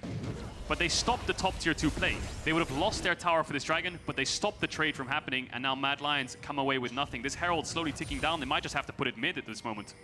So actually, if this dragon gets taken, we get to see what soul it is, and I'm actually really intrigued which soul it's going to be. Not going to have the Infernal, not going to have the Ocean. I actually think that something like a Cloud Soul could be incredibly impactful this game. It's going to be the Mountain instead, more resistances. while Rogue taking that Dragon, slam onto that mid lane out of turret, doesn't finish it though. That's a good macro by Rogue, just not allowing any cross map whatsoever, denying the top tier 2 from falling, denying the mid tier 1 from falling. Herald is now gone. That gives all the pressure back to Rogue. 2 dragons stacked up, 10 minutes away from a soul, controlling this mid wave the entirety of the game. With Baron up in 30 seconds, both these teams will start to play towards the top side of the map. Yeah, and I mean, for Rogue, just feels a lot more impactful, the lead that they've generated this time around, and how it's continued to play through. In game 1, it was a small lead after 8 minutes, and the Mad Lions had all counter punches, all their abilities back. I will give a little bit of feedback. The Berlin crowd, those Rift Herald cheers suck. I want to hear louder ones in game 3, right? But Nightmare, as we turn our attention now Change the topic, yeah. What do Mad Lions have to do to kind of claw this one back? With 4 minutes until the next dragon spawns. Baron is up, and frankly, it feels like they've been dancing to sort of Rogue's fiddle. It's Rogue that have been dictating where the engages happen, where the pressure's applied. What you're really looking for, in my eyes, is for Rogue to make their big next play and to force them to overextend. Just make them use everything a little too far forward, and if you get kills after that point, not only have Rogue used a lot of their aggressive cooldowns, you get to take back and claim bits of territory across it. That's that's one of the hallmarks of this kind of top side from Rogue. If you misplay once, you can start falling behind quite quickly, so that's what I'm looking for, Matt. Punish the next big play. Items coming through. You can see Niski just picked up the Seraphs. 2 items on Larsen's Ahri. Level lead over Niski for now, but he should level up on mid wave. Malrang's going to get this top crab. We'll see if Elioya can steal it away from him. A little bit of Nash vision would be nice, and he is going to get it. Larsen crashes the top wave. Rogue really want to get that top tier 1, but they might find a pick here, Matt. Good damage onto Malrang. Baron was not triggered, so he doesn't help out Mad Lions. Malrang will be able to escape with his life. It was, of course, Elioya that stole away that crab. And actually, we're starting to see, even just in the damage just there, how much the magic resist value from Rogue is starting to get. Oh gosh, that there we go. prowling projectile on the hunt. Final chapter, and that's not going to find the root. The tidal wave, however, turns it back around. You bit off more than you can chew, and Rogue lose 2. It's not done yet. It's Unforgiven's looking further for the chase. Armored has got the Protobelt, the flash available to him. He's not going to find it, though. But there we go. Rogue, they do overplay one of these fights. They dive a little deep, and then Mad, they're in position to punish it. It comes through these, again, big terrain, area denial ultimates from Mad Lions. You do get themselves a foothold in this game. Let me just try to remember. What did Namira say? Mad Lions need to punish the mistakes from Rogue. Ding, ding, ding, right? Exactly as it plays out, Mad Lions will now unlock this middle lane. Second tower, wow! Oda Wonder would just like to play the game, but he's stun locked in place. Forced to slice and flash. Malrang goes in, but there's no Cataclysm. Can't lock anybody there, and there's no follow-up from the rest of Rogue. Yeah, top push as well for Mad Lions, so they're crashing all these waves, they're finding these objectives. Larsen will match this, but an uncharacteristic mistake from Comp, just going way too deep, but it looked a little bit... I mean, we'll see it again, but the terrain push from the pillar and the Talia ult made it look so Comp couldn't really react. We'll see it here, though. Elioya, no flash. Yeah, and I think what they end up doing is thinking that they have more target access than they do because they're diving into a lot of flashes. The Sivir roll, I actually think that kind of baits them into thinking we can reach the target, but even then, it's an overstep. Definitely is. Mad come away with 2 kills. They get that mid-tier 1, which did fall shortly afterwards. Gold dead even. 22 minutes into this game, Rogue looking to go even with Mad in terms of score points in this best-of-5 series. They want to get this top-tier 1 as well. Rogue have had this top-side vision, they've fought over control, but they haven't found anything. Look at Malrang's items as well. He's gone for his Mythic straight into a BF Sword GA, so he knows his role in the fights. And execution is king. Odoamne incredibly far ahead right now, almost level 15. And now I'm looking at this point, you know, Rogue, they made that first mistake. The question is, has that stabilized Mad quite enough? Because actually there isn't a huge amount they can take on the map right now. They're setting up just around this Baron, but I don't think they have the damage to take it at this point. I don't think they can even turn that effectively if Mad choose their angle very well. So I actually think Rogue, they're going to start having to get creative about how they start accelerating the game again. I don't know how they do it, though, but I think for Rogue, one of the things I do want to mention is the fact that this is a team that has obviously performed very well during the course of regular season a whole lot. And of course the stakes, if you win this, you're guaranteed a spot in Malmo for a shot at the title once again, as well as guaranteeing your spot at Worlds. But they do need to bounce back. They do need to make sure that they have some answers to Mad Lions, who traditionally have had the better of them in the course of playoffs. Have indeed. You think back to those finals where Rogue gets reverse swept.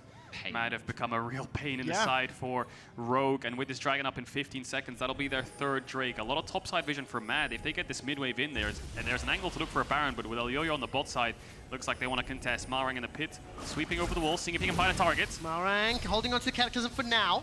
The rest of Rogue are making their way into the river. Yeah, whereas last game, there were a lot of flanking threats from Rogue. Mad have a lot themselves this game because of that cannon. Malorang playing blocker, playing scout, trying to see where Armor Weaver's is. Wall from behind, Weaver's Wall from behind. He's trying to control the terrain. Can fire this one down, can lock him in. Throw down a slicing Maelstrom if you can. Marmot's gonna hold on to the trigger. Instead, Madline stick inside the pit. They had Rogue all bundled up, but didn't want to chase, risk the flashes being flashed away from. Dragon going down, 3,000 hit points. Odo Omni. Slicing Maelstrom to break the hearts of Rogue, but the final chapter will turn it back around. Both top laners are now down. The Dragon is secured by Rogue, and 3 members are getting out. Malrang flags and drags and stays alive. 1-for-1 Dragon to Rogue.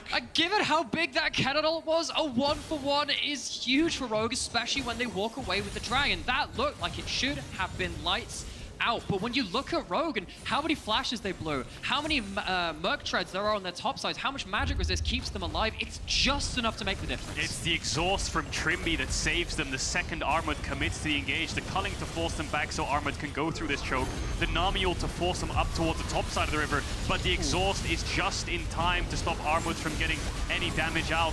Actually, his whole combo goes off, and in live it looked like the exhaust did a lot, but looking back on the replay, it didn't do too much. Rogue just managed to gap close out of it. And you know what, I do genuinely think those Merc Tread values, that Banshee's values, which I don't necessarily always like on aggressive picks, but in this fight here, it saves them so well. It stops Armor having that game-changing fight. And Malrang gets the Drake and gets out. That's the most important thing as well. Considering Mad get kills, yes, they are sitting on Soul Point. And you can see what happens when Mad control this river. They can push you back with Delusional, then find the flank angles with Kennen. Niski using the ult as well to trap you now that Comp has no flash. It becomes a lot harder to fight in things like the river. They need to play more over mid waves. I just did very quick kitchen math on that total damage in the team fight. I believe that Mad Lions did nearly 3 times the amount of total damage that Rogue dealt. Yeah, I rushed it as quick as I could. But it was a 1-for-1 and the Dragon went to Rogue. So just the fact that all those flashes were blown when the Weaver's Wall was popped, I fully expected the engage from Armored, but you knew they'd just flash over the wall and get out. So that's why he held on to it. Nevertheless, 3 Dragons for Rogue. They will lose their bottom tower. They maintain control of this game, but you can see how it's balancing on a knife's edge. Zalyoya will get dropped, but he stays alive thanks to that subjugate. Comp, on the other hand, will take down Unforgiven at the cost of his jungler's life. Slicing Maelstrom goes in, and Armored is just melted inside the jungle. It's a 2-for-1 in favor of Rogue. I think Armor just gets a little bit confused about where the fight is leading itself. I mean, it's the right call to be at the fight. It's just the wrong location. He goes way too deep. Mad is starting to find something onto Malrang, but Armor's in the wrong position. I think Armor TP'd on that Raptor's ward, and then the second he landed, he just got instantly blown up. Now the question is, the Rogue go towards his Baron. 15 seconds on Malrang. You could leash it enough for him to arrive, but with the bases coming in, the item spikes available to Rogue. Look at this. You've got a Rabadon's on the horizon, an Infinity Edge, and a Guardian Angel. Those are 3 game-breaking items for Rogue, and they're going to be happy coming away from that fight. And you can already see, again, Comp starting to get online. We're going to go back to the start of this play because it is vision control, which allows this initial charm to land the initial CC combo. But Elioya still manages to just put down the ult, and Malorang's in trouble. Again, this is the kind of ward which looks great, but when Comp just bursts out your AD carry, so many top laners have been trained for years to just teleport on time. The location is a little bit secondary. This is on time, just in such a bad place, gets shut down. Good follow-up from Odo. Instantly pops the ult, gets the Rage W, CC's Armored. Lights out he goes. There's the Rabadons. There's the Infinity Edge. Big item breakthroughs for Rogue. Level 14 on Sivir now.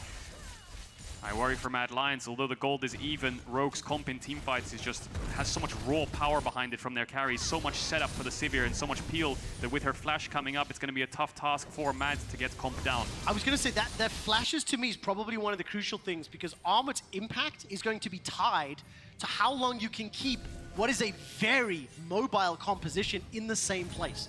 So I think as long as those flashes are available, you have to expect teamfights to play out similar to what we saw in their Lost Dragon. And it would be very different if Mad were controlling the map. They were the ones who got to get to control the terrain. Because they're likely to be controlling their various where everyone is, because Rogue are going to be there. Do you like this, Namira?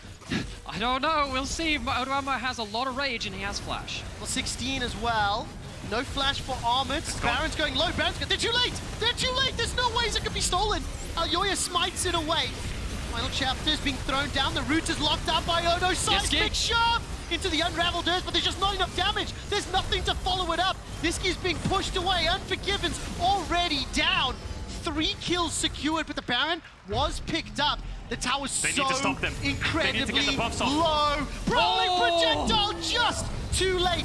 Weaver's wall, not going to be enough to keep Niski alive. Seismic Shove buys a couple extra seconds, but 4 Barons down. I think Rogue come out on top on that play because they have a top wave, top tier 1 gone, top tier 2 soon to be gone as well, and they can base afterwards and set up their sole point. Mad Lions won't be there to respond in time. I think they're not even going to go for the top tier 2. They want to save this tempo as much as possible. 40 seconds on Niski, that's soul to Rogue. And Rogue's comp just has so much target access. When you start losing a fight, Rogue will always catch you. They get the Baron, it's good timing, but trying to find this retreat is so difficult. Even with the Talia that worked so well that last game, you can see the difference between having a Jarvan on his lonesome and having Jarvan with people that can follow up in this second game. Not enough DPS from Mad. They have good bursts with the Talia W and E and the Q coming across. Good burst from the Kennen, good burst from the Lucian, but not enough sustained DPS to melt through the front line of Rogue. Good gap closed by Larson on picture-in-picture on live. We've got a soul fight. Can Elyoya steal it? We need to get to live because he's going to blast code over the wall. K-Drill, do you know what's good against burst? A mountain soul. Elyoya's way late to the party. Don't know if his vision was available. There's a number of wards inside the pit. I can't tell exactly if that was just a blind guess. Mountain Soul secured. Gold lead only 2,000, but frankly, the lead, the advantage is so much bigger than that tells. And because again, Mad Lions comp can't really disengage from Rogues at this point. If you start buying into a fight, you have to win that fight. There is no such thing as a fighting retreat. You're just gonna die where you stand. So Rogue starting to slicing up the map at this point. They have themselves that soul and make them even bolder at diving in, going for those first picks. And if Mad were lacking DPS in that Baron fight, it's gonna be almost minuscule now. I absolutely love how Rogue have adapted coming into this game. Small tweaks to the draft, obviously the bans impacting that somewhat. Oh, Trimby. All of a sudden, Trimby's in trouble, blocked out, taken down immediately. Pillar of Filth, there's a lot of work in that middle lane. How much time there? 40 seconds. There's no Baron to play for, no Dragon to play for. The waves are not necessarily set up. They have a Baron buff on Kaiser though, so with 30 seconds left, they will have a mid wave to play on. I think they can get a mid tier 2 unless Rogue fancy themselves the 4v5. Yes, it could be risky, but you don't just want to give this objective up in the face of Mad. 24 seconds, Larson. Waiting for the charm. It's going to get relentless pursued away. Larson has got that Spear Rush available to him. Malrang's holding on to that Cataclysm for now. Armor can come from behind. Slicing Maelstrom's up. Flash is up. Rocket Belt available too. The tower will drop down. Charm lands. Larson finds him, and that's another kill. Armut is just dropped, but at the cost of the tower. And then Elyoya, he's going to fall as well, chasing just a little too far forward. They get the tower, but can see 2K drill. Yeah, Armut just overstepping, gets hit by the charm, then Elyoya follows up trying to help, but he gets stuck between 2 walls without a flash, so Rogue pick up another freebie. No objective on the map, like you said, but they have a mid wave and there's a tier 2 up. Now it's Rogue's turn to look for that tower. It's again, actually a fairly close game between these two teams. They've been neck and neck in the first one, the second one looking to go Rogue's way, but it's been a hard fought time to get there. But while this is happening, Rogue is still getting items. They're still starting to crush the map, and they are looking to put Mad up to even in this series. How do you think Mad can bring this game back? How do they do it? I think it's similar to what we just saw again. If the whole of this game has been, can they punish Rogue's mistakes once they got ahead? If you're even, it's a little bit different. You get to control the terrain. You get to choose where the fights happen. You can make them come into you. But this time, you need to really just punish Rogue when they're the ones diving in. They did it that one time when they were starting to pull ahead in the early to mid game, but they struggled to do that ever since. We see it again. Armut just walks into a bush. Larson lands the Q, but then it's Comp's Q actually, and then Larson Charm is actually, he doesn't see it. In Fog of War, Auto gets a stun. Then you see the Talia ult come across, which betrays Elyoya because he gets pushed back into where Rogue are lying in wait, and he can't click out of it because his character model's too big. Not enough space to work with. He falls, 2 kills to Rogue. They end up getting that mid tier 2. Elyoya looks at his mid laner and says, all right, you might be the MVP and you set me up sometimes, but that was unacceptable. Why'd you gotta do me like that? Long live the king, walls him into the team. It's about sending a message, you know? There's more games in this series. We've got time to play with. But for Mad Lions, I mean, I don't think Rogue have made too many, or I don't think Rogue have been in a position that could be punished too often this game. They have been fairly controlled 1 or 2 times. I think you can say they overextended or chased a bit too far. And I keep looking at the vision, keep seeing whether or not Armor can find the flanks, because frankly speaking, this cannon has not had any impact or any real meaningful help here for the Mad Lions. And I think that is because Rogue have actually itemized very defensively on the whole. You have a lot of magic resist. You have, I mean, the Ahri hasn't gone towards like full bursty stuff. There's a Banshees in there, there's a Zhonya's, there's a Merc Treads, and of course the Yuumi is there to protect the Sivir. That defensive itemization just makes it even harder when Mad are looking for their own plays. And it gets amplified by Mountain Storm as well. So add all those finishes together, it's now a significantly more uphill battle. 2 minutes until Elder, 40 seconds until Baron. And Rogue, they've slowed the pace down a little. I'm looking at the vision. Relatively shallow woods on the bottom quadrant of the map, but the western quadrant is currently set up, so if they want to go for Baron, they could. Yeah, Mad going to try to contest this next mid wave with Larson and Malrang showing top. Rogue will give a little bit of respect to them, but the mid jungle is on the way. They will get this way. I think Rogue are in a spot where when Baron spawns, they can start it in turn on the spot and look for Mad Lions. Elyoya's flash is coming up soon, but Malrang's already on the hunt. Here comes Malrang! He's going to look for Elyoya, uses that stopwatch to buy time. Tidal Wave and Culling is just sidestepped by Rogue. They don't give a damn. Malrang still has his Cataclysm available, so that entire fight, one ultimate was used and they get the kill on Elyoya. Yeah, and very smart from Rogue. Don't overchase. Yes, Larson gets resets and has flash. He could get Unforgiven on Niski Sums, but Baron's up, jungler's dead. Easy does it. And they're looking for that play at the right time as well. They're going to have time to kill this, reset, get back to the Elder Dragon. The Mad will get vision around this bot side of the map, but they're going to have to deal with Rogue potentially walking in with that Baron, walking in with that Soul as well, and having so many buffs to their name that they can't contest. Kedril, I've got a slightly odd question for you. As this Baron is secured, do you believe in Mad Lions' team fight prowess as an organization, as a roster? This is a team that has won many games in a deficit just because of late game team fighting. No. Right, so now let's see how Rogue close it out. Baron empowered minions pushing forward. I love the bullets clap for that, it works perfectly. Yoya's gonna throw out the Pillar of Ice. Aqua Prison is sidestepped. I held my breath to see if Mad Lions could do it. The Slicing Maelstrom does nothing. It is a static shock on the back of Rogue. Oh, Comp as triple. Malrang is flying He's hunting for it. forward, That's a flashing forward. Quadra. Quadra. Comp looking for the pentakill. Unforgiven by some time. Pentakill! Comp comes up huge for Rogue in game 2, and we have a series on our hands. The Talia Lucian Nami meta, Rogue say screw you, they throw it back in their face, and Comp steps up. You stole my line, Kedril. Ladies, gentlemen, everybody else, we got a series on our hands. Rogue bounce back, a pentakill in our first game of playoffs, and frankly, not a drastic change from the type of comp that we saw from Rogue. It was playstyle, decision-making, and frankly, I think Larson has had the better of Niski for the first 2 games. Yeah, Larson looked a little bit more comfortable on the Ahri this time around rather than the Sylas, and of course I feel like the Zeri had a lot more of a tough task finding her way into the fights, whereas Sivir Yuumi can just play to kite back or kite forwards because you rely more on move speed than dashes with the Ghost and On the Hunt. Yeah, we've seen great games out of both these AD carries now. First game, Unforgiven, 10-1 and 10, just smashing out that game on Lucian. Second game, Comp was breaking ankles in the laning phase, and that continued across the entire game. Everyone starting to step up and putting their names on the table. Rogue got the better of them in all 3 lanes. Now the question is, what do Mad Lions do to change things up? I think the cannon didn't have the same level of impact that we saw. I don't think it was necessarily Armored's fault. I think I want to credit Rogue how they played around it. They respected it. They didn't put themselves in a position that they could get jumped on. I wonder if Mad choose red side and they say, you know what, red side is the flavor of this series. We Would you be go surprised red. if that happened? No, I wouldn't be. I think changing it up from blue side because their counter pick to Renekton was too weak, I think. They need a stronger pick or they need to deny this champ. Well, we'll find out after the break. We're going to send to the analyst desk to break down Rogue victory. Take it away.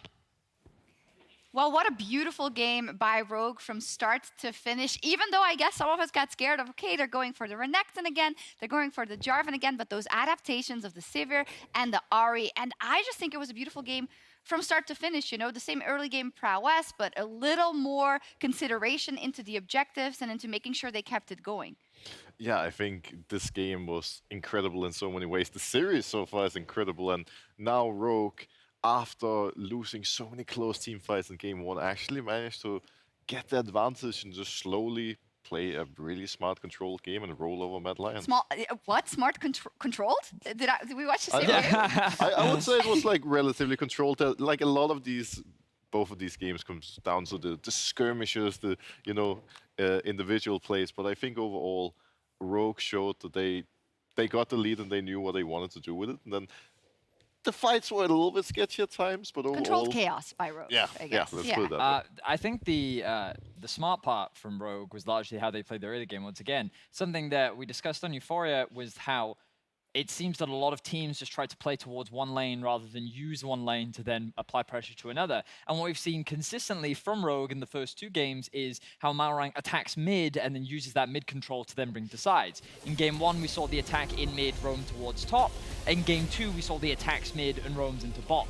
And basically what they're trying to establish is a much greater relationship between Malrang and Larssen to have them impact the map more. And I really feel like that it is paying off. Like this roam in particular initially looked good. Of course, at the end it was very chaotic, but I think that's a lot more, like you can say a lot more about how Mad is approaching these games in that they are very LPL-esque in that they're ruthless and they will not allow you to just get away with plays. If there's an opportunity to cross-map, they'll take it, but if there's an opportunity to fight, they'll also take that. I was discussing that with Broxa before as well, that one of the things that I like about Mad is the fact that they will always keep going forward, right? Even in a situation like this, or in one where they are at the backseat in a game, they will still try and put the pressure on you. But you were saying, Broxa, well, it does show that there are limits to that when the enemy team is prepared for it and knows you're going to do that. And I think we saw that in Rogue's play.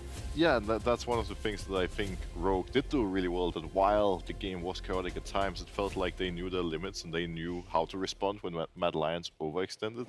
And I think for Mad, like them always being aggressive is both a strength and a weakness, because sometimes when you fall behind, you need to slow down the game a little to just, you know, catch your breath and then find a better opportunity. But here, it just went in and in and in, and it never ended. No, the Eternal, I was so surprised. I mean, Zanzara's been trying to tell us, but he was going in chomp, chomp, chomp. Let's take a look at the pick order, and in terms of kind of Rogue deciding to go onto the red side and then making those, I think, crucial adaptations. I think the Sivir is, of course, very strong, but in the Ahri specifically and in the liberty you have about roaming around the map and being your own agent of play, Vedius, how crucial do you think that was? Well, I think that the difference between Ahri and Sylas is melee versus ranged, right? Also, one of the big advantages that Sylas has had in game 1 was the ability to steal the Ornn ultimate. And credit to Larssen, he did have a lot of really good Ornn ultimates. Yeah. But I think that inherently playing a melee champ into Taliyah alongside the Jarvan does make team fighting just a lot harder. Especially when you're also playing into a Lucian army, there's a lot of things to kite you. This time around, though, because he had way more mobility, he also then has a little bit more range at his disposal. We actually saw him having a lot more independence alongside the side lanes, where he had a little bit more freedom, and overall, just a lot more individual agency. So I think Malrang set him up for success, and then you've also got the team fighting elements of Sivir that obviously is very similar to Zeri. So ultimately, I think that it was, Rogue didn't feel they needed to change a lot, and I agreed based on their game 1 draft. It largely just came down to the execution of the fights, and I think that they executed the fights much better this time around. I think one thing that's nice about the Ahri pick in this case as well is that it's so good into all of Mad Lions' team comp. Yeah. It not only matches the Taliyah in the mid lane with the playmaking, the roams, but it's also so good into the likes of Kennen. Kennen wants to dive into your team, and we saw it a couple of times with, you know, the Ahri being able to land the charm and apply that pressure, and it was part of why this Kennen never got to even play League of Legends. Like he just couldn't do anything. I think that's a great point. Every time you saw that heart coming out, and Armut was like, well, damn, I guess I'm dead in this one. He did have some great Armut ults, Kennen ults, but it didn't seem to matter because of the way Rogue played around it. We wanted to pull up this Baron play 28 minutes in rather, where Matt thinks, okay, let's just do this because this is our only chance, Vedius. Yeah, this is one of those situations where even though Mad get the fight, get the Baron, Rogue find a really good fight. And I think this is a great example of where you can see they have a lot more control and agency in the front-to-back comp, and how devastating this Jarvan can actually be at mitigating what this Kennen does alongside the Ahri. And this was one of the big difference makers we see from game 1 to game 2, how Rogue can actually go more toe-to-toe, I would say, in terms of the actual 5v5, and I think they executed upon it really well. So huge credit to Rogue. They demonstrated that they definitely can fight Mad, and they're giving us a very interesting series, kind of as we would hope. And Comp got another pentakill. He got one on Zeri, I believe, at the end of the season in Super Week even, and now he got it on Sivir. So it wasn't just a Zeri, because I know we told him that. We were like, oh, well, I guess necessary. But he's like, no, I can also do it on Tinder.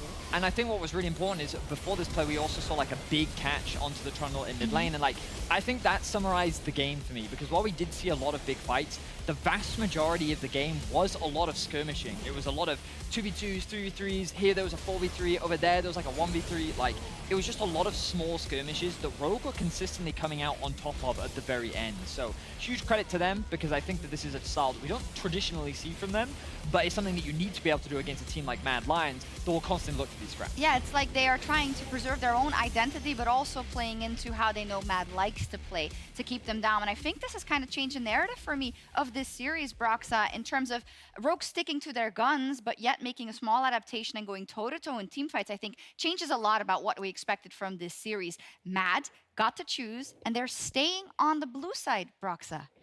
That is very interesting. Now, I just want to talk about your point about Rogue, first of all, because I think this is one of the things that makes Best of 5 so interesting, so exciting, that you actually have more games to play against the team, and you need to figure out how much you're willing to, you know, let loose and give up on your own identity just to counter what the opponents are doing. And I feel like so far Rogue have found a really good balance in doing so. And now on the blue side, pretty interesting. One of the things that I am mostly looking forward to seeing in this draft is whether Yuumi is going to be left open or not, because Yuumi has been such a huge pick for Rogue in these late game team fights, part of why Comp has looked so amazing. And it probably is going to be first pick, to be honest. It's crazy when we also like look at the bans and the situation. Is there something you'd be willing to give up as Mad so they don't get it? Would you first pick it? Like, what is the strategy? Yeah, good question, to be honest. If I was Mad Lions, I think I would just ban the Yuumi at this point. But they have also prioritized the Nami, the Enchanter themselves. And if we end up in a scenario where both teams are going to continue playing these Enchanters, maybe we could look for it. Very interesting series so far. Let's take a look at the break, actually, because we'll have a little break, and then we'll be back with Game 3 and our casters between Mad and Rogue.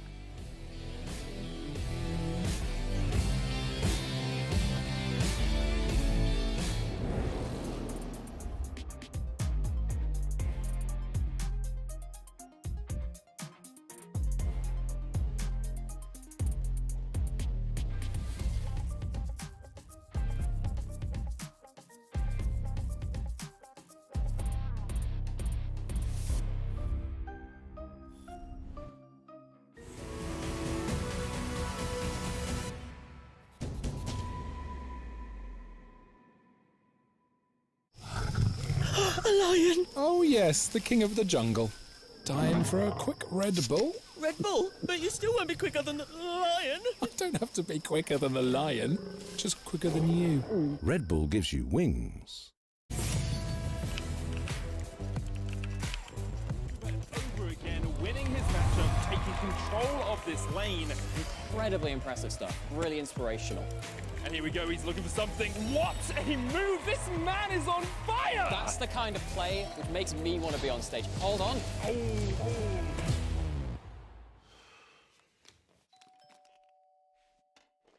Thank you so much for joining me. Tell me, how do you feel after making that play?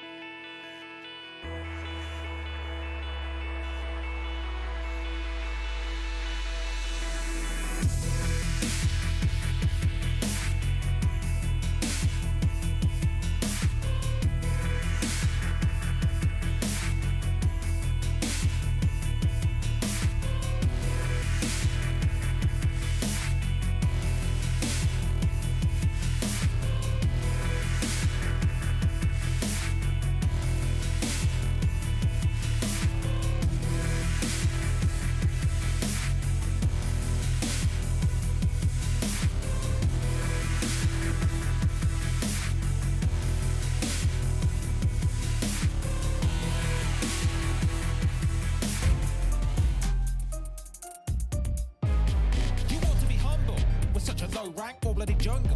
And no gang, gang clacking your tanks. No parlay, you sacking the racks. Mount rack, showed you the hard way. Jump in a Madden and you kill your imagining dragons. You've had enough planted and now you amateurs to average to answer for the fact you're lagging in comparison to Rogue. The most pro to postpone. Dan Bull is the fucking man. What a phenomenal segment. As far as I'm concerned, that was the best verse rap bars of the entire cypher. I think, the Bob the Builder in the corner here did a pretty good job, but it didn't live up to Dan Bull at all. Welcome back to the cast stage. We're about to jump into game 3. As every caster always says, we have a series on our hands. But I do have something to address that's quite serious. Oh, yeah? I think the Berlin crowd suck. Boo him. Yeah, Hang on. that's right. Hang on. I'm going to be honest. We've been here for 9 weeks at this point, and those Rift Herald cheers for game 1 and 2 were abysmal. So can you show me a good Rift Herald cheer in game 3? Is that a yes or no, Berlin? Okay, hang on. They can only... Hang on. Now, Trev might be having some issues here, but you can redeem yourselves. What do you say? Yeah, definitely. Who is here to support Rogue? And what about the Mad Lions? It's Mad Lions' favorite. I think we can hit the draft to figure out who's going to win game number 3.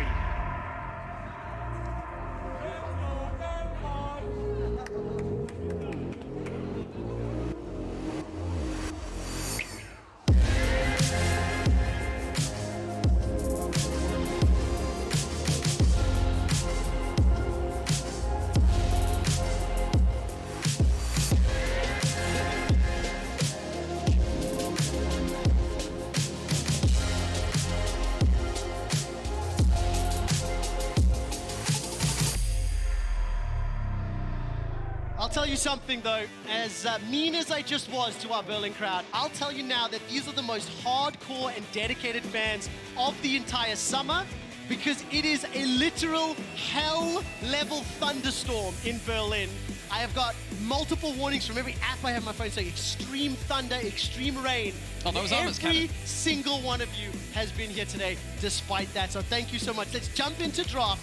Mad Lions had side selection, and they elected to take blue side. I'm coming to Cagel first because we were talking a little bit about expectations. Blue-red, blue still favors. Yeah, blue has target ban, so I wonder if they will target Sivir, already taken away. Renekton Yuumi, again, in the back of my mind as target bans that they might want to take away. Do they change their priority as well? Do they first pick Lucian? Do they first pick something else? Do they first pick Renekton? We'll see what they have, but they've definitely got something prepared if they're going for blue side this time around. And I feel like when they've gone for these kill lane bot lanes with this Lucian, right, it didn't really work out in the laning phase of either game. The first game, it was more like the late game Lucian, which became very, very prevalent. I wonder if Mad Lions flip the script and say they pick Yuumi. Maybe they can pick something which is just not going to get outvalued as the game goes on. Yeah, I mean, Seri would be a good option with Yuumi, Twitch, Ezreal. These are the kind of champs we think of, and the last ban is Rogue. Wukong, another champ that we could think of. Poppy, haven't seen that just yet. Trundle again. It was Zeri in game 2. Obviously, the Sivers now replace the Kalista. So Azir and Ornn, the same blue side bans for Mad Lions. We anticipated Yuumi could have been a first pick option for Mad. They went for that Lucian. It did not work out for Unforgiven, and did they just troll ban? I think they had... Whoa! Look at Mac's reaction though on stage. They had, so what they have is they have nothing to ban. If they ban Zeri, they want something else. So they throw ban a Teemo. Now, that's quite disrespectful in a sense, because you might think they could ban something like Orianna, just something random that might happen, but they're confident enough that they've got something locked on the 1-2 that they don't have to ban a power pick. Well, I mean, it's happened now. I tell you something, sorry to cut you off, but I just got an update from one of our producers. The Mad Lions also troll banned G2 last year, Jinklers. I think it was a Brand was the one pick. I remember that. They did ban Brand, I remember that. They had nothing to ban, and Max said, we'll ban Brand, but we see a Poppy first pick now. Renekton on the first rotation for Rogue. Do they want to go for Yuumi as well? That's what was working in game 2. Game 1, again, they ran that exact same comp, sticking to their guns, or are they thinking of something else? Yeah, but the thing about the Yuumi is that the only lane pairing which doesn't have a dash is the Sivir. That's been removed. Look, again, we get it. We get it. We understand. I like the booze. I like the booze. It is the correct choice, though. What I love, though, the volume is great. Berlin making me eat my words. That's what I want to hear. Renekton, Yuumi, Rogue sticking to the game plan that's won them at least one of the games. Yeah, but I'm really interested in what Rogue are going to pair this up with now. You don't have that Sivir, which I think is probably the strongest laning in terms of laning pressure you can have at that point. And I guess Mad Lion's getting into the spirit of things and hovering over the I don't like talking about hoppers, but Aurelion Sol, the roaming, and Liski is exactly what I expect. Remember, Kalista was banned by Mad Lions in the previous game. He's now locked in with the Ken. I meant Kalista, yeah, I was thinking the second I saw that, I thought of Kalista, Ken, and bot lane, but of course I think this is just going to be Armut's match into the Renekton again. Ken and top can be flexed. Zeri here on 3 would make the most sense. Ezreal could work as well if you want to be a bit safer into the Poppy, which Zeri might struggle against. But they're going to go for their jungler. They're going to pick Trundle into the Kalista Poppy, which makes sense with the ult. I wonder what AD's Rogue have left, though. Yeah, well, I mean, you still have the Zeri up there, but you have nothing which is going to be safe in lane at this point. Kalista is so disgusting at that early levels. I think you've got to ban Renata away. I think you've got to ban away the Amumu as well. Anything that can fight level 1 is inherently very, very dangerous. And actually, that Renata has been oddly quite invisible this series. We've not really seen any priority on it, but in this game, with the Kalista, I think that would be completely disastrous to give over, so Rogue ban it away. I just can't get the voice out of my head. If there were a team to run Kalista Cannon bottom lane, I think Mad Lions would be that team. What are the odds on it? I know it was a misspeak, but we're in band 2 phases, Renata's removed. So for me, the identity of Kalista as a champion, you see this a lot in the LPL, is you just fight level 1 and you aim to pretty much end the game by like level 3 to 6. You get control of the bot wave, you shove in, and either the jungler loses a quadrant of their jungle, or you dive, or you zone the bot lane off the wave. You need to be able to fight early. And Ken as a support, it's fun. I don't think it gives you that option though. Yeah, they're going to look for something more engage heavy. You have to expect a Mumu, very good call, but might struggle into the Trundle, but we'll see. I mean, it's just solidified engage, pull him out, pull him in, whatever you need to do to get the engage going. Now, thinking for AD carry here for Rogue, Ezreal would make the most sense with Yuumi. Twitch could work, but into Ken and Kalista might be a bit dangerous. But then Aphelios and Xayah, the last two, but then again, they're immobile. So they're going to have to dig deep there. See a Mumu ban that you highlighted there, Nymera. And then it's just a case of mid lane picks, right? Do we see something like the Ahri come out from Larssen again? Are we going to see a Taliyah blind? How much more have Mad Lions swapped it up? There's a Taliyah ban from Mad. They didn't want to give them the Taliyah on 4 to kind of negate this Kalista's team fighting prowess. Yeah, and again, that's like one of the real picks which Kalista can really struggle into. I'm actually wondering if something like an Orianna could also do pretty well too. You've got a lot of people that are looking to clump up, run towards you, but it is less safe. So something like the Ahri, it gives you a bit of that halfway house where you're still ranged, you get to play from that point. That is not something we have seen for a long time. Wow. Actually. Now, this is something, of course, that Damwon Kia played to massive power back in the last World Championship, right? Where you had the Jin Yuumi, where you basically get to the point where your 4th shot is poke. You always get to get in range with it. It was something that you could play with stuff like Zillion too, right? But the move speed just allows you to walk up and slam that 4th shot home. So you get to late game with that. Rogue have another combo to play around. Can I tell you something really quickly that Jin, this is only the 4th ever time that Comp has played this champion. All 3 of his previous games are victories. Can you take a guess what his KDA is? Throw a number at me, quick. 4. Higher. Oh, 14. Higher. What? Correct. 18. Higher. 25. 46. Oh, Jesus. What? His KDA is 46 across 3 games of Jin. That's a quick stat for ridiculous. you as Nautilus and Silas has been thrown out, Kedron. He's got a lot of divers he's going to have to deal with. Boots of Swiftness and as much speed as possible to get away from them. Now, what's the last pick mid here for Larssen? Something into the Silas. Maybe something like a Kali could work. Self-peel, something that can actually do some disruption to this Kalista.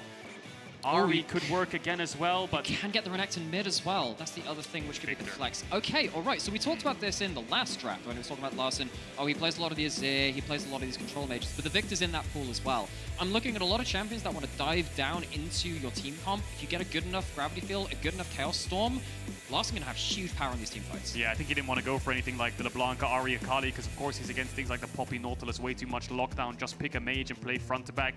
I don't really have to describe Rogues come to you when there's a Victor, Jin, Yuumi. That's a lot of scaling and wave clear. The Renekton Trundle do have some early game potential. It's on Mad Lions to start snowballing this game, get dive spot with the Kalista Nautilus. Yeah, on the other side though, so much aggressive playmaking from Mad Lions. I think that Silas Poppy, very deadly combination. You can start potentially upsetting that Victor if you get the right angle. What do you think of a bot split map level 1 for Mad Lions? I think when you've got the level 1 potential of the Kalista, I think that plays into the play pattern, right? I think you're looking to, again, as all Kalista lanes want to, just destroy one half of the map, black it out for the other team. We're going to find out whether or not this Jin can work. I want to put those numbers to you. Comp's Jin is 17 kills, 1 death, and 29 assists. You love stats. In the only 3 games he played. I like stats that don't mean anything. That's what I like. It is the first Jhin of summer, and it is Rogue looking to take advantage, looking to go up 2-1 in the series against their perennial rivals, Rogue and Mad Lions, the 2 organizations that are stamping their control in being contenders and looking for the title. We're about to hit the rift for game number 3.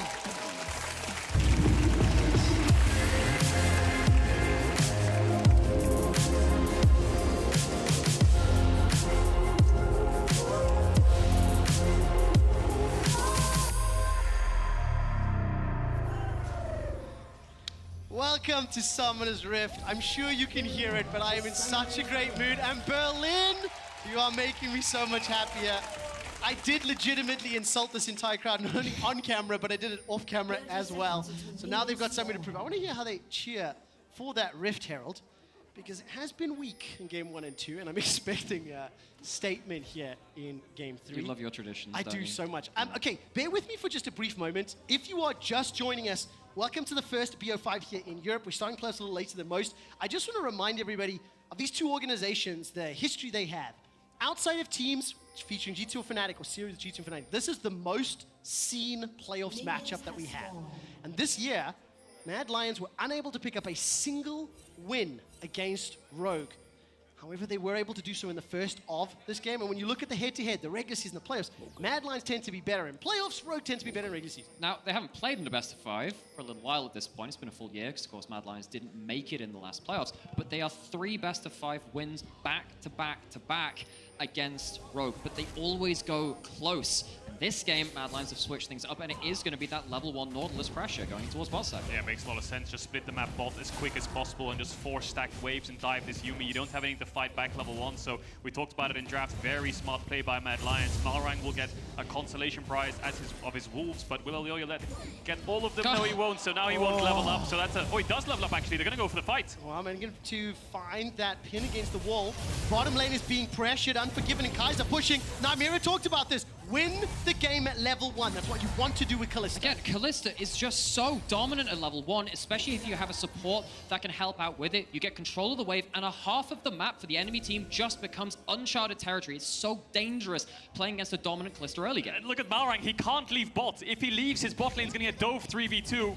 If he stays, he's going to get pushed out of his own jungle. What does he do? Does he just run to Elyoya's red here or something? He has to be a bit creative. He knows his Gromp is dying. The bot dive's going to happen. Malrang needs to be in the vicinity responding. Comp can't even walk up to this wave. They're away from the tower, and either way, they're losing XP. You're not getting tower shots onto this group 3-man member of Mad Lions as well. This is still a win. Rogue are losing so many resources through the bot side of the map. I love this play by Mad Lions. All coordinated from level 1, all coordinated from the draft. They need to be careful, though. If Comp levels up, so does Trimby, there is going to be a fight. Hook has missed. Malrang's going to go in. Oh, so much damage! The heroic charge into the rend! Mad Lions pick up securing first blood. That is exactly what you want to see. And for the longest time, European teams were really bad at doing this on Kalista. You fast forward to the playoffs, and in a very important game for Mad Lions, they set up shop around this bot side, and this is exactly how you want to play this. What I do like is in the previous game, Malrang ran that Jarvan for a second time. We were looking, is it good? Is it bad? Should it be changed? Rogue basically said, we just have to full send. Go for those tower dives. Get in the face of Mad Lions. It has now been punched back harder, earlier, and faster by Mad. We're up 1,000 gold. Kills secured by Unforgiven, and I wonder how much further they can press this advantage. It gets even worse for Rogue, right? You've lost all your sums bot. The bot wave is bouncing now that Cobb's back here, but Malrang needs to do his top camp. So Elyoya here could do his Raptors red, run bot, and now they're in the same situation, just reversed, where they can't crash a wave. So Kaiser's going to hide in the bush, look for maybe some kind of flash hook. There's so much pressure on Rogue's bot lane right now. It's going to be impossible for them to contest these next few waves. And dare I say it actually gets even worse at that point, because even if Malrang wants to contest enemy jungle camps, get an individual advantage, you have a losing top lane push at this point. The Silas as well going to be able to fight earlier. Topside is not really an option for Malrang either. There's just no options left. Malrang needs to base and run bots right now if they're going to bail them out of this lane. Otherwise, Comp may as well just roam mid and gank Niski, because if you could look at bot here, observers, Comp can't even walk up to the wave. There's nothing he can do. He's just standing out of XP range. One hook hits and he's dead. So maybe if the hook misses and Malrang's behind him, he can crash this wave. The W here could maybe get the cannon. Kaiser doesn't block it in time. They're just kind of getting scraps from this wave as much as they can. Elyoya is now on the way. He will level up off the Krugs to level 4. Malrang's on the way. The 3v3 bot continues. If a fight breaks out, it's Noon Quiver versus a pair of boots and a cookie. Comp has no additional combat stats outside of that mobility. Ooh. The dredge line misses. Kaiser, that was a bit of a swing and a miss, if I do say so myself. Elyoya stood right on top of a ward. Malrang is currently lingering about shadowing. He has to protect his lane. But like both of these junglers have turned up with like a bowl of petunias or something. They've got nothing. They haven't even base. Shout out to any Hitchhikers fans. Douglas Adams fan, I heard that one. Or a whale, right? Blue whale falling to the sky, yeah. Oh no, here we go again, because you know that the thing about Kalista, and I love this champion so much, because both teams know this is exactly what's going to happen. You just fist fight early. Some teams globally have tried to combat this by actually a top laner staying bot lane at level 1 and trying to do something, but Rogue didn't even commit to that, and now they have to deal with this broken map. Okay, so let's slow things down a little. We got very excited for the first 5 minutes. I want to turn my attention to the other lanes. Armut has been shoving into Odo. Niski has been shoving into Larson. We saw him just roaming and placing some wards. I think in particular, for Larson and Niski, this matchup is now flipped on its head to a touch. Larson's had the lead or the advantage, the CS push, been able to control Niski. Right now, especially because of the matchup, Niski has some ability to move around, as we've seen with the wards already. Yeah, Larson has the level 6 though, so he'll slowly poke him out. And if Larson even has a bad wave or thinks Niski's going to crash a wave and roam, he can just ult the wave to blow it into the tower so he can match. So I don't think Larson will be in too much trouble. He just needs the next blue buff. He just needs blue buff on these control mages as much as possible, get the E upgraded, play range, clear wave, slow the game down, stop Niski from roaming. Malrang will see that pink.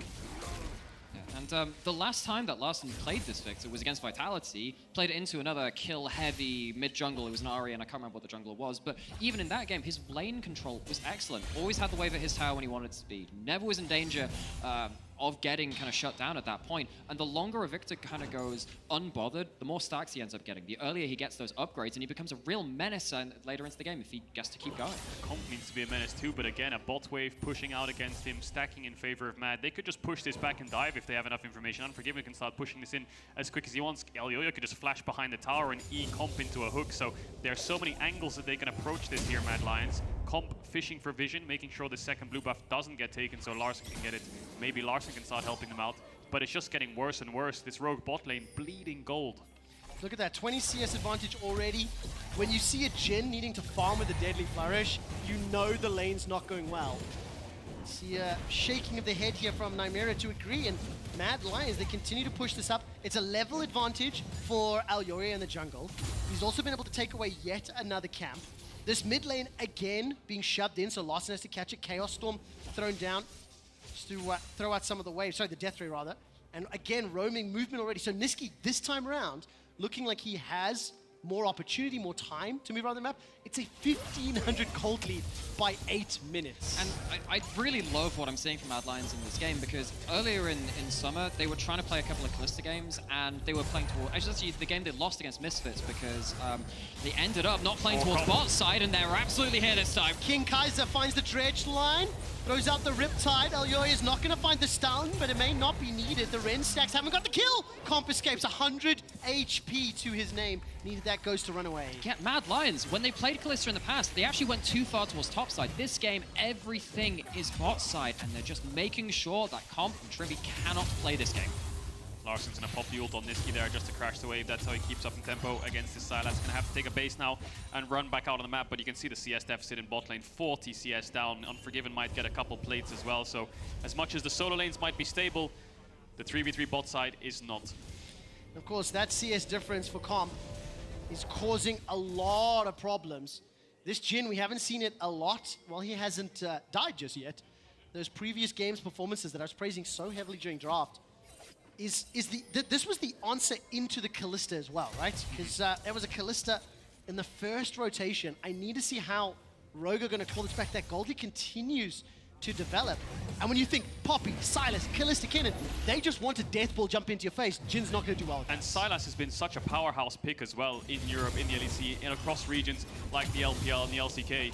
Can do so much damage. He's got so many good ults to take away as well. Like the Victor ult already is just going to dish out so much in the team fights. We saw Larson in game 1 did struggle a bit, yes, but in this kind of comp that Rogue is running, the Sylas will have a lot of room to work with.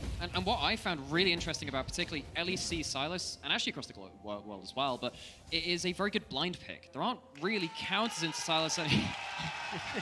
That was personal, Oh, this is personal. Okay, I love that. Okay, observers, I do need you to show the Rift Herald once it gets dropped. Of course, it was secured. And of course, I was busy paying attention to the graphics I was running up, so I apologize to Bill. I let them down. So was I, thanks.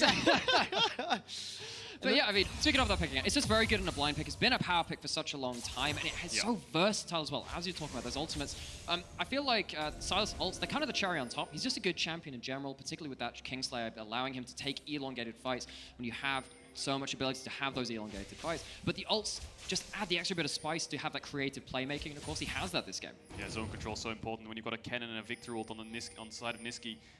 Control a lot of space around the river fights. I'd love to see bot wave right now. Is Mad Lion stacking a bot wave into this tower? Comp wants to catch it. Elyoya is hovering around again with Herald. They want to force a dive if he's around. Larson gets mid push, so he will be first into river. Elyoya, no flash. I think Rogue could commit on this, but no, they're just going to back away. They held the trigger there. Yeah. That 40 CS advantage for Comp has me wondering, I wonder what the earliest flame horizon is in League of Legends. I won't be able to find that on I think it was actually at 14 minutes, and I think it was Betsy. Wow. I think I remember watching that game. That is crazy. How do you remember these? That is I started impressive. watching back then. I think That it was is like impressive. 2015 That is impressive if that's the case. Betsy was Gambit's mid laner. But I feel like maybe in the lane swap meta there might be a different It was, one. it was Corky mid. It was when you farmed Raptors. Well, the point I was trying to get at was, if Unforgiven and Kaiser can keep this pressure, how early can they get that 100 CS advantage, which is, of course, called the Flame Horizon? Niski's got the flash, will need it. It's away from that Chaos Storm. Subjugate was thrown out by Malrang as well. I really hope that's right, by the way. well, I'm sure that it is. It's a good memory if it is. But I think for now, Mad Lion's exceptionally happy with how this early game has played out. I do think you need to keep in mind the fact that playing into the Trundle, into the Victor, into that final chapter, there are tools that Rogue can use, but the margin for error is so slim. Yeah, we've set the stage in the early game. Rogue want to scale, Mad want to force. They've got themselves a small gold lead right now. They still have the Herald. Niski seems to be the target for Rogue. Again, we see Rogue trying to invest resources to gank this mid laner of Mad Lions. Elyoya will spot out Comp just on the edge of the brush. Kaiser's hovering around now, so Rogue needs to be a bit careful. They could be pincer, but no flash on Elyoya. Deadly Flourish and the Keeper's Verdict at least sends Malrang packing. That keeps Elyoya alive without expending anything else. And how does Comp get to bot wave here? If Kaiser just matches him and stops him from going to this tower, I think that Unforgiven could just hit it, but now he's joining the rest of his team. Herald could be placed. Mad Lions control this entire lane. Comp can't even walk up. He's 2 levels down in creeps, down in everything, and down goes this tower. I mean, just before Malrang steps forward, Rift Herald's been summoned. Ooh. Berlin! Can they get it? They might be able to. Hey! I was so scared it was going to die. I was so scared. While that was going on, Odo they did jump onto Arm, and the tower stays alive. I want to zoom out for a brief moment. One of the things we were talking a lot about was questioning and wondering what's going to happen in the bot lane. I know we talked a little bit about the Draven, the Kalista, the Zeri before the series even began. And we've seen 3 very different looking bot lanes as the series has played out. What I really like is as soon as this Kalista Nautilus is locked in, Mad Lions, their bot lane, they are playing around it and committing every single resource. I think it goes to show how versatile a team Mad Lions can be. We talk about them having this hallmark of having an active mid-jungle, getting active on the map early, everyone moving to the plate, but the champions they pilot are actually very diverse. And that's been the case for a little while now. I look at both of these teams, in fact, and across recent LEC history, these two have really started to stand out as very creative, intelligent teams. Oh my word, that's in trouble for Kaiser. Is going to throw out the depth charge. Unforgiven's making his way out. Spider Nautilus manages to stay alive. Fate's Call now needed. Flash as well as the cleanse may need to come out. Unforgiven! Oh, he sidesteps a Deadly Flourish, but the curtains are called, and it's Rogue that get to. And it's Rogue who's quick to punish. Armored can't TP in. Niski was in mid. Rogue had 5 members in the versus 3. They were committing much harder, and they will pay for it because Odo can TP bot and catch the wave. They'll lose this wave in mid here, but 2 kills to Rogue. Bruh, what was that? That's what it was. It's a huge mistake because when you're playing this bot side snowball composition, you cannot afford to give up these kind of easy mistakes. You want to stay ahead of the game, continually be a wrecking ball around this 2v2. And that gives Rogue a really good window into the game. A kill onto the Victor as well. Remember that with Victor's passive when it was changed all those years ago. The more kill participation you have, the quicker you unlock your upgraded abilities. That's important for Larssen. Kaiser thinks he's safe here because he has Kalista ult. He can go solo for vision if Unforgiven hovers, and then we see the Kalista ults come in, but it's when Mad Lions turn this fight that it goes disastrously wrong. Odo flashes in, Elyoya tries to peel, Larssen arrives. It's a 5 versus 3. Unforgiven, good flash, but Comp snipes him out with Larssen, and then Elyoya is stuck left running for the hills, and then they use the TP bot. That Comp, I think, is just relieved because he's been under so much pressure this game that this kills, relieves it so he can actually catch waves. And again, he has to have his jungler babysit him for these waves on a tower. They can't even walk up 3v3. Look at Larssen, he's on the way. Yeah, and Larssen, after that fight, has got Luden's got the boost. It's the early double magic pen spike. And if you hit one of those death rays onto that Kalista, onto a heck, even the Nautilus at this point, going for the tabbies, don't have any magic resist. This Victor is going to start being able to leverage the advantage and the gold which they've earned. And of course, that means he needs to step up. Take a look at the gold difference here. Armut, Unforgiven, Niski in the top 4. Larssen there, and of course, Comp down below, even Elyoya for now. Those 2 assists will help. This is going to sound real silver lining, but that 40 gold, 40 CS deficit has not grown. So I was making jokes about 5-10 minutes ago about whether or not Flame Horizon would happen. It is stuck at that 40. That's crucial because that becomes less significant the longer the game goes. It's not grown, but it's netted them a lot of neutrals, right? Yeah. Bot tier 1 down, top tier 1 down. This will be their second Herald, and they've got the first Dragon as well. Rogue have yet to respond to absolutely anything. All they've done is punish one mistake so far from Mad. Yeah, and what tends to happen in current patch of League of Legends, and it has done for a while, ever since like... I literally was staring at the audience the entire. I stopped watching the game to watch the reaction. I love you, brother. Thank you. What happens? What's happened the last couple of seasons when you have so many neutrals which you do want to fight over is that often your laning phase ends, so you can't keep building these CS advantages. You really need to keep an elongated laning phase to keep that CS advantage, but it doesn't mean that you aren't getting important things elsewhere. That means for Mad Lions, they're getting those important things elsewhere to help build an advantage this game. It's still 3,000 gold. I mean, no, it's crucial though, right? 2 towers to 0. They're down in kills, but they've got the dragon. Drake is up as well, so we'll find out what soul they're playing for. I think crucial as well, we've not really seen Odo and Armut. The game hasn't been played around them at all. They've literally been living alone. Even on CS, as far as you're concerned, even on items, and Shelly's been dropped this the second time. Mad have so many options. Yeah. Both side lane towers are down. They're gonna get this mid-tier 1 as well with the Shelly crash. And they're gonna keep pressuring on the next wave. Dragon's up, that's their exit objective. Ideally, they make this crash. If they can do, they'll make taking mid-tier 2 later on a bit easier, but Shelly will fall. Dragon is in their eyes, and Niski will base and catch top wave. Armut pushes out bot, so although Mad are down in kills, they are dictating the entirety of this game. Yeah, the thing about taking that mid lane out of turret, this has just always been the case about that, is that once you lose mid lane out of turret, you struggle to keep vision control around those 2 jungle entrances either side of it, which means that with a team comp like Mad Lions, that has a Sylas, that has so much engage, you're going to be vulnerable as Rogue to potential flanks from Mad should they choose to go for it. I think there's a ward behind Rogue right now, which Mad Lions have been furiously pinging. Armut could TP to it when Niski's there.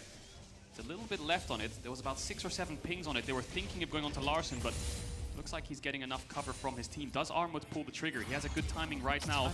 He has 5 seconds left to TP to that ward. Does he do it? Yes, he does. What Last a great read! Here they go. Elyoya's on the way. Rogue are between 2 members of Mad in their jaws. Will they die? This is a 4 versus 3. Watch them split. How do they space? Shrimby's got exhaust heal. He's got the final chap that needs to be huge. Puts himself into the alcove because you can't get through it, but that locks you inside the slicing maelstrom. Keeper's verdict sends 1 flying. Armut's got a kill onto Larssen. Welcome to the game. All of a sudden, the next focus will be Elyoya, who is dropped. Mad Lions now trying to deal with 3 members. Comp's in. He's got the also. He's got the crit. Coming. Can't get the damage from Kalista with Unforgiven. Fate's call is thrown, and Rogue might just get wrecked. Odo's got 1,000,000 stacks inside that will be rendered and popped by Unforgiven. And Comp's the next target. He escapes, is able to get away with his life. Curtain call, 1, 2, manages to get the kill.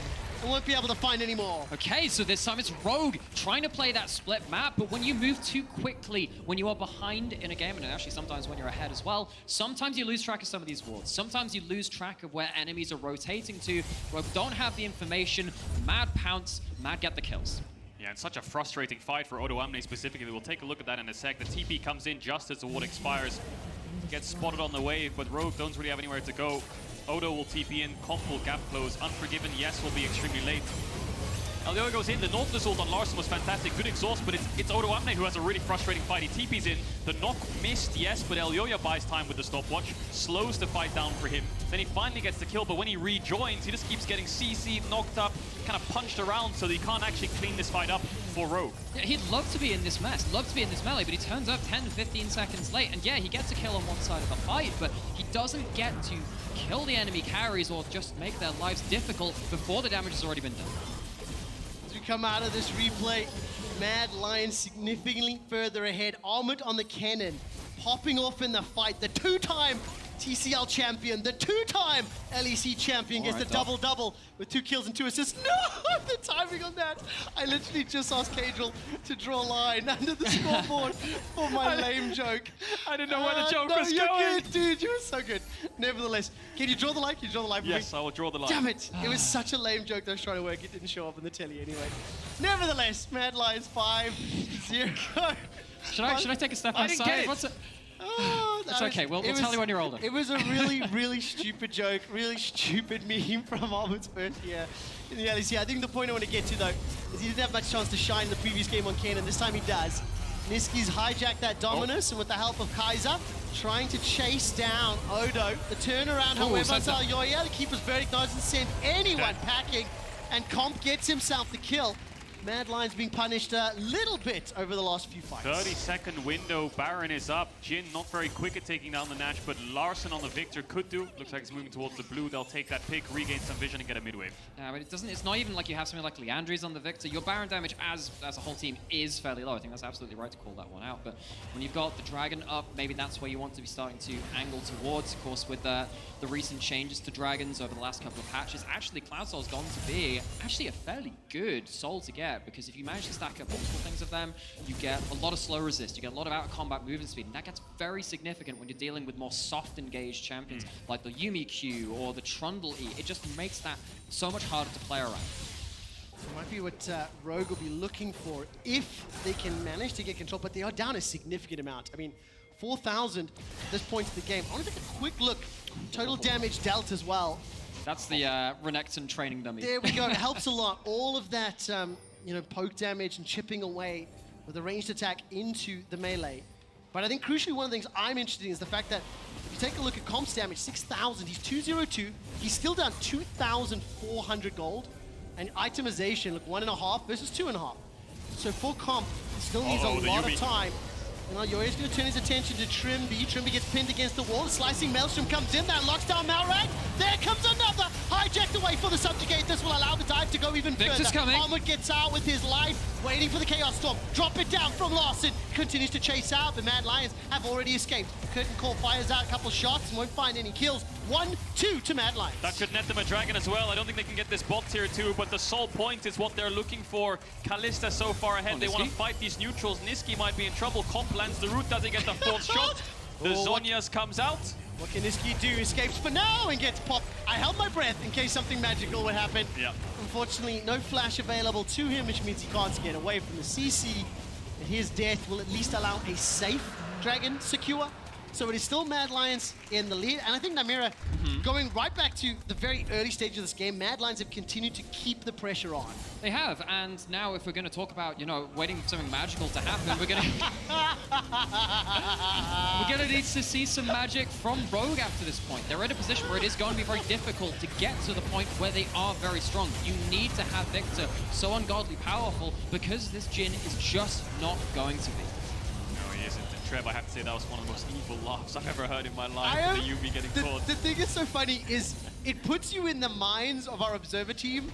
They literally pause the game, wave the mouse around just for comedic effect. Can the next time we have that, the slow zoom in on the Yumi face? Would that be the next step? Go black and white, moments before disaster or something like that. So, what? You must be wondering how I found myself here. Yeah, exactly.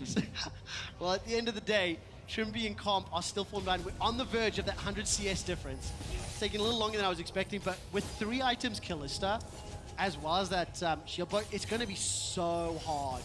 And it's going to be very difficult to get to her in any case because of all the other champions on the side of Mad Lions. 3.5 until Soul is up. And you have to feel they can slow the game down now. Wait for that one and just play for the Soul.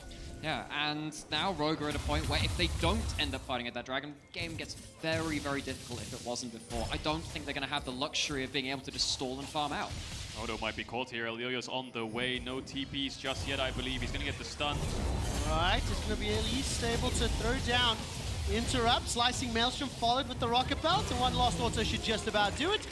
Smash wasn't needed. The second time Odo's been run down, what I did see was interesting, both Larssen and Odo had the highest XP in the game with the amount of time they've spent in those solo lanes.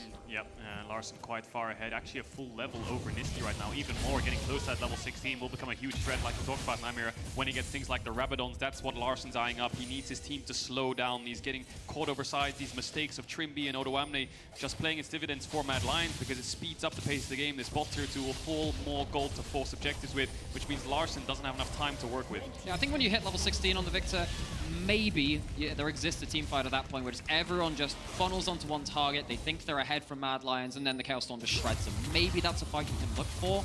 That's quite a slim win condition, particularly when Victor should be under threat as well. They should be the primary target. And because the Jhin isn't going to pick up the slack, if there isn't a perfect fight for the Victor, you need Larssen to really be aware of his positioning and how much damage he can get out. Well, talking about Larssen, talking about the stakes again, we mentioned the head-to-head between these two respective teams. Let's not forget that whoever wins this is guaranteed to go to Malmö, have a shot at the title. Mad Lions looking to pick up their third after not even making playoffs in spring. You've got Swedish players on the roster. Rogue, obviously, a number of top 3 finishes, so that is definitely what the teams are looking for. Go to Malmö, you've got Swedish superstars on either side, and you also lock in the World Championship if you win this game. Rogue and Mad.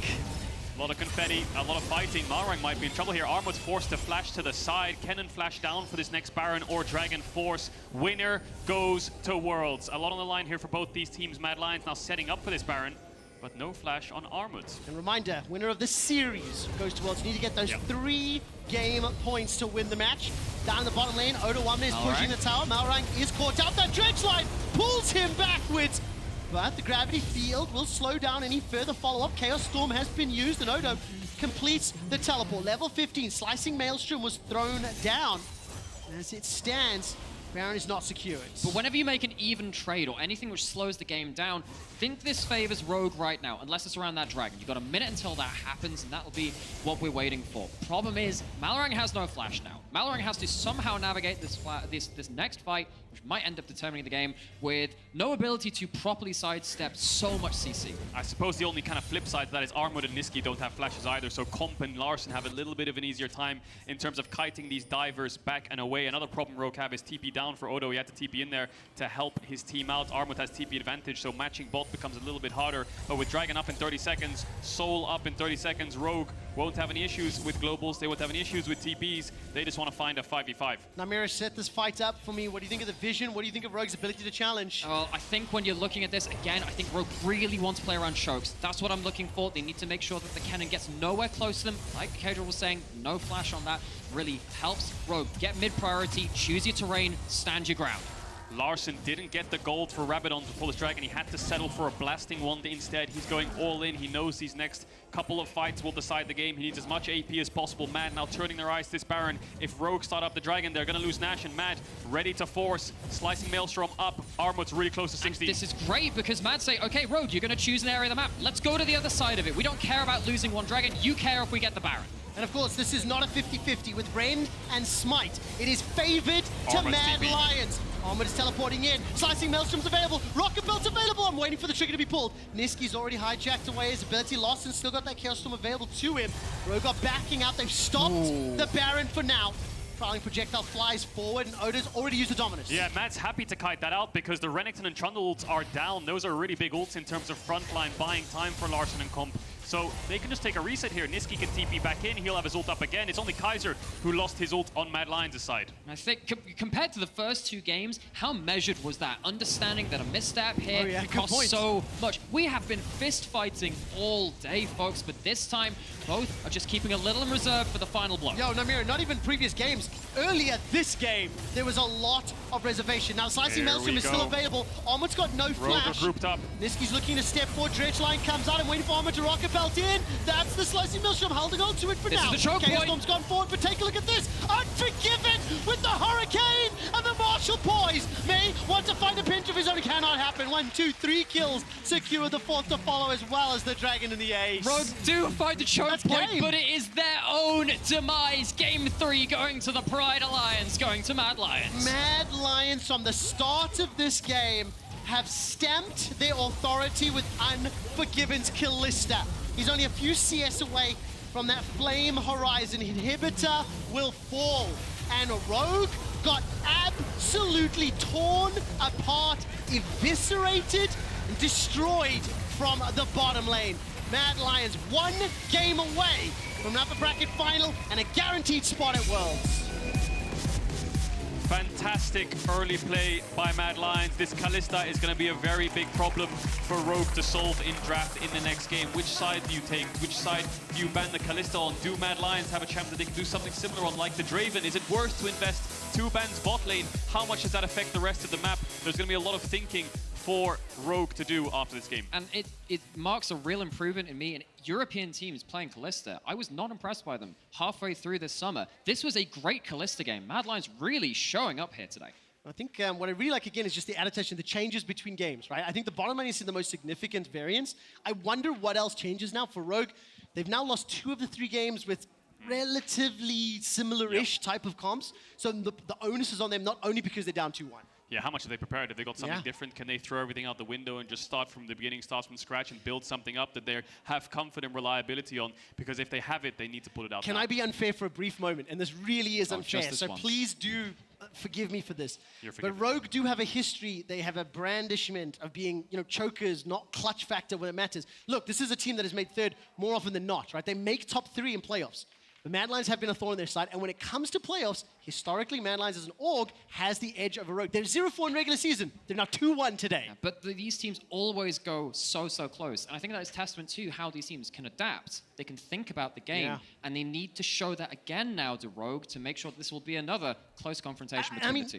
Ultimately, to go back to the unfair statement on behalf of Rogue, the moniker to get rid of it, to deal with that kind of belief or that approach, this is the moment to step up, right? So not only is they back against the wall, obviously if they lose this, they drop down to the lower bracket, so they're not eliminated. There's still a lot of interesting things that can happen, but the pressure is all on Rogue. Interestingly, I believe we have Mr. Broxer standing by at the telestrator. So break that down for us, and everyone in chat, thank Mr. Broxer. Thank you very much, Mr. Quickshot. Now I'm going to do my very best to showcase a little special something from the start of this game, because this game was a very interesting one right from level 1. So let's get right into it here. We currently see Mad Lions coming in the river. They have the advantage, having Callista, Nautilus versus Yuumi go for the level 1 invade. Rogue knows they cannot respond, so they just walk back to bot. Melrang looks for the wolves.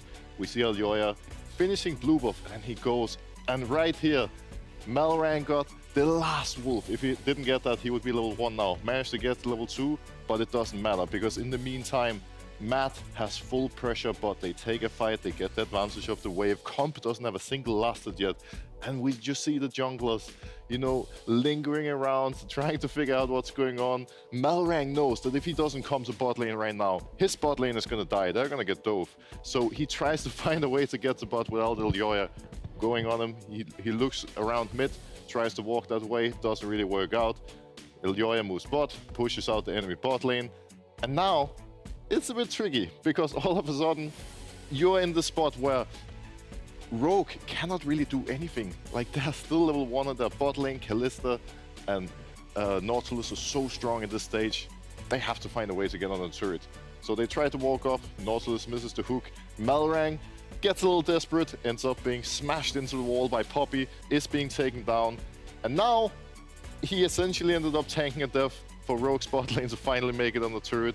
And we see Comp being able to get some last hits and get level 2. But a chaotic start, but all in all, very well played. by the Mad Lion squad, using the advantage against the Yuumi. And oh my god, I think last game we said Armut's not allowed to play League of Legends. This is so difficult of a situation to be in, right? I think because as Rogue, you do know that it's going to come to those team fights. So obviously you don't want to leave your Jhin completely without anything to fend for himself. But that does mean that you're then also giving up other things on the map because you're trying to protect him. So difficult situation all around. We started the day by highlighting a clip of where Mad utilized their early wave pressure in order to set up an invade. This is a more extreme version where they do it before level 3, they do it at level 1. But it's a great example of what Mad love to do and where they take from the LPL, where their whole approach is, we know Champion A is stronger than Champion B, so let's fight. And you can see how they don't hesitate. The bot lane goes all in at level 1. The jungler is looking to fight the enemy jungler, and then they get that mid pro to then move Niski over as well. Like, it's just great coordination on the bot side,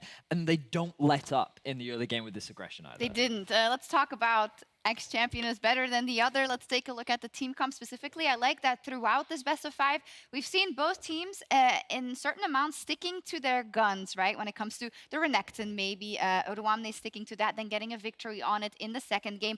Now again, Kennen again for Armut. Other elements, aside from maybe the bot lane, where I was a little bit surprised of where that all went, Broxa. But it's just showing you how things are evolving. So do you think Matt just had the right decision-making, staying on blue and making the choices that they did, and that netted them the win? I think it's pretty clear that Mad Lions had a solid plan coming in, coming into this game, because they finally got their hands on 2 prior picks, Kalista and Poppy. Poppy has been permabanned up until this point, and now, they just knew that Rogue were going to pick Yuumi. They had a plan ready, and they just shut it down immediately. I think that was really impressive. Yeah, the Poppy. The thing that stood out to me was Rogue was very committed to the Yuumi. We've seen the Yuumi commitment pretty much throughout the series.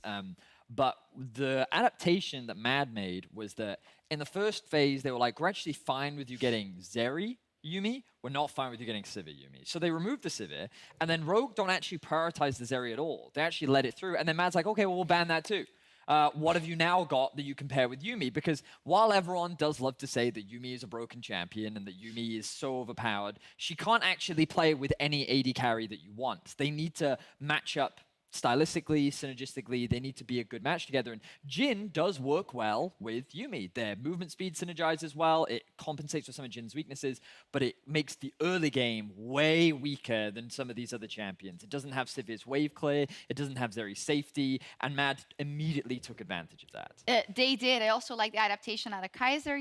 Went for the Enchanter 2 times in a row. We had the Lucian Nami in the first game as well. And now he says, no, I'm going to go for a beefy engage support in the Nautilus. And they just made it work. It paid out dividends for them in general in terms of those skirmishes, I want to say, because we didn't see as many full 5v5 full things. I feel like it was a lot of trying and waiting and holding back and picking off here, a couple of kills there. I think this was a game where Rogue just didn't have much agency in the early game compared to the other two, and they had no foot to stand on because of how devastating the early game for the bot side was. They tried to make cross-map happens, but we said it in the post-game last time around. We have to say it again. When Mad see an opportunity to fight, they're going to take it. And that was such a deep TP flank, and it was a little bit risky because it gave a lot of time for both sides to collapse, but Mad, they had the numbers advantages in these initial skirmishes, and then the second that Kalista shows up, it's an easy win for Mad Lions. And this was really the fight that kind of determined the outcome of the game because it gave such a massive gold swing over towards the Mad Lions. I feel a bit bad for Comp in this game because he was put so far behind already from level 1, and he actually played so well on the Jhin. He didn't die for so long, but there was just nothing he and the rest of Rogue could do because Matt got the lead and they just managed to take over the rest of the game with it. Yeah, super impressive out of them. I think also this bot lane matchup is something that we're keeping our eye on in terms of Unforgiven rather, and Comp, quite like the new age AD carries when it comes to European League of Legends, right? And especially Unforgiven, who does have a crucial role also in this game on the Kalista, obviously. Really coming into his own now in these playoffs. Yeah, definitely. Like the fact that when you play against Unforgiven, you have to ban Draven every game already gives them a nice advantage in the draft. And he has shown time and time again that he's just like the rest of his team, able to go for these super aggressive plays. When anyone makes a mistake, he's there to punish. I think that both Comp and Unforgiven are very similar AD carries in that they're very happy to play aggressive, they're happy to pick these scaling picks, and they feel like very complete, very flexible ADs. It makes sense why they were both voted as the top 2 AD carries at the end of the regular season, and it's great to see them both shine, but then obviously when you have 2 superstar AD carries, it very much then determines by the rest of the map. And this was the first game where we didn't see Mad Malrang being allowed to do what he's been doing in the early game so far, and that's ultimately what it comes down to. How much agency do the junglers have in these games? And it was the Elioya show. I guess it comes back to what Broxa was also outlining in Ready Check about how Malrang is going to make things happen for his lanes, but if he's stuck in one because we need to help this comp, then what else is he going to be able to do, of course? Let's look ahead, and we're going to be covering picks and bans after the break. But first, Matt is now on match point. You had a 3-1 prediction. You had a 3-2, although also for Matt, but you're at least giving it some extra mileage. Where do you land now, Broxa, in terms of if Rogue can fight back? I am still very confident in Mad Lions. I think this entire game was pretty much pre-planned from them, you know, in terms of the level 1. Like, you could see this is something that they had planned before going into the game. They executed on it perfectly. And I think now we need to see from Rogue if they can throw a similar curveball, change something in draft, try to change it up one way or another to get themselves an advantage and catch Mad off guard. But I'm not sure if they're going to be able to do it. You've probably experienced this a lot yourself, given your veterancy in the best of 5. But when it comes to banning, you often have a choice. You either try and remove things that the enemy team is comfortable on or things you can't afford to give them, or you remove what is OP.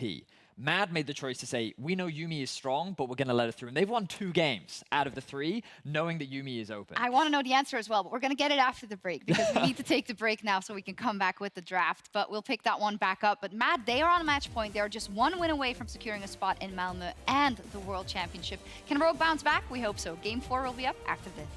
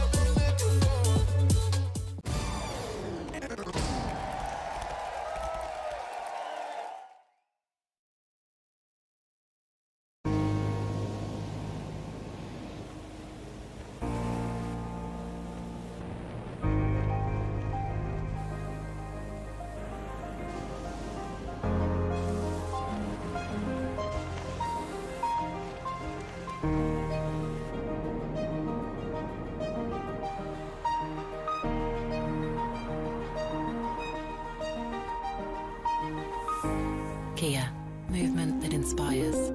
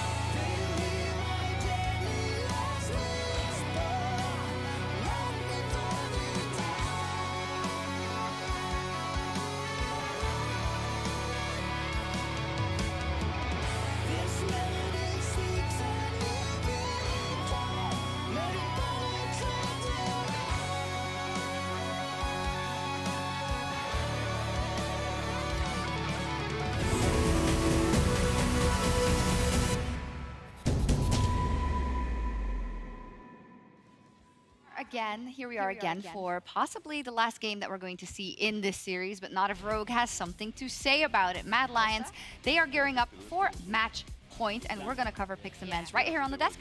And I have a small echo to myself, just going to signal that. As, yeah, let's pick up where we left off in terms of the Yuumi conundrum. You were asked the question, in your situation, do you get then as the enemy team? Mad have proven now that they are fine with letting the Yuumi through. So what do you think the course of action will be? Rogue is on blue. Yeah, well, I'm curious to see how Rogue is going to approach it, first of all, if they're going to be willing to first pick Yuumi at this point. Yes, commit to the cat. How far they're going to go for the cat. I don't know, honestly. I have no idea. What would you do? What would you want to see? I feel like Rogue should stop playing Yuumi and change it up at this point, because it is pretty clear that Mad are happy to play against it. Yeah. They don't care, and they won against it twice. So Rogue should drop it, try something else. Maybe they could look into the Nautilus, the Rakan, put Trimby on a playmaker, try to, you know, have something a bit more proactive. That's what I think. Where the funny thing that I've had throughout this day is I've looked at the champions being played, and I've been like, wait, they're on the wrong one. Because when you think of Kalista, actually, I think a lot of comp, because we've seen a lot of Zeri during the regular season coming out from Unforgiven, and we've seen more things like the Sivir, whereas from comp, it's been a lot more of the hyper-aggressive bot lane. So I expect Rogue to shift it up. Let's see what happens in this draft.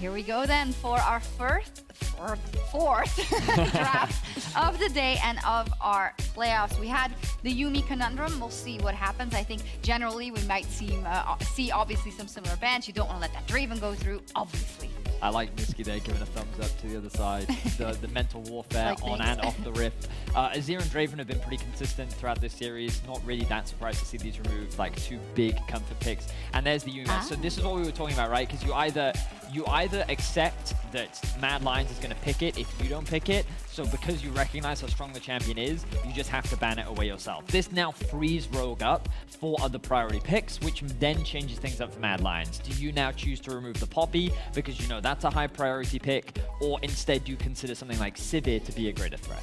It could also be something like a top laner. Up until this point, Rogue has perma-banned Gwen, and it's an option to either, you know, I mean, they could ban it now at 3, but they could also look into that early Gwen pick for Odo Amne. I'm also thinking of the Ornn. This is something that we did see in game 1, and then Mad have been paranoid about giving it away to Rogue while they've been on the blue side because there are other things they want to first pick. So the question is, are Rogue willing to first pick it, given that the Gwen is up and available and you know the Armor will pick it in as an answer and then you can go for more of a scaling comp? Or is Rogue going to stick to something that they know is successful in the past, which is strong early games, with Kalista currently being up and available? And at this point, it seems like they're going to look into the Kalista. Of course, it hasn't been locked yet, but it would make sense. Kalista is arguably the strongest AD carry in the game right now, has been very high high ban rate across various regions.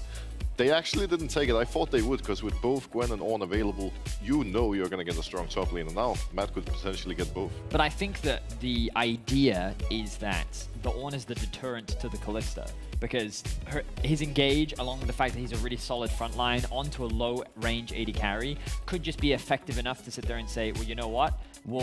Surely you won't pick Kalista into this. And they're saying, no, we're fine, we'll pick Kalista. They can also get the Gwen whenever they want, so they don't actually have to prioritize it now.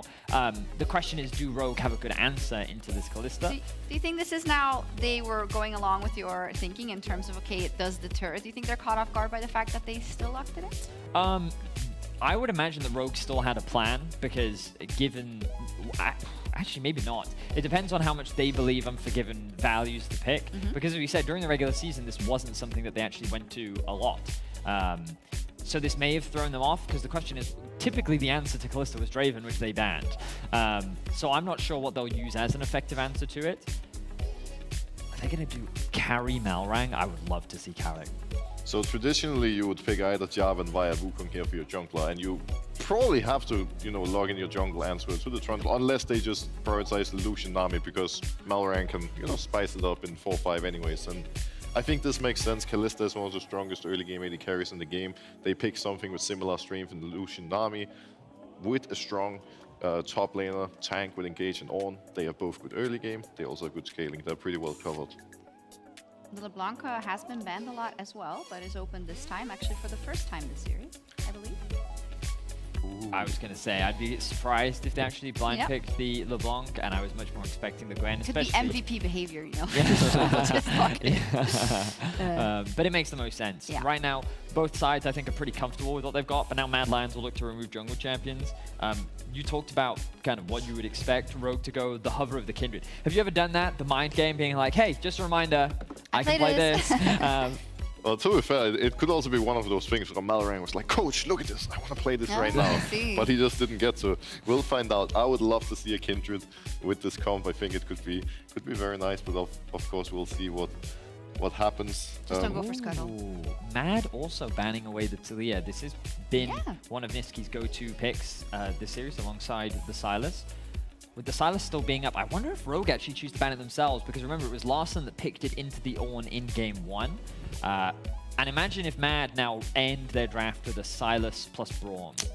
Like, that would be a pretty strong, like, you'd be worried about their engage, but as long as Sylas is able to steal away the Ornn ultimate, you've then got really great engage, along with great disengage, because that wall can block both the Nami ultimate and the Ornn ultimate. Yeah.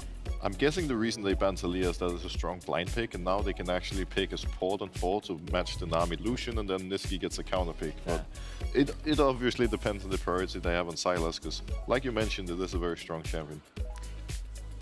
Does Amumu indicate anything to you? Well, true. I think they were just mainly trying to remove a lot of the strong engage supports that exist in the meta. They've removed one of Kaiser's comforts in the form of the Nautilus, and then with the Amumu gone as well, just a massive AoE, a lot of crowd control. When you think about Lucian, one of his biggest strengths is his mobility, and well, Amumu can be quite annoying at mitigating that. So Leona can also provide some of that. I think her main role in this comp is to provide engage, because that is the thing that Mad Lions is kind of lacking right now, the additional front line. Rogue is going to kind of beef out their front line. I wouldn't be surprised to see a control mage come through right now. They already have such a solid front-to-back team composition. Adding something like this would make a lot of sense.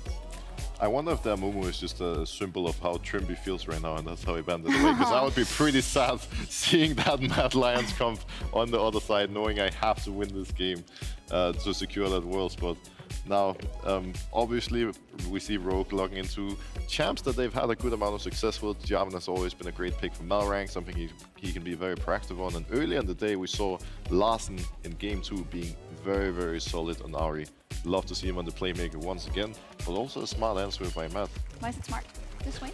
I think Swain just neutralizes Ahri really well. It's also going to be a little bit difficult for them with Rogue's comp to kill the Swain. Once he starts getting items, he's just going to be monstrous in team fights. And overall, Matt has a comp filled with champions outside of the Kalista that are so hard to kill in fights, and who can really just play as a ball and just roll over Rogue if they get a good start. Okay, I think you summarized the comp really well. Mad Lions, they're just a brawly comp. They're very obnoxious to kill. Swain, rather, builds a lot of HP, and he's like a drain tank. You have Trundle, who steals away your stats and makes himself tankier. You have Gwen is immune. You have a Leona, whose W gives her bonus resistances, and there's a Kalista who can pull her back to safety. Like, the whole comp is just annoying. What's the antidote? What's the antidote? What does Rogue need to do? I'm a big fan of Mad's comp. Ultimately, it's going to come down to the teamfight execution. Rogue are very traditional front to back, but they do have agency in the bot side of the map. I expect bot side to be very bloody. The question is who can unlock their mid lane to enable bot. Yeah, I think it's one again of the team fights that we're going to see, unless we see it be just a stomp in one or the other side, which we would hope for Rogue if we want to get to game 5. But we know that they're stressed right now. You know, we see it there. Larson is just making sure that his hands are in top prime condition to get into this game 4, because it could be Mad with this next win that locks Malmö and that locks their spot at the World Championship. Let's see who takes it. Let's get into game 4.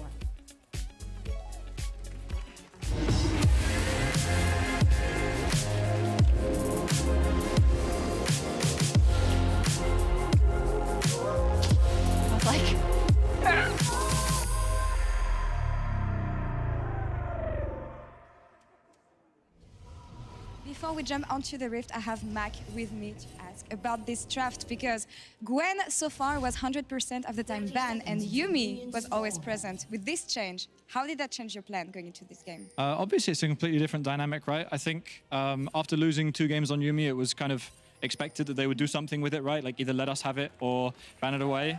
The crowd enjoys. I mean, I will be honest, I don't know many pro players that like having Yuumi in the game.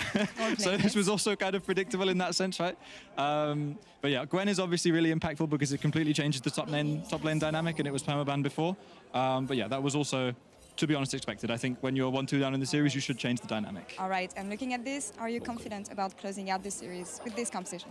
I like our draft. I like our draft. Oh, yeah. Let's see how this one plays out. Thank you, Mac. Back to you guys. Thank you.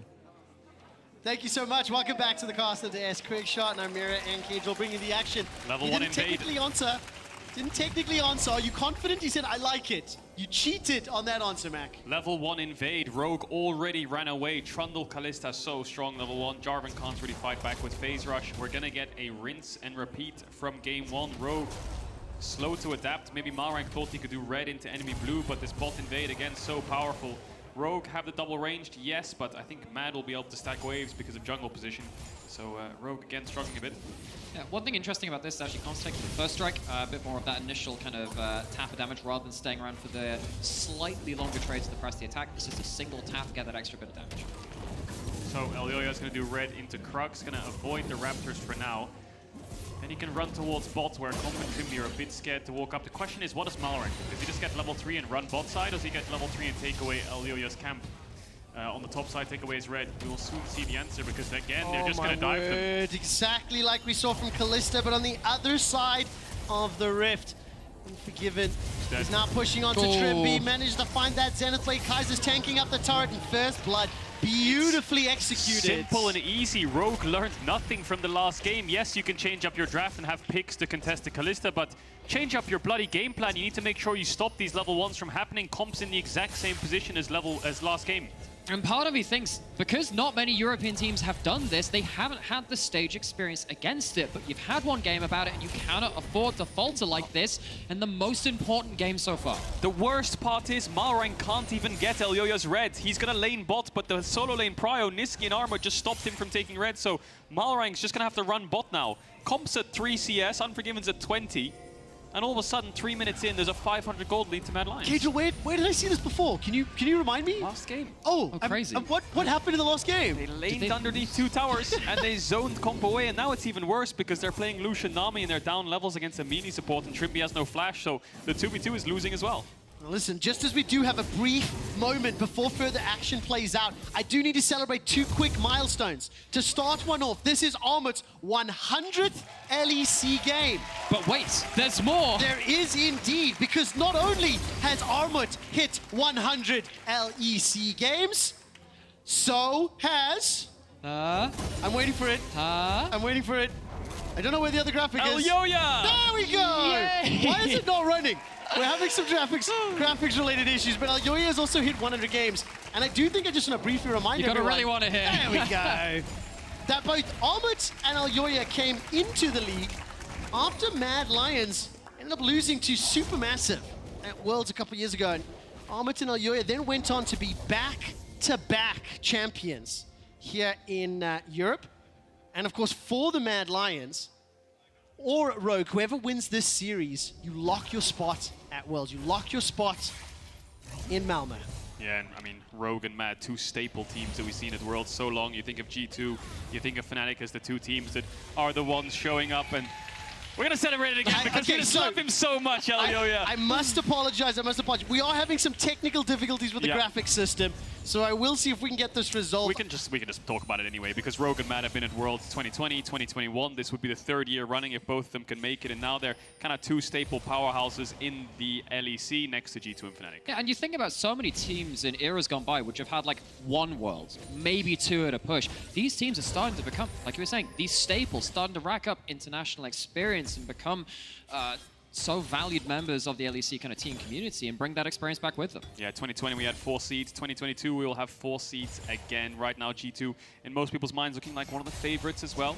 We'll see if they can win their series against Misfits or if Misfits can cause an upset to play against the winner of this series. But either way, again, winner of this series locks Worlds. Yeah. The other will go to the lower bracket. Armwood trying to contest some top waves there against Odo. What you're seeing on your screen at the moment is because I hit the button to run the graphics so many times, it is now running several times again. So I will once again apologize to you. We should hopefully have that resolved going forward for the rest of the game. And to bring it back on screen, Mad Lions this time round at 5.5 minutes did not live in between 2 towers, did not live inside Comp and Trimby's face. And therefore, that CS advantage is significantly lower You pressed than the button what it was. a lot of times, I didn't you? really did. I really tried to get it working. So I must apologize about that. This will stop eventually as Niski will be able to use that Claw of Doom to pull Larson towards him. And Mad Lions, again, off to a strong start in the laning phase there, Namrio. Yeah, and because, you know, most of the games which Rogue have looked very good, and it has come from these stable lanes, when you have these 2v2 bits going kind of awkwardly, you start to worry, particularly when Lucian is meant to be a lane dominant champion. Malorang's trying to help support them. Well, that's knockup from the Aqua Prison. Kaiser goes down. Malrang was there at the right time, but Unforgiven gets another back. Malrang's the next target. A bunch of Rens in his behind, but he doesn't get popped. Niski was able to roam, get down to the bottom lane, but crucial kill there secured by Malrang. It's a 1-for-1 in a 4v3. Larson was stuck in mid with no mana, and Niski was able to roam down first, so I think Rogue will take that any day of the week. They might lose a Dragon for it on the back end, but Larson will get a base off. Well, see if he actually keeps around 4. It doesn't look like it right now because Unforgiven is not too happy sitting in a 1v1 with the Lucian, or rather, maybe he can just find his way onto him. Oh, let's take a look here. Comes Yoya. The Revice is up. Flash cleanse used. Oh, the Swain not going to be enough just yet. Comp does escape with such low health. Oh, that Vision of Empire does so much work because there were some points when Swain's support was the thing. Actually, you would max the W first, and then you have so much range on it. It's effectively a semi-global. It has such a long range, and just walking down into the river, you can see it just gets down there. Lots of damage piles on. Both of these teams, once again, realizing bot lane, kill lanes. You've got to get them ahead. Let's throw resources at them. Good match there by Malrang, identifying the Kaiser wants to make the play happen. He has around a 10-second window before Niski would collapse, so they managed to get the kill onto Kaiser. Good bubble follow-up from Trimby too. Kaiser loses his flash and dies. Bot lane stables, a bit more stable now for Rogue. CS evened up, only a 400 gold lead right now for Unforgiven, but when Comp base is here, he should be able to match some of the items that he's up against. And you can feel the difference, the Lucian Nami as opposed to that Jin Yuumi. The ability to answer this Kalista lane with the Lucian Nami significantly more impactful in the low levels in the early laning phase, meaning they don't get bullied or beaten around quite as much. It's Rogue that have started off this Rift Herald, and Mad Lions are challenging. Both junglers level 5. Both junglers only have the 450 smite, I believe. I'm not sure if that's just on the graphic, but they still have their jungle item on Elyoya. Fight kicks off Niski. Armid stepping forward. He's thrown out all the needles, manages to pick up the kill onto Odo1. Mad Lions bully Rogue away. Malrang's not done yet, though. Only level 5. I don't know if he wants to challenge. We'll see. You don't have the tidal wave, don't have a lot of ability to engage. There's the flash. The charm was fantastic. Pulls Kaiser backwards. Now the Rift Heralds actually reset. Running back into the pit. Malrang's going so incredibly low. Here comes Unforgiven. Rogue are wrecked and ruined inside the river. Trimby's going to get popped. One more shot. Niski able to secure it. And Niski forced to go good guy, Unforgiven. Unforgiven tanks up the shot to save his mid laner's life. Fantastic play by Niski to follow up and punish Rogue here in this game 4. Mad Lions sitting on match point, have the lead, but the Arnold is going to connect. Is there any follow-up though? Niski! Oh, Valo's breath will secure it. Odo1 is here to play. Unforgiven's going to flush over the wall, hop over the wall. Thanks to that PS. Now Yoya joins the fray, and we have Malrang's here as well. Into non-stop fighting. 5 kills to 1. It is Mad Lions that are ultimately significantly further ahead. And again, every single game we have had today has been an utter brawl. This Herald fight, though, I look at what Rogue has in regards to the ultimates they have to play around there, and I feel like they misplayed that fight. They didn't get to the point where Ornn could just rake that ult across the team. Odo was caught out in the middle of the enemy team, not able to get a big call of the Forge Guard, and Mad played out that fight incredibly well in shutting him down. They did, and just before you continue, Kadril, I just want to let the viewers at home know that our in-game HUD has broken down just a little bit. So the gold, the kills, the scoreboard, you can see the timer as well. They have all frozen while we continue to work on the graphic system, which I did not break. I want to make that clear. Just keep that in mind. Kedril. Yeah, I was thinking if they were picking up the Herald, but now that you say that, I think they did pick up the Herald. We just can't see it in the inventory. Herald secured by Elyoya. Oh, so Elyoya does have Herald. I was thinking for a second, does he have it? Yes, he does. Herald is picked up. They didn't forget about good old Shelly, and now Elyoya is looking bot here. Ooh, it's going no one wild. has anything. It's all going crazy. Elyoya looking for Odo. Damn it, Vedius, get outside of the graphics machine. No paranoias here, as Odo Wame is going to be the target. Elyoya and Armor running him down. Below 600, 700, 200, 100, and dead. Malrank, Cataclysm locks in Elyoya. That's at least 1 kill back. It's 6 kills to 3, 18,000 gold to 16.5. Madline's up 2k. Yeah, but then a lot of that gold is starting to nucleate onto Armor, onto Gwen. And this game is probably the game in which the top laners are going to be most useful. We've seen a lot of Renekton struggling in team fights late game. We had that one Ornn game earlier on, which is of course very, very strong for Armor. But when you have the Ornn versus the Gwen, they are going to use those resources well. Getting kills onto that Gwen, very good for Mad Lions, very bad for Rogue. Gonna get the Dragon, Unforgiven looking for those plates. Comp and Trimby now on the way to match. Yes, we don't have a scoreboard, but we thrive in the chaos. Rogue and Mad having a bit of a bloody game back and forth across the board. I think for now, Mad Lions still ahead. Where will they put that Herald? Top tower looks quite juicy for them right now. Elyoya on the way up, could just drop it. Comp and Trimby, no response just yet. No TPs, no jungler. Well, very quickly, that gold difference is still only 2,000. As you mentioned, Elyoya does have the Rift Herald in his inventory. We are working on updating the HUD. We should be able to resolve it in the not too distant future. Trimby will be able to sidestep that Solar Flare, but the Zenith Blade does not. Now Trimby's caught down. Comp's trying to use the culling, chipping away at Mad Lions. They've got themselves 7 kills already. Shelly gets dropped. Caught. Gone. Not going to find it. Odo is interrupted. The boop comes through. The tower falls, and it's Mad Lions extending even further. Oh, Niski's Swain is so clutch, man. It is just so good in these scenarios. Goes bot lane, has that vision of the Empire to get that extra damage down, and in the top side, interrupts that Ornn ultimate, turning the play around. Yeah, we'll see it again here. Elyoya was thinking about maybe he has to run away. There's 2 of Rogue trying to collapse on top of him, but they know the jungle top and mid are showing on wave, so they just commit onto Trimby. The ult misses because of the pillar, yes, but they managed to get the kill. Trimby really struggling this game to find his way into it. Comp tries to turn. We got another fight. We do indeed. Armor is the target this time round. Larson and Trimby trying to run him down. He gets away from the Aqua Prison. The needlework comes out. Not enough damage just yet. Can't find the snip, snip, snip, and the ebb and flow finally does it. Trimby gets the kill. If you are looking at the HUD, you can see some of our numbers are updated and now working. The top scoreboard is accurate and correct. I can confirm that. And I will say, we were talking about Niski Swain. Yes. He's 2-0 this summer, 15.5 KDA. But the thing I want to highlight, 83.8% kill participation. And that is so huge, because if in this game, you need to be worried about every fight. Swain landing that crucial locker up of that never move, landing that W from somewhere just randomly on the map, it changes your damage calculator. It's like a mini Karthus ult even. Yeah, really, really difficult to deal with, and freaking annoying mini Karthus ult that you can cool down a lot. And as you can see, the scoreboard trying to get cleaned up. Please do spare thought for the production team. I know it is frustrating for everybody viewing at home, but we have a live broadcast with a lot of technical equipment that are interconnected, so it's not as simple as just reboot the graphics machine. There's a lot of things resolved in trying to work on that. I hope you turned off your targeting computer. But I want to bring it back up. Use the force. No, Mira. 14 minutes in. 3,000 gold up. 1 tower to 0.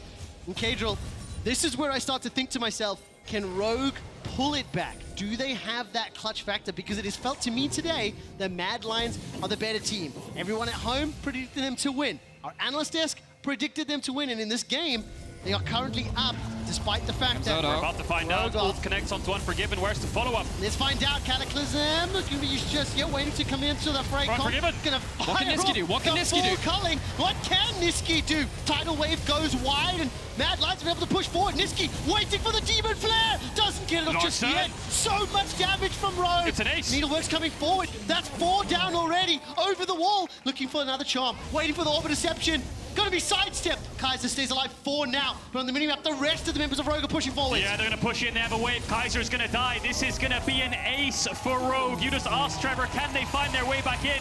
They answer, hell yes. Rogue's not done in this series just yet. That's going to be a bot tier 1 as well. And a lot of shutdowns. I accept the caster curse because I want a game 5. I think everyone does. These teams, every time they meet, it has just been neck and neck. These two are really bringing, again, the excitement to what is one of our premier rivalries here in the LEC. And in this fight, I love the way that Odo Omnic is just stamping his authority on this fight. He's struggled to have impact in most of the games this series. The Ornn has been exceptional at reaching those targets so far. A lot of clutch moments. Larson on the flank, the bubble connecting onto Unforgiven so the culling can land, forces him out of the fight. Rogue fought in a tri-bush. They came out on top. They're going to get a bot tier 1. They're going to get a Herald. They're going to get 5 kills.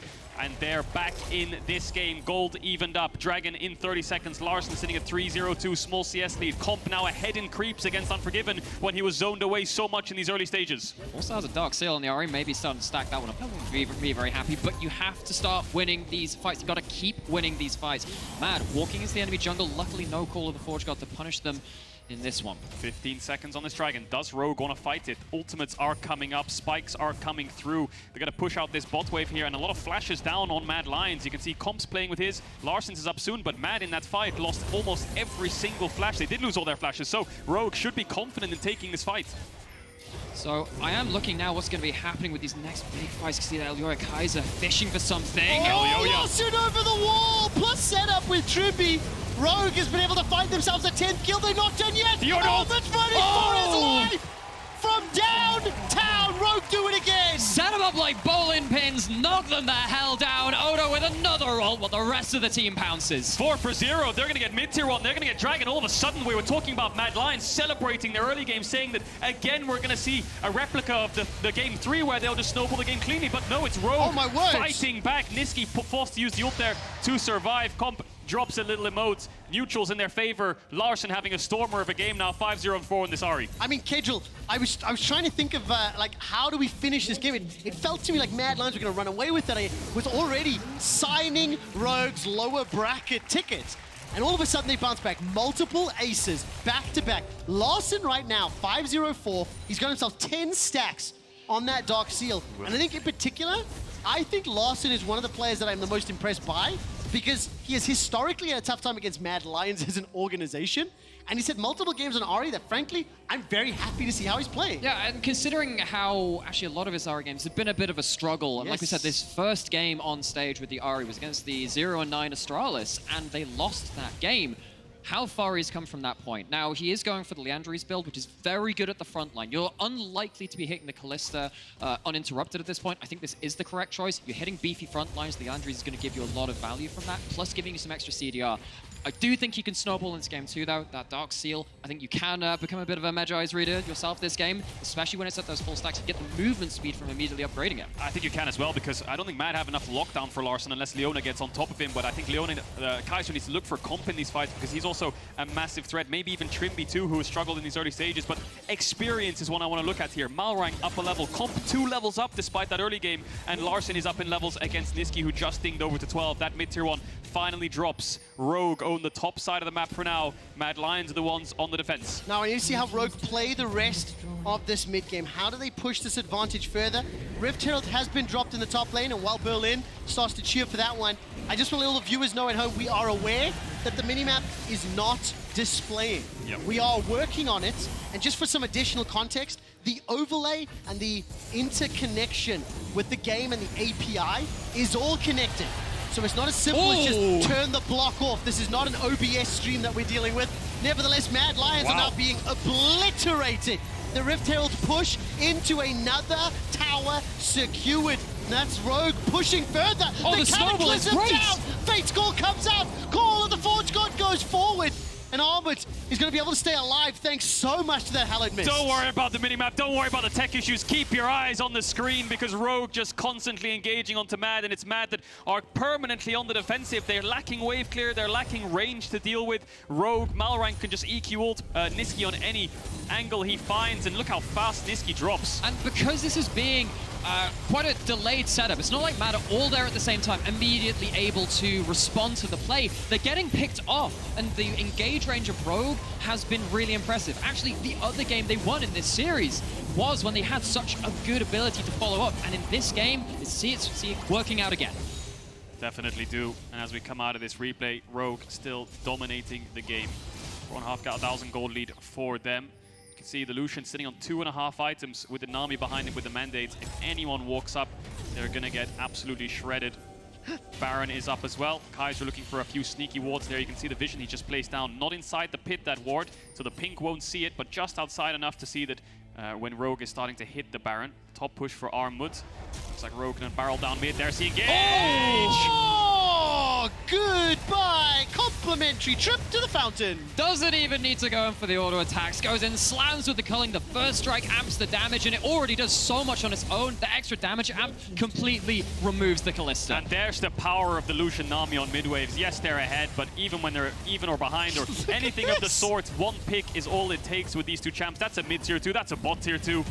And you know what? Some of my favorite memories of Rogues and Org is when Hans Sammer was playing that Lucian into the likes of your damn one, into the likes of so much. You can switch the AD carry, but the comp in Rogue has been so good with this Lucian at finding these picks this game. So good indeed. I want to ask a question to Kadril and Nymira and tell me if it's fair or not. We'll do it after this fight, as Larsen's going to look for that orb. But Deception! The Spirit Rush into the charm! You have no that mana. was beautiful. Alyoya is now trying to run down Larsen. He's already flashed forward. Frozen Domains run out.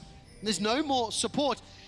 Fair or not, and be honest with me, Oda Wamne has had more impact with Call the Forge God this game than I've seen in Renekton this series. Yes. Oh, it's a few chuckles from the audience. His game 2 was not bad on Renekton. I don't want to take that away from him too much. He did have a Question lot of is, impact, but did it have more impact than currently his 7 assists, multiple setups and roams on Ornn before 22 minutes? Odo always pleases when he plays the Ornn God. It's one of his favorite champs. I know in his stream he's got a lot of Ornn emotes, so he's pretty happy. They first picked it and it's paying off. We're back! We have a mini-map, ladies, gentlemen, and everybody else. Again, thank you to the production team. It is very stressful, and there are a lot of things to back and forth as we now have vision of both the players as well as the minimap. Crucially, taking stock of the situation, the pressure is all on Mad Lions. Yeah, now that we have the minimap, we can talk more about the vision game. You know, Mad have defensive wards on their top side. They need to sweep away Rogue's vision in case of a start. They need to know the exact timers Rogue are on. They need to have wards around the river in case of a start, because Rogue can finish this pretty quickly, and they have really, really strong turn on Lucian, on Jarvan, on Ornn. One flick of a button, and anyone who walks up on Mad will die. Unforgiven, no flash as well. Yeah, and this gets very difficult now when you're on Soul Point for Rogue, because Mad won't have the choice of just sitting back and letting something go. Once you have both sides of the map, you need to try and ward out. You need to start seeing these objectives being started. Mad Lions have to be very careful about how they approach, but they still have to approach. They are obligated to be on the map, and Rogue are going to start trying to see if they can tear them apart. This brush right here, one of the most dangerous brushes in the game. Comp won't face check it, Trimby won't either. The only way you can really get the ward in that area of the map is if you go something like this. You go up and around, and then you come down onto that brush. You can't really face check it straight up, so we'll see Rogue do that shortly when they base. Trimby gets his wards back. We'll see them do that exact pathing to get the topside vision for a Baron start. Now, for Mad Lions, how much time do they need before they can start to feel a bit more competitive against the lead and the advantage? You know, Arya and Lucian are so strong. Nymira, is it items? Is it gold? What do they need to get back into this game? So I was wondering if there was a side lane option, because of course they've got a Gwen into an Ornn, but this is actually going to be the crazy ult one-shot magic pen from the Shadow Flame build on the Gwen. So I don't think the side lane option is going to be that available, particularly actually since Larsen's been doing very well in the Ahri versus Gwen matchup. Actually, Ahri is typically not a great champion into the Gwen. You kind of go in, you jump in, you get absolutely one-shot.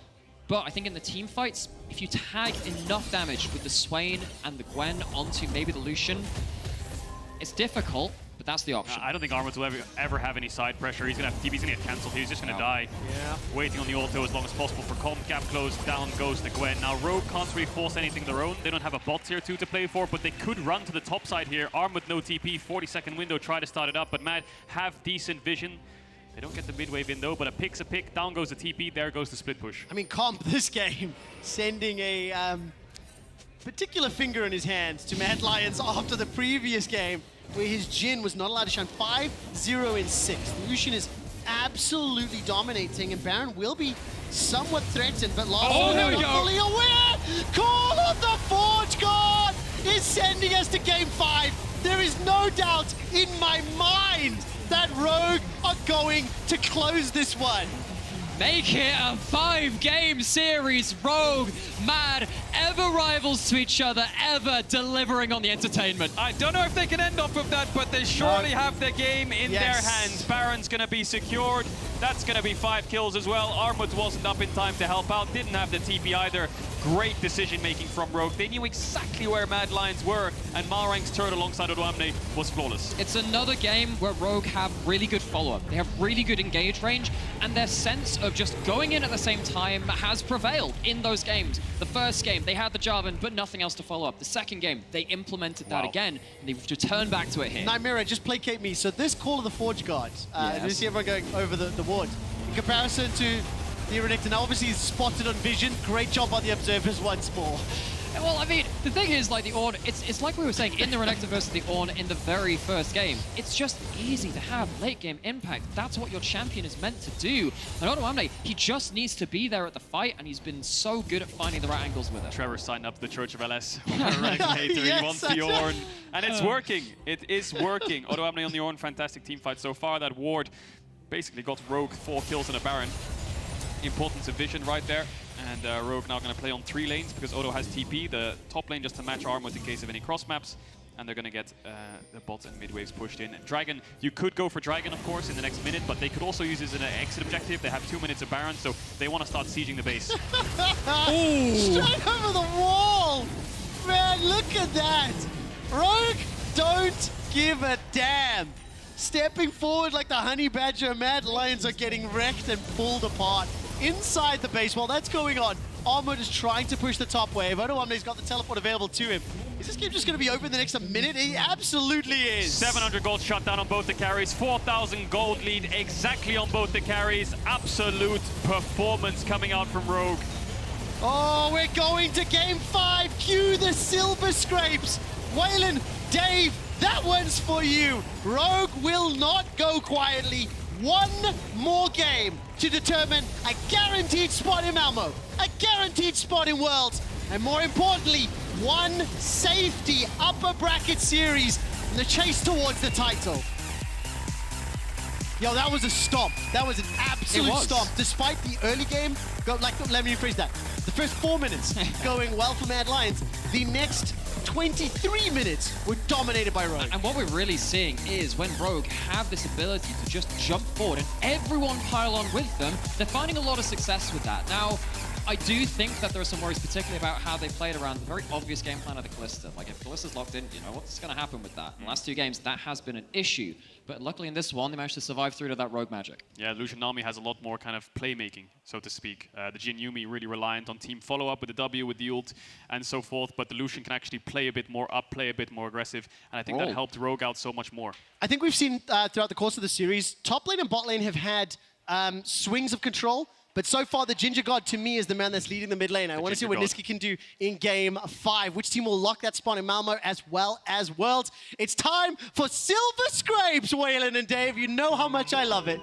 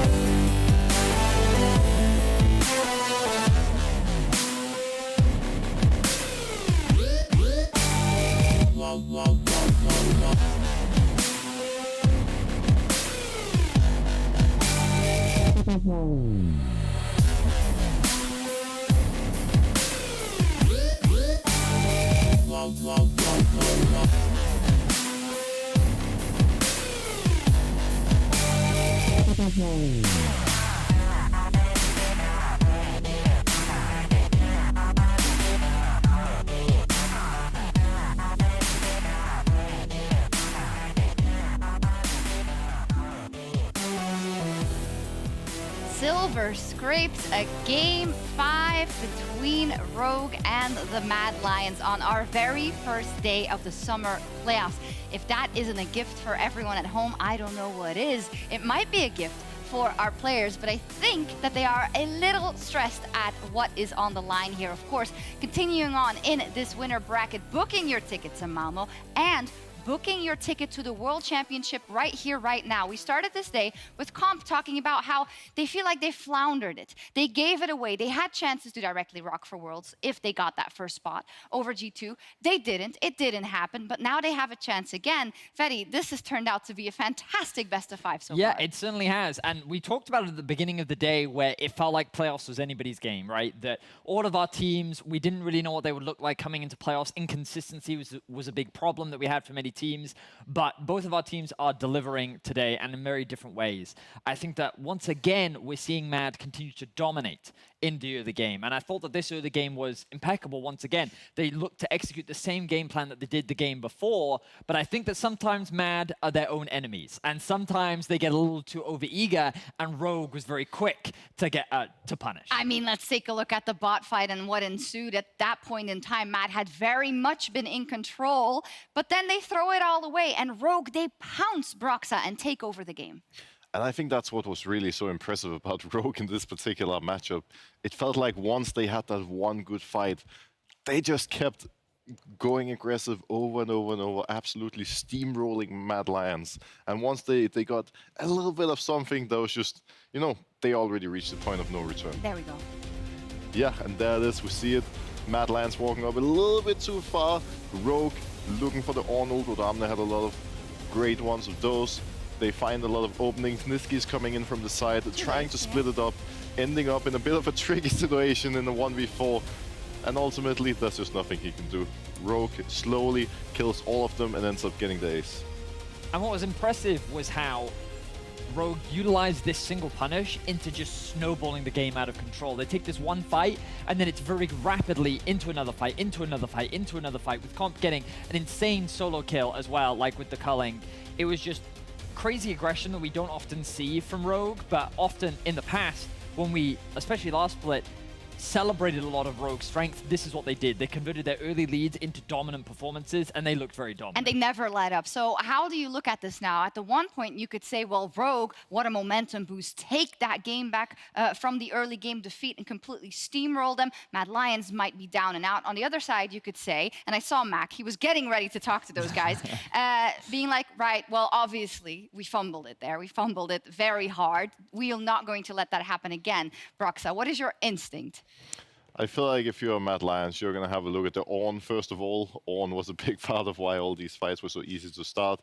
Perhaps the Jarvan, but that's something they already showed that they can deal with earlier in the day. But most of all, Mad Lions had a huge advantage. And if they snowballed correctly, if they used the early game advantage the same way that they had in the previous games, they would have won.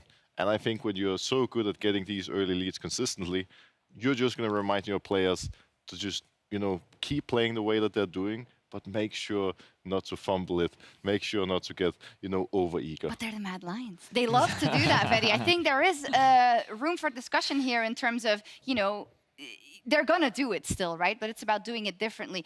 Talk to me about the kind of Yuumi evolution we saw then, right? Now, Rogue going, no, we will actually ban it away. We're going for the Ornn first pick. Then Kalista was picked on the other side. Do you think there's where Mad Lions dropped the ball? Yeah, well, I think that the drafts were actually fine. I liked Mad's draft, and I think that with the early game lead they had, they didn't really need to push anymore because I thought that the scaling angle that they had was still very good. It was only going to get harder and harder for Rogue to play the later into the game that they went. The thing that stands out to me is kind of, as we've already been talking about, sometimes Mad can be their own worst enemy with their desire to just keep pushing the game forward, and sometimes they end up hurting themselves. But I think that for Rogue, the biggest adaptation they need to make is this Callista. Yeah. I don't think they can afford to give it anymore. Or they need to be willing to leave the Draven open too and say, we will insta-lock Draven, and if you want to go Callista, we don't care because we can fight you in the bot lane. But this bot lane 2v2, you need to make sure that you have a matchup where you're not going to get dived at level 2. Let's talk a bit more about that bot lane matchup then, because it has been kind of the focal point of this series on both sides. We have two ADCs who are at the top of their game, and they're doing so much work for either of their teams. Broxa, what have you found about the evolution of this, no pun intended, Lucian, Nami, etc.? We even saw the Jhin come out, but how these kind of drafts have evolved. I think at this point, there's no doubt that it's all going to be about the bot lane. It has been so far, and I think the Draven is going to continue being permabanned, but looking into something like the Callista is going to be a good place to start. Possibly even denying the Lucian from comp at this point. There's a lot of ways that you could go, but these strong early game AD carries that can set you up for success, I think that's where it's really at, because the scaling is nice and all, but it hasn't been the most successful. It's great to see Europe having such a stacked role. Often we can see like very clear top favorites, but I think that these two, I mean, we know that they voted, but we know how stacked this role is here in Europe, and the competition is crazy. And I think what's crazy is that both of them are playing, as you rightly said, Shox, at the peak right now. I feel like we've seen standout performances from each of them, and I think that because we're in such a heavy team fight focused meta where fights will happen over the Drake, over the Herald, over the bigger Baron and Elder, like these are the players that have to step up, and ultimately giving them champions that have the agency to do that is what it's all going to come down. Yeah, they've been very instrumental in the wins their teams have gotten, but they've never been the fault of their teams losing in them. It just was the enemy focus was just so high on those bot lanes. In this fourth game, it was completely different, of course, but I feel like we've seen a lot of looks from these teams too. Despite we know the might of the bot lane, we've seen different picks, we've seen different looks, we've seen different approaches, but it was Mad coming above in that early game more often than not. So should you as Rogue now look to definitively break that in a decider game? The question is how you're really going to break it, right? Because they only have a certain number of bans. They've already been perma-banning Draven the entire series. They now decided to give up to Gwen. That's something they're probably going to continue giving Armut because it basically didn't have an impact, right? And I think more than anything, what they did this game, what they did in the game earlier, putting Larssen on Ahri, has been really impactful. Giving him that playmaker, having some tools of your own so you can actually match them.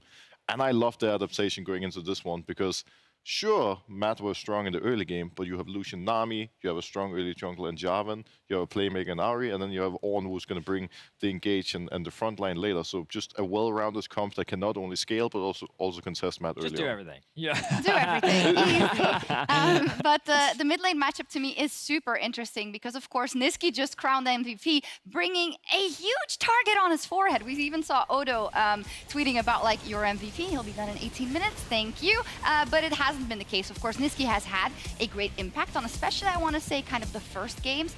And then Larssen has really come into his own. We were talking about how Mad love to roam aside the map various. Have you seen a certain uptick, especially on that Ahri, in the way Larssen is approaching not only his lane, but also the impact he can have on the rest of the map? Well, I've always considered Larssen to be a very good player, right? I think that the biggest criticism that always exists around Larssen is, can he clutch up when his team needs it? And now we're in Game 5, so this is your opportunity. Because he still had a very good series. I thought his Sylas in Game 1 was very good. I think both of his Ahri performances have been very good. And I think that the mid lane matchup is just as competitive as the bot lane one. The reason why I think the mid lane matchup is so important is because we've already talked about it a lot today, but the way in which you control bot is through mid. And that's either playing through mid and getting them bot, or just allowing your mid laner to have enough push to be able to roam on their own. And I think that what's great about Ahri is it gives Larssen the agency to do that independently, which means that Malrang doesn't have to throw all his resources into him. This then means that if he can get out on the map, Rogue's early game looks a lot stronger. And the junglers have been on point as well. Then the top lanes we were talking about, it's true we talk about Armut versus Odoamne, but I think the echo here was, well, yes, they're there for their teams, but they're not the reason their teams are losing or doing necessarily, I won't say anything. Is it then just best to just be put on the Ornn? Because it's not going to matter what you're doing up top there anyway, so it's going to matter what impact you can have on a team fight. And we know in something like playoffs, the value of those Ornns goes up so much. Yeah, definitely. This game has been mostly, jungle bot lane focused, and just, accepting that this is not going to be your time to shine as a top laner, I think is fine. Drop the ego, don't play Renekton, and look into the Ornn and just, set your team up for success in the later stages. A lot to talk about in terms of what choices they're going to make, but as we go into the game, let's focus on the bigger story here about the growing rivalry between Rogue and between Mad. Mad has a win streak in terms of best of fives over Rogue, but I don't think we've often been in this position because it has been a reverse sweep. It's been a clean 3-1. I believe also maybe, no, not a 3-0 in there, another 3-1 in there. There is a 3-0 in there. There is a 3-0 in there as well, but this is a point where we now have a decider game on even keel between the two Veti, and yeah, hopefully it delivers. And it feels like both teams can feel confident about coming into the game 5 as well. Brox is right. If you're Mad Lions, you can just sit there and say, that was our game. We lost it. Rogue didn't take it from us. We can just do the same thing again. It's not a problem. Whereas Rogue can sit there and say, we know exactly how to beat this team. We know how to punish them. We know how to punish their mistakes. This is our game plan. So from both teams' perspective, they can ride that momentum into game 5. They both probably have a very clear game plan of what it is that they want to do. And I think that we're set up for a perfect game 5. So your prediction was in fact 3-2 for the Mad Lions, and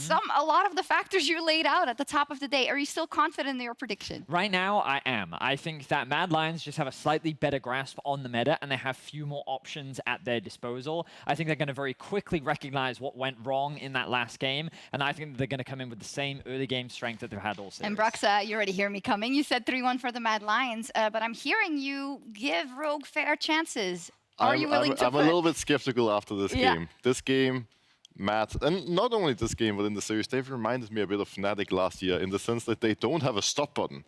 They just constantly go without thinking. They just go crazy, take fights they shouldn't, they overextend, and I just miss the consistency. I think overall, both of these teams have been great, and I'm going to give a slight advantage to Rogue at this point, actually. There we go. That was such a big lead. You can't throw that away. I think Rogue also has the momentum at this point. In my mind, if you're Rogue, just survive early game, you're probably going to be fine. You can make it happen. I love it. Two diverging opinions here on the desk. Perfect to set us up for game 5 between Mad and Rogue. One final time today. Let's send it over to Quickshot, Kadril, and Nymira for the cast. Take it away. Thank you so much, Shox. While I do agree diverging opinions, I hear a flip-flopper, and that does not make me happy. Let's find out what happens in game number 5. Because Mad Lions lost game 4, they had side selection. They elected to go blue side. That's not surprising. I'm going to turn to Kadril and say, what do you expect from the draft? What should the priorities be? Because it's 2-2, this in-game meta is now going to impact the final draft. I wonder if Rogue have to ban 3 ADs on red side. Draven, Kalista, Zeri. 3 AD bans. In game 2, we saw them do Draven, Gwen, Zeri, but I don't think Gwen's a problem unless they ban Ornn on blue side in the first 3. Maybe they can match it with Renekton. We'll see how confident they are, but game 5 draft is loading up. Let's get into it.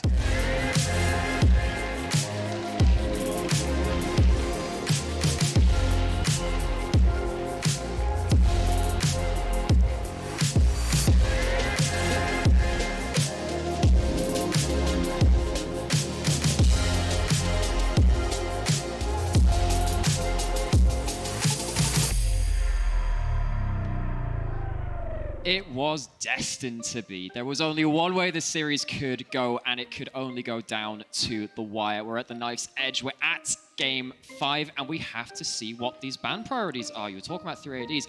I don't think you can let that on through, though. There are some difficult choices that Rogue need to make on that red side ban list. Of course, with the music in the background, I'll pass it over to Bob the Builder. You're going to drop some bars on us as the draft plays out.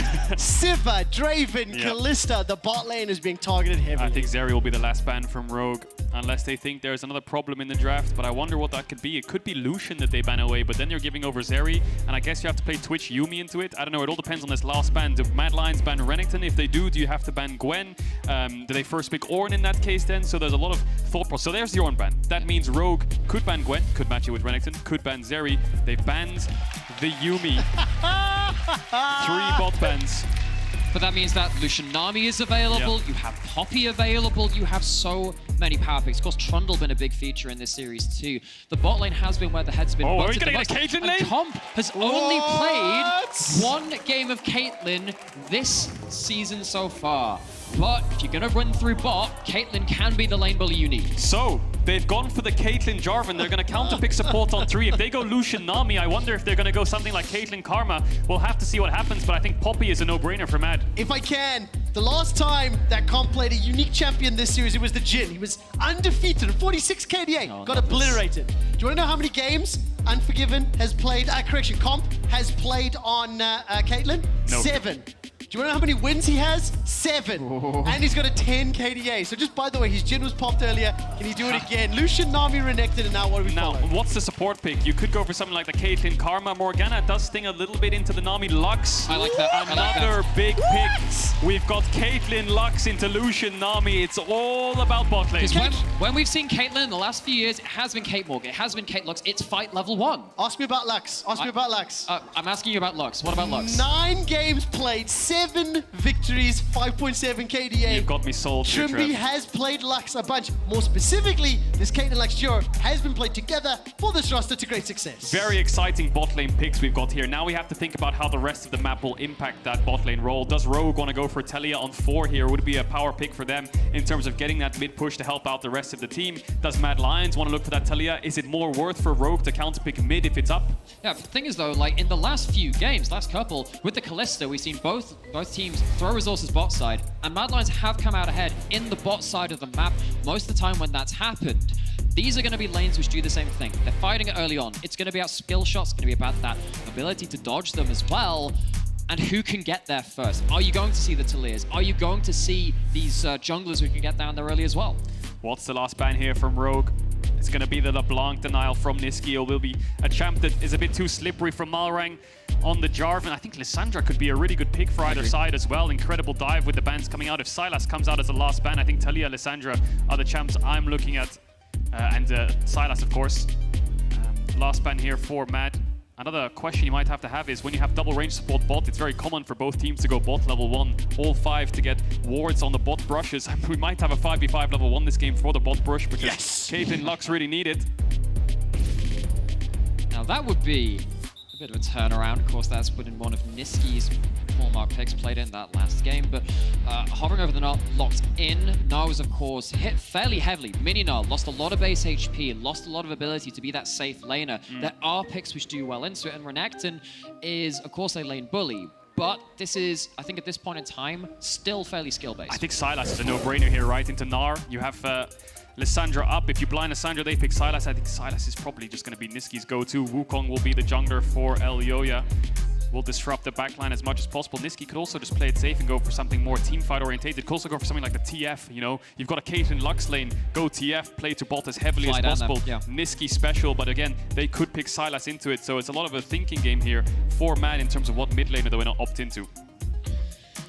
What I'm seeing is also a lot of ability to just make Caitlyn really sweat in team fights. If you ever start falling behind the pace of the game, you don't get to control the terrain you're choosing, you're going to have a Wukong on you. You're going to have a Renekton flying over the side. A Tidal Wave can actually be very threatening at that point. Of course, Sylas stealing a Mega Gnar roll, stealing a Cataclysm, which of course is a large AP ratio when you steal it with that Sylas, becomes incredible threat towards comp. You have to get ahead in this game to save your Caitlyn's positioning. What is Larson going to pick? Are we going to get Larson Corki here or something, I wonder? Some kind of control mage special from Larson?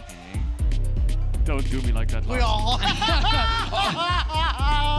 It's an Orianna, so a control mage, yes, but they have 3 melee champ divers, which is going to be a bit of a tough task for Larson to kind of peel up against. Oh, but on the other side of this, though, if you dash forward with that Lucian and the Sylas and the Wukong, one shockwave could just obliterate what Mad Lions want to do. Mad Lions, they cannot afford to go straight at Rogue. They need to find multi-directions into this fight. Otherwise, the Caitlyn, the Lux, the Orianna, they're going to shred you.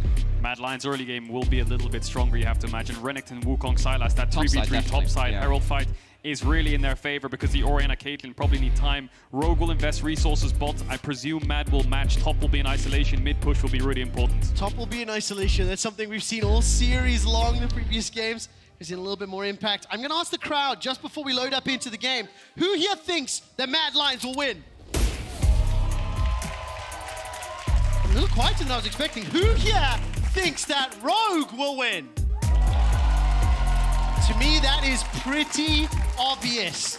I did a quick check-in with Analyst backstage. Mad Lions is the vote for Vedius. Even seeing the draft, he's decided not to flip-flop. The other flopper, on the other hand, I'm waiting to see if he'll change his vote. We're loading up into game. A win here guarantees Worlds. A win here guarantees an appearance at Malmo. And a win here guarantees you're one step closer to hoisting the LEC trophy, which is sitting on stage right now. It's Rogue vs Mad Lions, Game 5.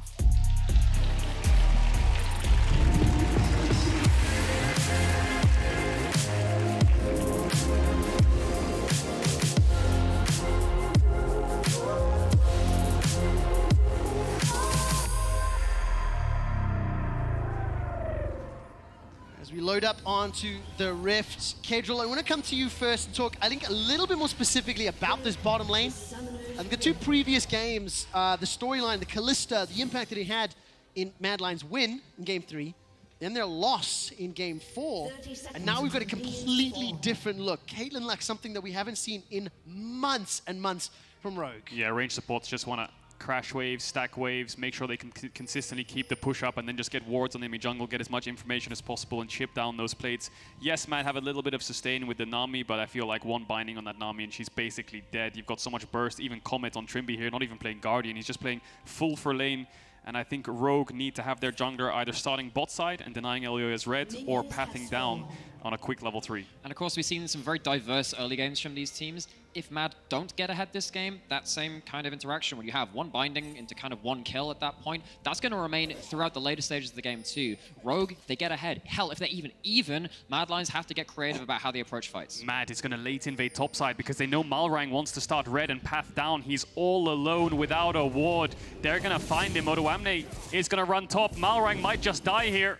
Oh my word! So good from the observers. The vision's out. Malrang's already escaping, does not die, but will once again lose his jungle buff. Is this the third time in a row? Third game in a row. He's losing his first buff of the game. It won't hurt too much because he can get level 3 off his bot camps, but it means Elioya can take his red raptors. No, he's going mid for a gank and he's going to cross back into bot side. It looks like Larssen will respect it.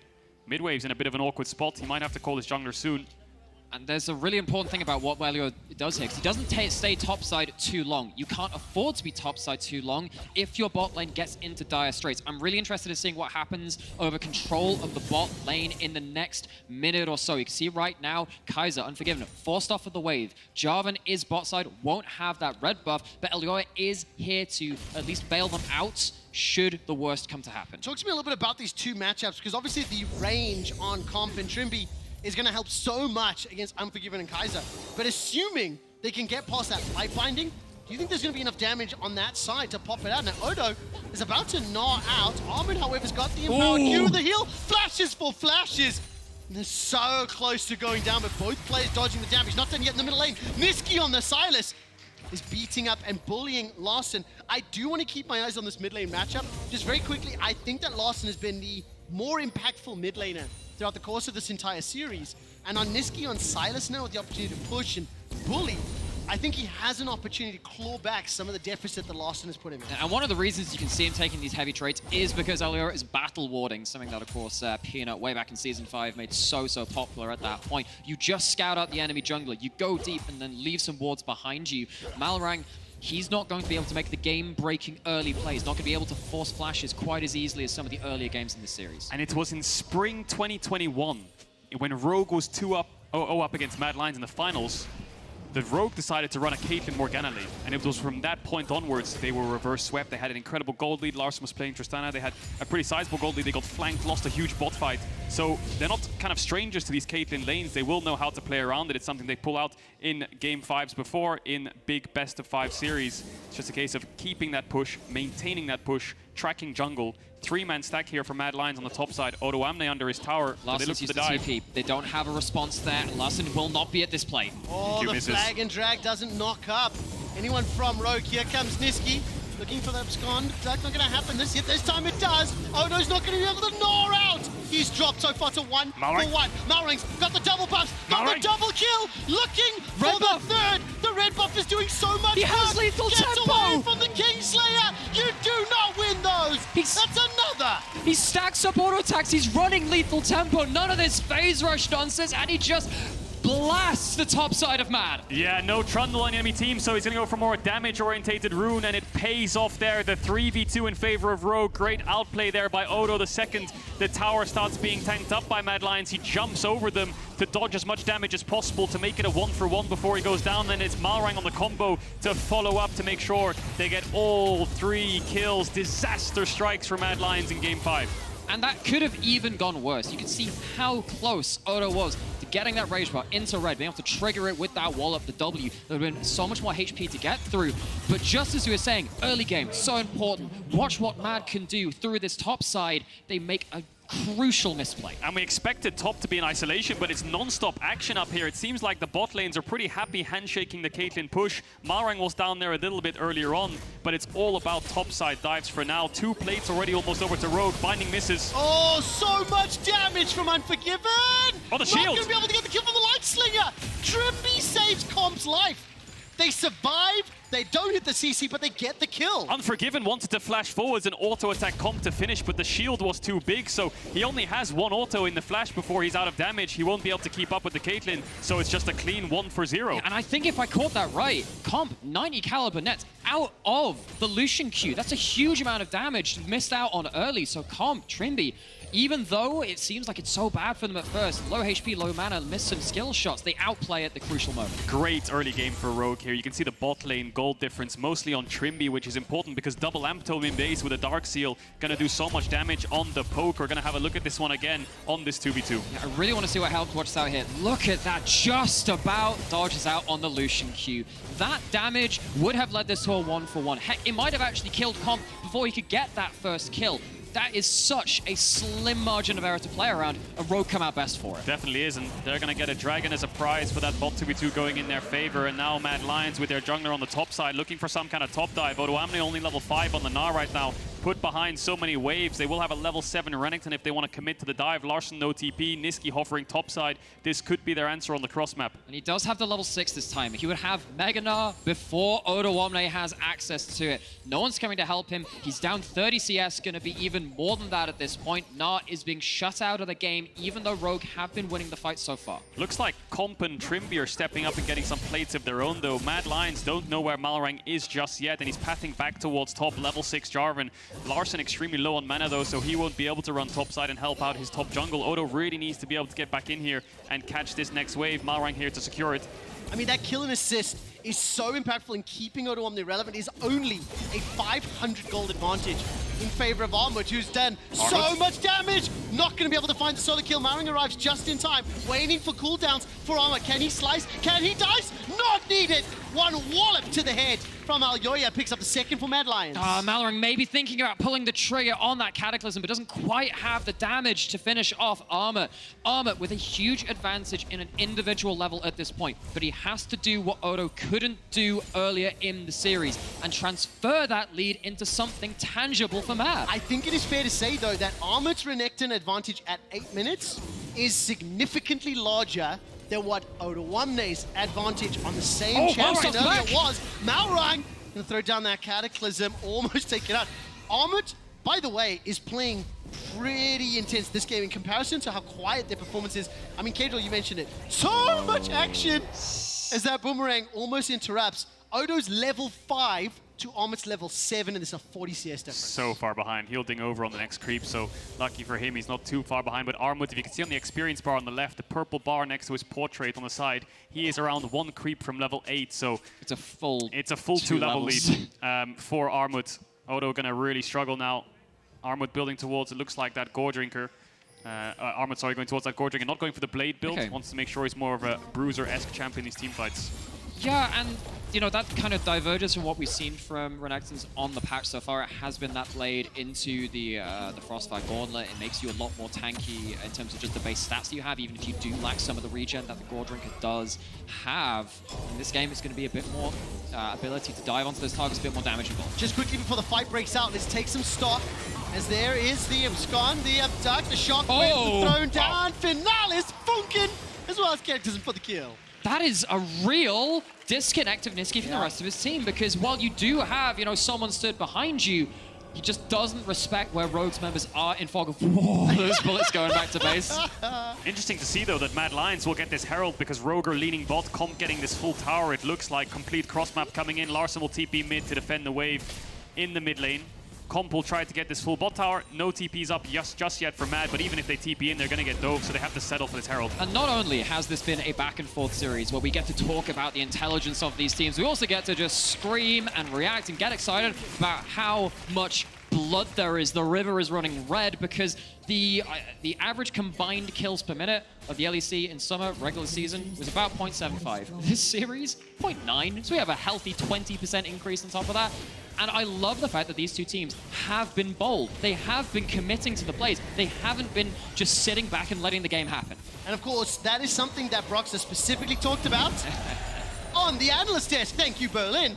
Because he mentioned the fact that he felt Mad Lions a little bit Fnatic-esque, just full sending all the time, a little over-aggressive. I kind of felt it a little bit this game. Now, they have managed to bring some gold back, thanks to the Rift Out. They're still down 1,800 at the 10-minute mark, but Rogue are in the advantageous position. They are, and it's the Caitlyn that is ahead. Will Comp get his Mythic in base? Now, the lane assignment gets a little bit awkward here for Rogue. Do you put your Caitlyn bot with no objective to play for? No, you need to put her mid, so that means Larson probably has to go towards bot, but then Orianna on a side lane does struggle a bit, so they're going to have to play some kind of mid to bot shenanigans. Odo has TP, Dragon spawning in 38 seconds. Does Rogue want to contest it? I think one of your bonuses at this point is that you don't have supports which are going to be impacting the side lanes as much, like a Leona or a Nautilus, which locks you down at that point. You do have a support, though, that's actually going to add significant damage. This Lux is 1,000 gold up over Kaiser, and normally we don't talk about support damage, but way back in the day, there used to be a couple more mage supports which would add to that, and the Lux going towards an API, going towards Sword Pen Boots, is actually going to add a significant amount of damage into these fights. This is an intriguing game when you look at it, because there's a 40 CS advantage for Armut in the top lane. In the mid lane, it's nearly 30 advantage for Larson, who once again is out-CSing Nisqy this series. And in the bottom lane, it's 20 in favor of Comp. So that gold lead is very scattered throughout the entirety of these teams. It's almost exclusively Armut that's keeping these teams close together. But on the side of Rogue, a lot of movement as well. 11 minutes in, lane assignments have been swapping and moving dramatically. Dragon seems to be the focus as Rogue have started. Beautiful! The light binding, the range. Talk about zoning ultimates. That now prevents Mad picking the fight. That stings. Mad are hovering around for a fight, but no Unleashed teleport yet. 12 minutes into the game means Nisqy would have to TP to a tower. They may as well just give this one up. Free Dragon over to Rogue. And this is exactly why we mentioned early on, look, if Mad don't get ahead early, things get rough for them, because you don't get to stop Rogue setting up. You don't get to stop Lux having time to find these picks, having vision to find these picks. And at that fight, you can see how it doesn't work out for Mad. And please excuse the bad analogy, but if you were to put your hand on my forehead and say, try and hit me, Trevor, my arms don't reach. I do have quite long That is arms. exactly what Caitlyn and Lux want to do. Put their hand on Mad Lion's forehead. If it also had like a try to get to us. spiked glove on the end of it as well. Right, but that's exactly what we just saw on that Dragon. Second of the game, 12 minutes in. And despite there being a slightly larger gold lead, for anyone that's watched the whole series, first of all, thank you. But this feels reminiscent of game 1 to me, just now on the other foot. It's Rogue that are stacking the Dragons. It's Rogue that are making the first few punches. Admittedly, it's a bit of a higher pace, but ultimately, it's Rogue that are in control. And it's Rogue who might just have better scaling as well when you're looking down a Renekton, Wukong, Sylas, champs that only have a one-dimensional playstyle of going forwards. If the Orianna Caitlyn are just too far ahead and they can kite you back and they have a lot of DPS, then you're not going to be able to gap close. They'll have enough gold for defensive items. And Trimby being ahead just means that face checking becomes a lot harder. Caitlyn can also set up traps around the river for this Dragon, and they're going to have to face check and take the damage eventually. You do still have a lot of mobility on the side of Mad Lions. You have a lot of damage on the side of Mad Lions in the right situations. It's just harder to get that damage down. However, if Rogue make a big enough mistake and Mad Lions are on point, this game is still very much in the balance. Right now, it is favored towards Rogue. It's much easier for them to play out their comp, but Mad, they still have options if it comes to it. So, Game 5 has slowed down a little bit now. Last few minutes, Dragon is gone. We saw Trimby look for that pick, didn't find anything. Larson's just been catching bot waves against Armut. Nisqy's been laning up against Odoamne, helping Odoamne kind of get that mid game a little bit safer. He's still quite far behind Armut, still around 1,000 gold. Malrang will take away this red buff. 3 minutes until Dragon spawns, which is where I expect a fight to start.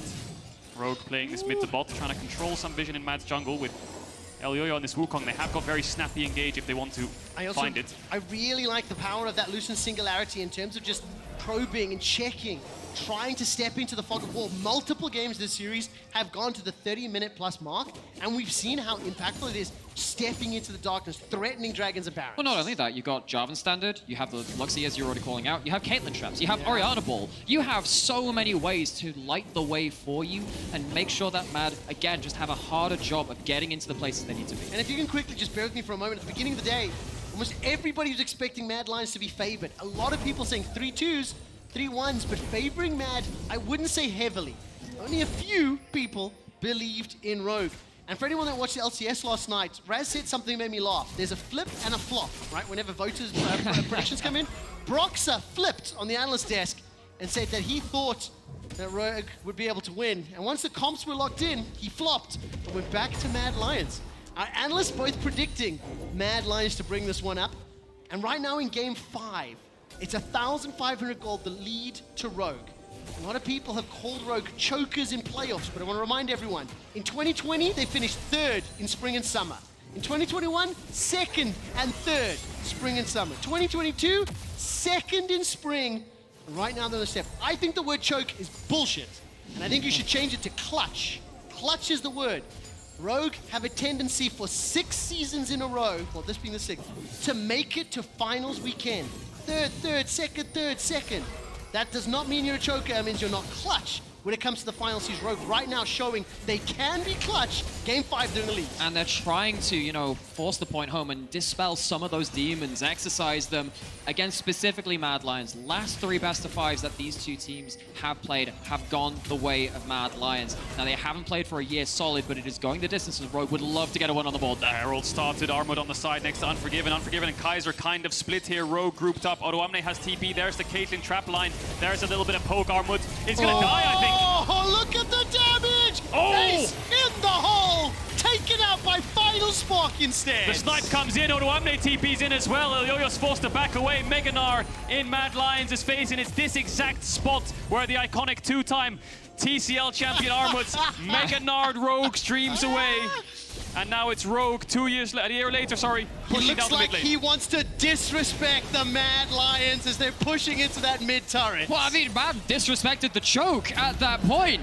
Because you look at this comp, you have to have a perfect approach. When you are behind in this game, you don't have the luxury of suboptimal approaches to these fights. They walk into that choke point, they get gone. The excitement in Berlin is ecstatic. At the pregame, we asked whether or not they felt Mad or Rogue would win, and there was a much louder cheer for Rogue. 6 kills to 2, 2 dragons to 0, and setting up for the 3rd K-Drill. It looks like Mad want to contest. I worry if Mad are running out of time here. I think they want to fight this dragon. Giving over soul points against such powerful scalers like the Orianna Caitlyn Lux is disastrous.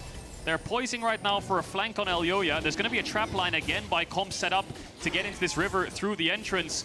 Elyoya can W over this wall for a steal. Armut's going to go around the traps. Elyoya and Niski now in the pits. Oh, another light spark is connected. Armut's already going to go down before he can mega out. Larson. Malrang's now on the back, trying to dissuade so much damage from the Culling. Malrang's forced to flash over the wall, and the Dragon is now secured, or controlled rather, by Mad Lions. But at what cost? Malrang's waiting for the EQ into R. They're not going to use it just yet. Mad Lions don't risk it. It's a 5v4. It is so difficult. Once again, Rogue just controlling where they want to fight. They are fighting on their terms, and they are winning those fights. They come away with a kill, they come away with a dragon. Niski had the Meganar ult ready, but they weren't confident enough in the 4v5, sorry. Dragon Ocean Soul points for Rogue, 5 minutes away. Baron spawning in 1 minute 30, and Rogue will control quadrants of the jungle. They will control the river, and Mad Lions need to find something soon. How do they find that something? Niski's got a stolen Gnar ultimate. Odo's not going to get hit by any of the chains. And as we watch this replay, I will ask both players to think a little bit how they come back. I mean, that Q from Lux, Hughes just setting up. They only need the one pick to close up the fight. Now, it is actually fairly close to being a turnaround at this point. Yeah. Larson does get caught by the tidal wave, has to flash out. You know, if you were just a little bit quicker on that follow-up, and of course it's very hard to match those timings, maybe that's the Orianna down. Maybe at that point you can re-engage the fight without that command dissonance really starting to mess you up on the next engage you go towards. But Mad Lions, they're showing some signs of life. It's just not quite that. Yeah, here comes a topside contest. Kaiser and Unforgiven trying to brute force their way in here to get some of these pinks so they can actually spot out the Caitlyn Lux before face checking into bindings. Top tier one's down. Elyoya and Armwood looking for a pick onto Larson. No flash. Elyoya could gap close with a W over the wall. I don't know if they got spotted by that vision plant, but Malrang's gonna check. Pops the spear down, forces Elyoya back, covering his mid laner in case of a pick. Larson really wants to get to Malmö. He's had a fantastic series. If he closes this out, will at least be guaranteed a showing at finals weekend. I want to go back to something Nymera said a moment ago. Supports and damage, not something you really talk about. That's a Luden's Echo on a 2-0-2 Yes. Lux. And Wow. look at damage. I didn't actually know that was coming. Production just popped off. That is insane. Yeah, but this is what you get when you have a, this Lux with the Caitlyn snowballing at the same time, because often they will share that tower gold, often they will share the kill gold, and a lot of these things will start to roll into significant income for support, which supports aren't always used to at this point. First item collected while other people on the map are getting theirs too. Trimby is going to be a significant extra amount of damage put onto these CC combos. Yeah, 183 AP, Sorcerer Shoes as well. Odo looking for Niski, has the Mega Gnar. Mega Gnar's about to go out. Niski had his own to reply if needed, Kadril. Yeah, he definitely did, and now Mad Lions looking for bot side vision, but there's no objective here just yet. They have objective bounties actually this early into the game, Mad Lions, if they can get some of these towers, get some of that gold lead back. And looks like Armwood's just giving up top waves to try to shadow Odo Amne. I wonder if he'll just have to TP top eventually. But what we're seeing right now is these vision checking tools which Rogue have. Talked about it a little earlier. The Standard, the Lucent Singularity, you have a lot of ability to just check this out. Elliot, he's looking, he's trying to be creative, but Rogue have the tools to counter it, to scout him out. Matter over grouping. Look at the level difference in mid. Larson level 14, Niski, he's only a quarter through level 12. He's sharing waves with Armut, or he's sharing waves with Unforgiven in mid, and Mad Lions need to find these towers soon. He's going to go for the 1v1. Oh, Shockwave will delay it for now. Niski's going, he's got the Mega Gnar available to him, pushes Larson back, who's got no more mana. Teleport now coming out. The heal is gigantic, and Niski now needs to run for his life. Odo's about to gnar out himself. The heal from Niski, flashed away to safety. Hyper comes up, here comes Unforgiven!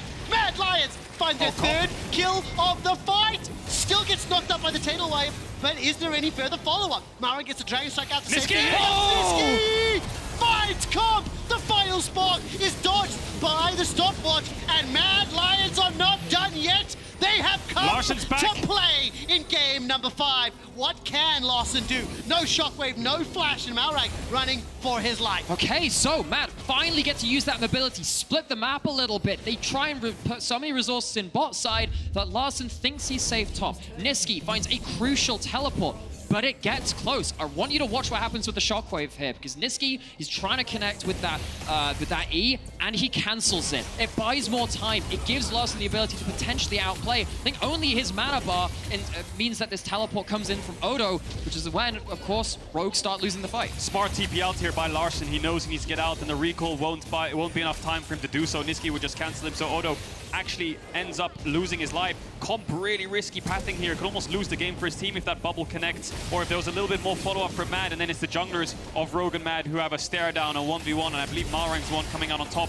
Good flash here by Unforgiven to make sure they can kill the Caitlyn. Not a lot of damage coming out of them though. The shield helping out a lot there, but a big shutdown over to Armut on this Renekton. I believe the Dragon Soul is spawning in around 30 seconds from this point onwards, so there might be a 5v5 setup around it. 15 seconds left on this Dragon. Mad Lions have to contest this. Absolutely love the observers highlighting that kill onto Elyoya by Malrang. I actually missed that while we were live following the fight in the top half. It is the soul, Ocean Soul, that Rogue are looking to secure. Mad Lions need to win a late team fight. The final spark comes out. Clone. That's a lot of damage that was dodged, but he's below half. Yeah, but look at this again. Rogue, again, just controlling the jungle entrances. They have stopwatches to play with, but they don't have the flash on Comp. See if Mad can reach the 80 carry. They lost 3 ultimates though in that pick, and Elyoya's healing up. They're going from bot here. Elyoya and Armut from the top side. The rest of Mad Lions from the bot side. Rogue are pincered. Are they routed? Oh, Mad Lions need to win this fight! The Flash Cyclone! It's 1-for-1, but Comp manages to take down at least Elyoya on reply. That's a follow-up from Mad. 2-for-1, and they get the first dragon. Elyoya coming up clutch from Mad Lions. That's going to be 2 kills over to them. Big shutdown on Trimby. They deny the soul. They can't go for the Baron. Both junglers down, but Mad are putting up a fight. It does not get better than this. Game 5, down in gold, behind, and Mad Lions find a way to come back. And those ultimates, which Rogue used to try and get a pick onto the jungler, aren't there for the disengage. Elyoya has the flash. There are several members of Rogue that don't, and he finds his match.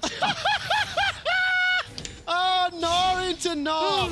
They cancel each other out, but more importantly, 3 dragons to 1. The gold doesn't matter. 2 towers to 3. And the game is just completely reset at 25 minutes. Definitely is. Only a small gold lead for Rogue now. It's only the experience that's paining Mad Lions a little bit, especially in that mid lane. But Niski just wants to keep on brawling. Larson is scaling incredibly well, though. Look at him, level 15. Niski just level 13 right now. pushing out these side waves. Baron is up. 4 minutes from now, we'll get another dragon fight. And we'll see if Mad Lions can find a similar sort of way into that pit. Another kind of clutch engage from Elyoya. And of course, I keep bringing up this damage numbers because I want to highlight the fact that Trimby, a couple fights earlier, was using that QR combo to secure objectives to push Mad Lions away. Because Larson, Comp, and Trimby committed ultimates and did not secure meaningful damage or a kill, that is what allowed Mad Lions to start the fights. Yeah, and this comp looks great from Rogue up until it just completely explosively falls apart. Because as soon as Mad Lions are on top of you, things go south. And that's what happened in that fight. Next fight around the Dragon, you're going to have those flash timers back up onto Larson, onto Comp. If Mad Lions can force a fight, find a fight rather, before those spells come back up, maybe we can see them find another sort of advantage. Yeah, Larson's going to have a magical shockwave to peel for his AD carry in Comp, and if Comp falls, Larson will have to pick up the reins and take the reins for his team, because Odoamne and Malrang won't have a lot of damage left. It's Trimby who's that almost like wild card factor that'll dish out a lot of poke damage, and we got a lot of item breakpoints coming in. Which AD carry can get towards that Infinity Edge first? Can they get it before the Dragon spawns? A lot of questions to be asked. We'll see them answered soon. And of course, the additional bushes thanks to the Ocean Soul, giving some more tools, more things to be wary of. All of those vision tools that we talked about on Rogue's composition, they're going to be tested extensively. As now we're seeing 3 towers to 2, both teams roaming and moving around the map. Baron is a possibility. We're 2.5 minutes until the next Dragon. One would assume the next Dragon will be the most likely fights. I think so. It depends on whether the Baron gets baited at some point as well, because particularly for Mad Lions, if you can force Rogue outside of their chosen area of the map, then yeah, it starts to get a little bit more difficult for them. Since they have these winning side lanes now too, there's more chance of them doing that, and they're looking to see what they can do mid. Tidal Wave gets thrown out. Marcian standard as well as that Dragon Strike. Now the tower will be the focus, waiting for Larson to pop the shockwave. Oh, Malrang, flag, drag, final spot, Cataclysm. Oh, Niski!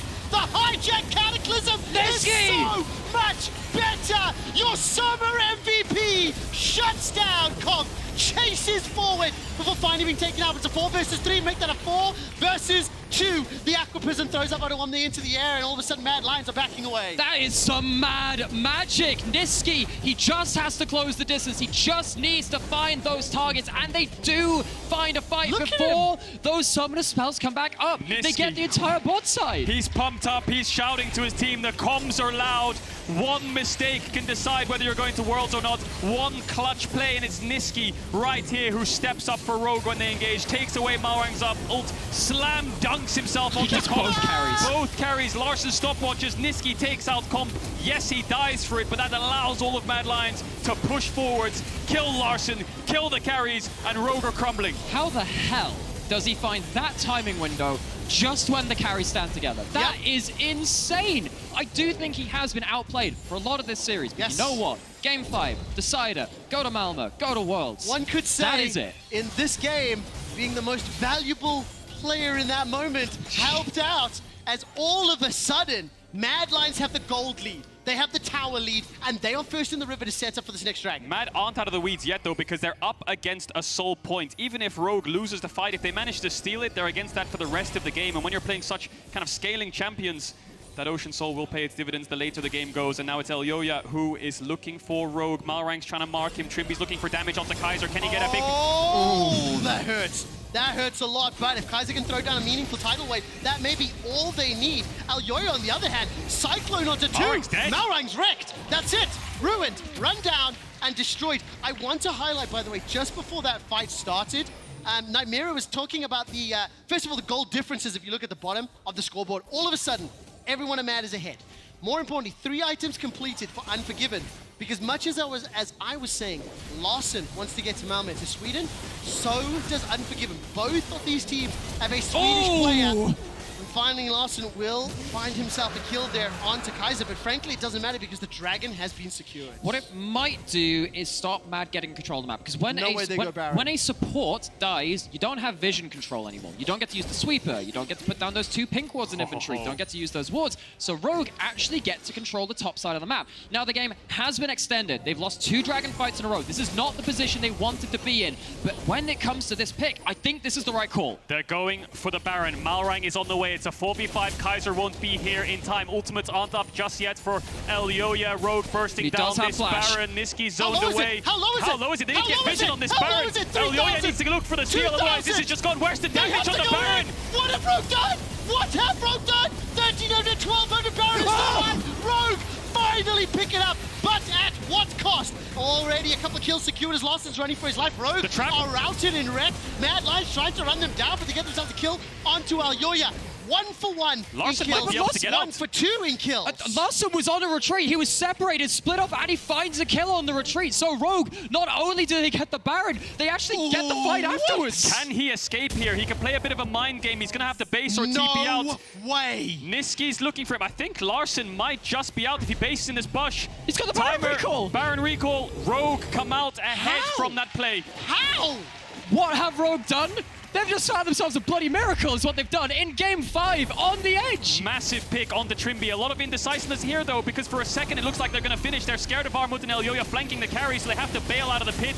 But then it's Unforgiven who helps Malrang get the finish on this Baron. They manage to get the secure. Comp and Larsen extremely vulnerable, no peel. Elyoya stopwatch comes in, but that allows the Caitlyn trap. And then it's Larsen on the blue buff who manages to escape after taking down Trimby. And when you're looking at this fight too, I mean, Kaiser is sat here, and he wasn't there to put a tidal wave onto the carries and say, you know what, Caitlyn, you're not going to get to stand and free fire. He gets killed on the re-entry to that fight as well. Rogue finds such a crucial pick in the moment. Larsen just ult flashed on top of Kaiser and just one-shot him, deleted him. Such good mechanical play there from Larsen. And now the game has swung back into Rogue's favor. Baron buff, yes, the gold lead still slightly in Mad Lions' favor, but map control in the favor of Rogue for the next minute and a half. And I mean, it's going to be 2.5 minutes until the next Dragon. Rogue are on soul point. Mad Lions need another 2. The gold leads really don't matter right now. What matters is going to be vision and whether or not Comp as well as Trimby can help find themselves some picks. Final Spark comes out, a lot of damage. Tidal Wave is sidestepped. Niski! Abscond, abduct. That's another Baron. At least delaying the impact of this Baron. Rogue will get themselves at least 1 tower. Yeah, it looked like Malrang wanted to turn there after the Gnar ult was down from Niski, but the rest of the team was calling it off. Bad positioning for the carries of Rogue, who might get caught here. Trimby's base. No, Armut's going to go over the wall towards the bot side jungle. They will get out. Armut will now help Niski get that bot push, and Rogue with this Baron can't really find any towers. I think what we're seeing now is Mad have the items to look for a counterpunch when Rogue are looking for their initial pick. If you just dive straight into them when they're looking for the light binding, when you're looking for the command attack and just trying to get that Orianna shockwave down, Mad Lions have the ability to jump and pounce on the first target and actually just one-shot.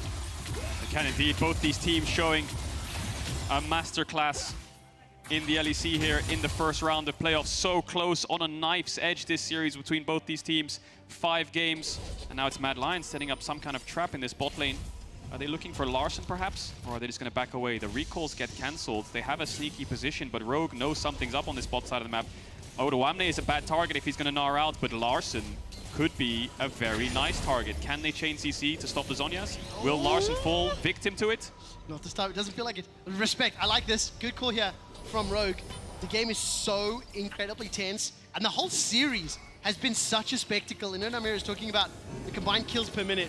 We're just under that 0.9 average for now, but just barely.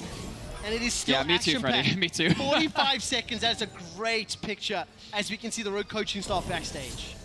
Everything for this Dragon. Pink wards, elixirs, everyone has bought it. Stopwatches, you name it, you can afford it, you buy it. You come to this Dragon with no gold left, and you fight your heart out. Rogue are going to have control. Can Comp get a trap line? Looks like Mad Lions want to stop him from now. Crab in their favor. Elyoya looking for a flank, but he's on a ward. Larsen could ult him here. He's done! He gets caught out. He's going to be able to decoy away for now. No flash! Locked inside. Ace in the hole, below 1,000 HP. Command attack, double cyclone. And here's the rest. Armut's in the middle of nowhere.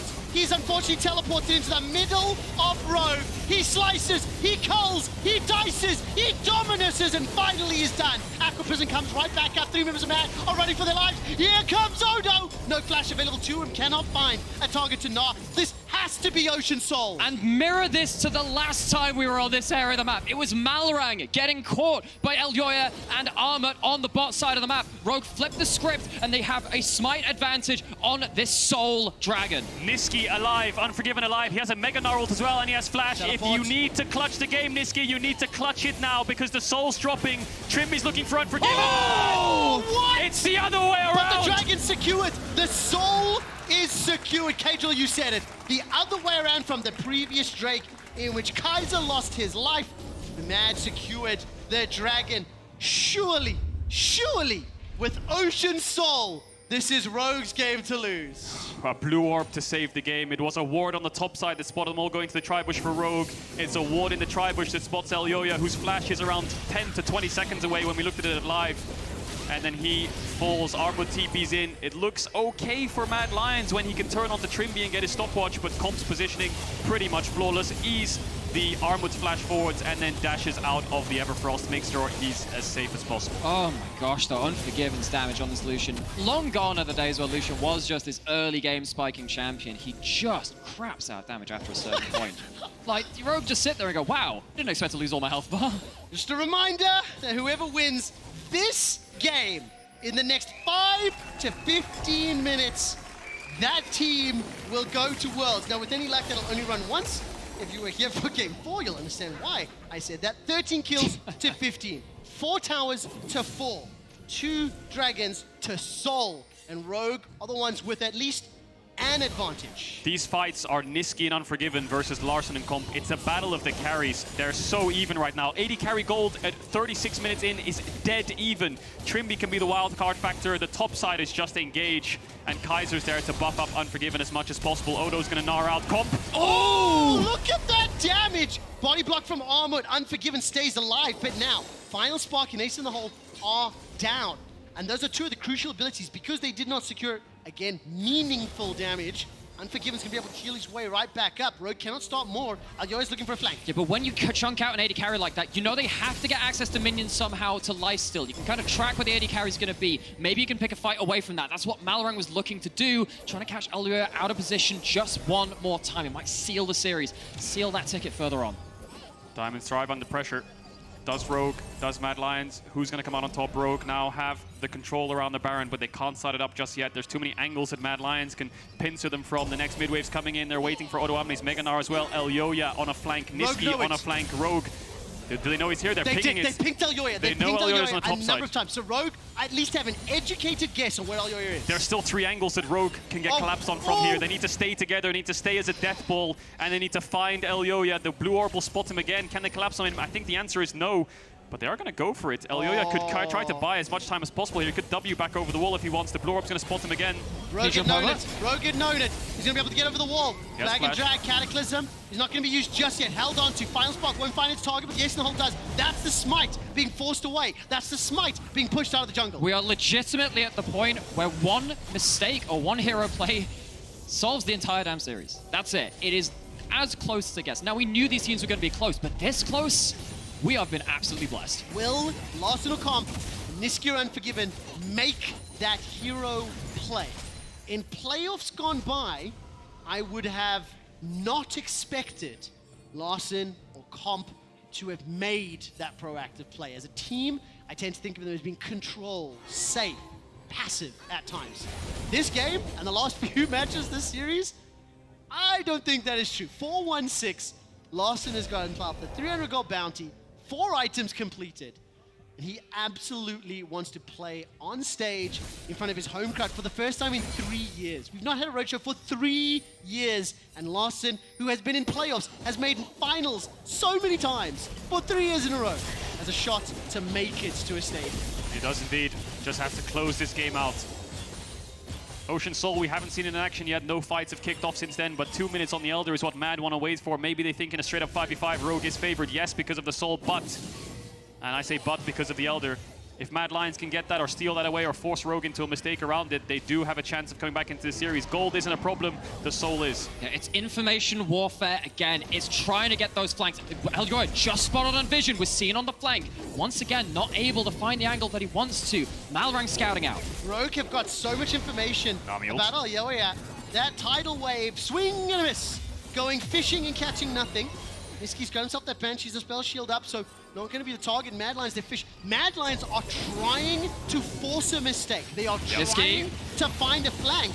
Tidal Wave was used, culling was used, it's a minute till Elder. Mad is just herding Rogue into corners, and the second they have their backs against the wall, that's when they'll strike with all these massive AoE spells like Niski with the Mega Gnar, Elyoya with the Cyclone. They need Rogue to be backs against the wall. They don't want them to have this much space in a mid lane to work with. They want to push them as far away as possible and get some kind of gap close. Niski will take away the Gnar ult, and he will flash ult them. It's just a case of whether Rogue can respond in time. And honestly, I'm looking at Kaiser as well. That Tidal Wave on top of the Caitlyn every fight has been pivotal. Speaking of the Caitlyn, you have enough range to auto-attack the Baron over the wall. You're at maximum items on multiple people at this point. Rogue is shredding it. They absolutely are.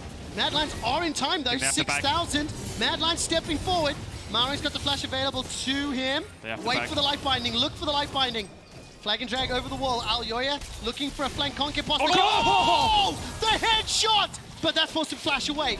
All of a sudden, Rogue can turn back into the pit. That range, that poke damage forces Mad Lion's hands. And there's no minion wave to lifesteal off of. They have to commit to the fight. Final fight, final fight!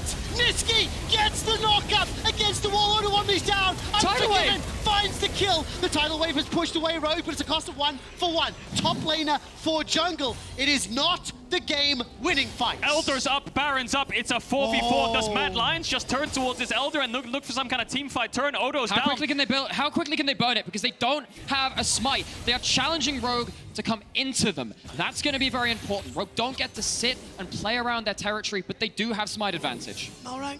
Oh, Niski steps forward. Let's take a brief moment, slow things down as Niski and Mad Lions are now hunting even further. They can turn their attention. Niski manages to fire the attack, knocks up into the air. Larson and Trimby fighting Niski. Here comes Malrang. Kaiser's in the wings, Unforgiven chasing. Niski stays alive just a little bit. Logan is taken down. He's cut down inside that jungle. Elder is up, Cagel, and now Rogue are in control. They need to wait for Odo's TP. Mad have a 10-second window to force a fight, but Elyoya's in base. It's just Unforgiven who can make a last stand here for Mad Lions. Armut and Kaiser are his supports in this kind of scenario. There's the TP. Elder started up. Can Elyoya arrive in time and steal this away to stop Rogue snowballing? Oh, it's going to be so close. No flash available. Blast Cone is up. Malrang's waiting just inside the bushes. Once he hits the cone, the culling is being thrown out. Now Tidal Wave is available for Kaiser. It needs to be huge. It needs to be impactful. Waiting for it to get thrown down. The Elder could be the final ticket. It's the fight. Oh no! Hop, skip, jump, wallop, crunch through the house. And that is the kill. Unforgiven is down. A hero play needs to happen here. 8,000 hit points. Elyoya has still got that smite. Has still got the blast gun. There's no way. There's no way. And they're going to concede. They back out.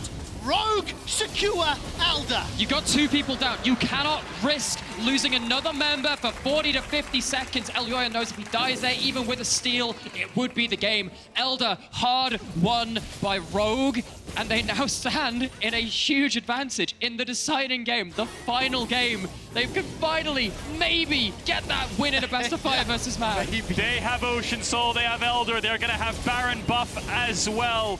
Rogue have every single tool they need to close this game out. Mad Lions are on the back foot. They're not even going to base. They're going to push in these top waves. They want that win now.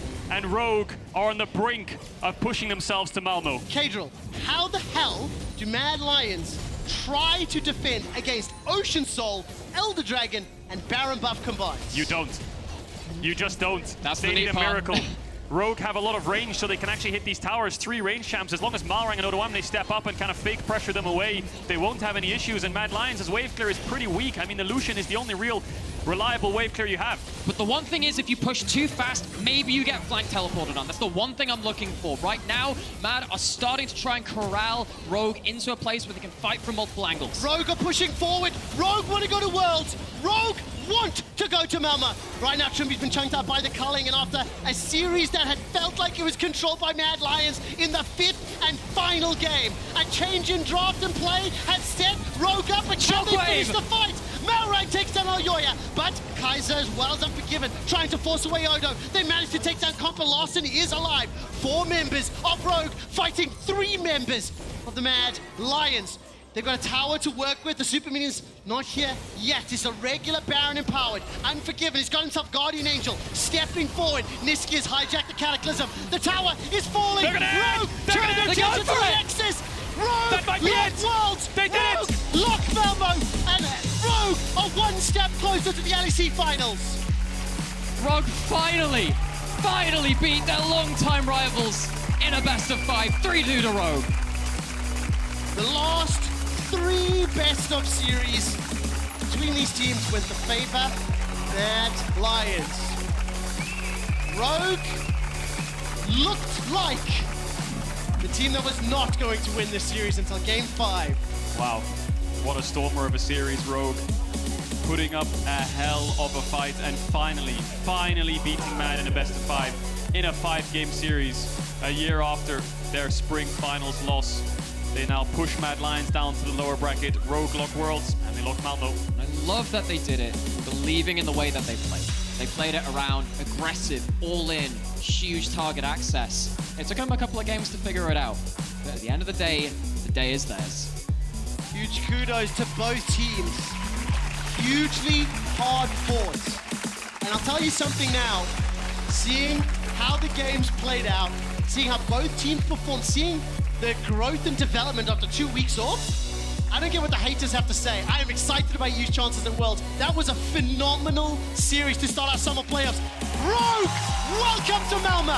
Welcome to Worlds. Take a bow, you have earned it today. This is one of those beautiful moments where you look back at these series and go, you know what, that's one of the reasons I'm into esports. That's one of the reasons I'm into League of Legends, why I want to watch these games. It's the beauty of not knowing what the hell's going to happen next. These hugely exciting plays, big moments, disaster on the other side for Mad Lions, but it's so emotive. It makes you want to have more. Yeah, Sphere of Thought, Nisky on stage right now. I do think he had a difficult series. I felt personally that Larson had a more meaningful impact throughout the course of the 5 games. In that 5th and final, he tried his darndest to make that size work and had opportunities, but ultimately, the Caitlyn Lux, the range, and just Rogue sending. Just every ultimate, either chip or get a kill. That's what controlled the whole game.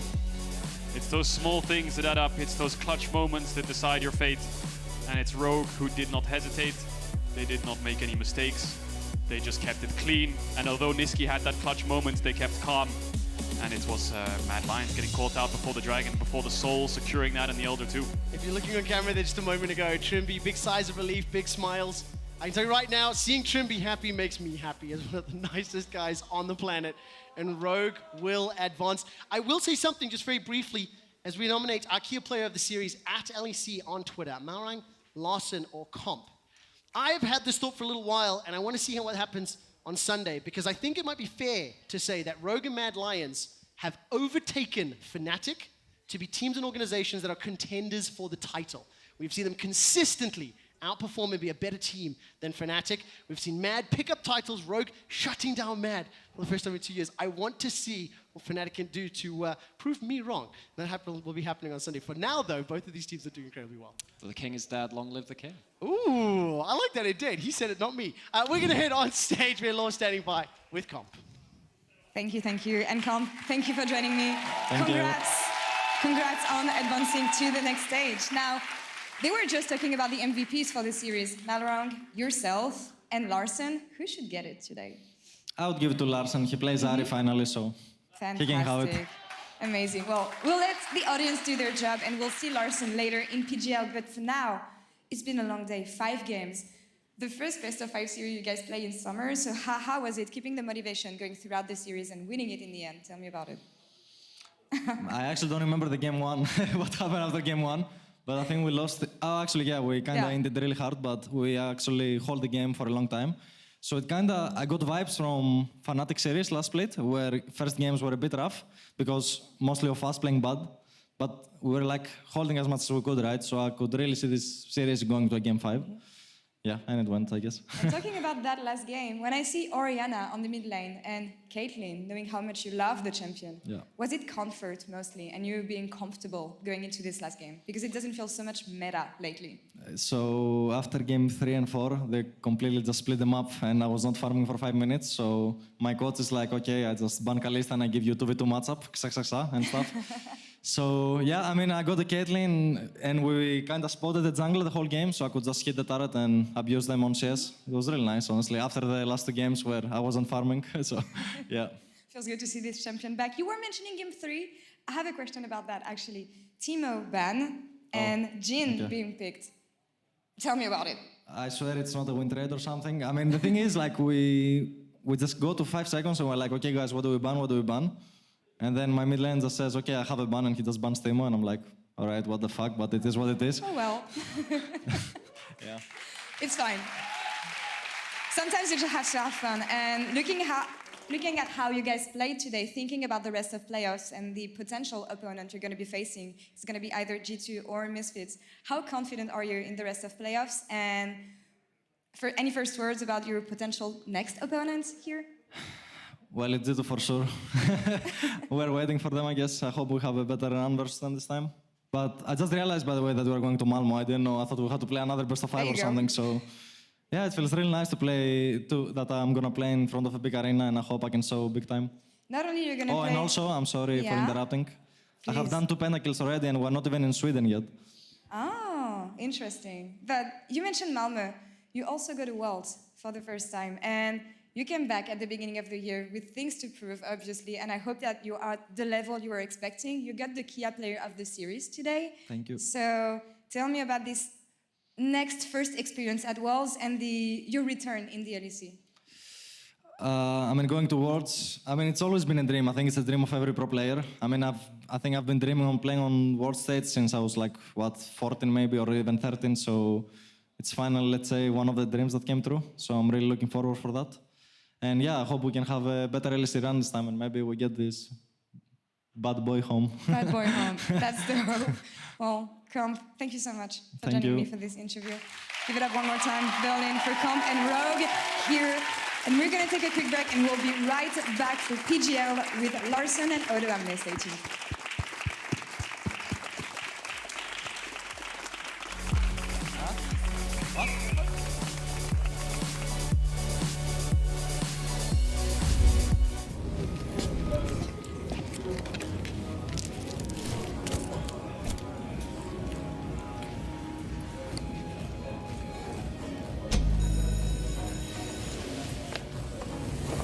Even the biggest champ needs a break.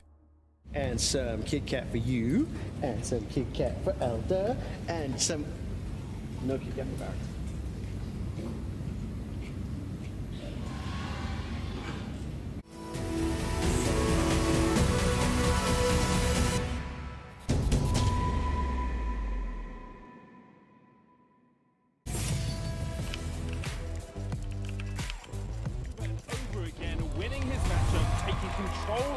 Lane. Incredibly impressive stuff. Really inspirational. And here we go, he's looking for something. What a move! This man is on fire! That's the kind of play which makes me want to be on stage. Hold on.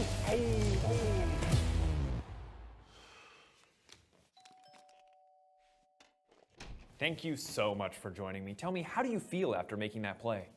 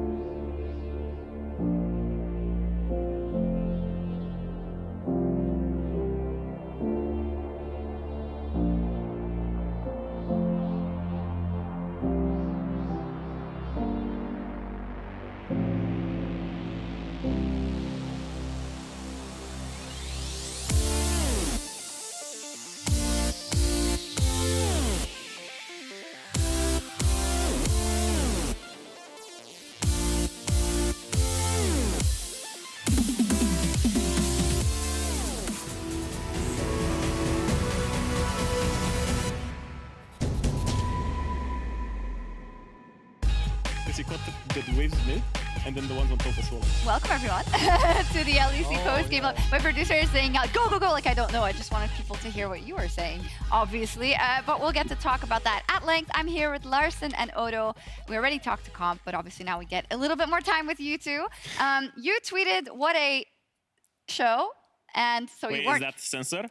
It's because, okay, like we swore so much on this broadcast, so we're not okay. doing it. So be careful today. And you... I was about to do it. So he was pretty unhappy with the series, Larson, but you guys won, and it was super impressive. So do you think he should have a bit more praise for the way he played today? Yeah, I mean, I think so. I think you should be happy, but are you happy, Odo? Absolutely. I mean, I was happy with my games up until game 4. Game 5, the Avengers were a lot on my lane. Yeah. The squad was ganging up on me. So that was kind of sad. But isn't it good that despite that, you won? Yeah, I mean, Larson gave me a lot of reassurance that, yeah, Niski's just dropping waves, and I'm like, nice. I'm dropping waves too. I saw my Gnar like 40 CS at minute 10 or something. So I was doing all my best to like make him happy because I realized he was probably very sad Gnar. Yeah. So I was just trying to make him happy. Yeah.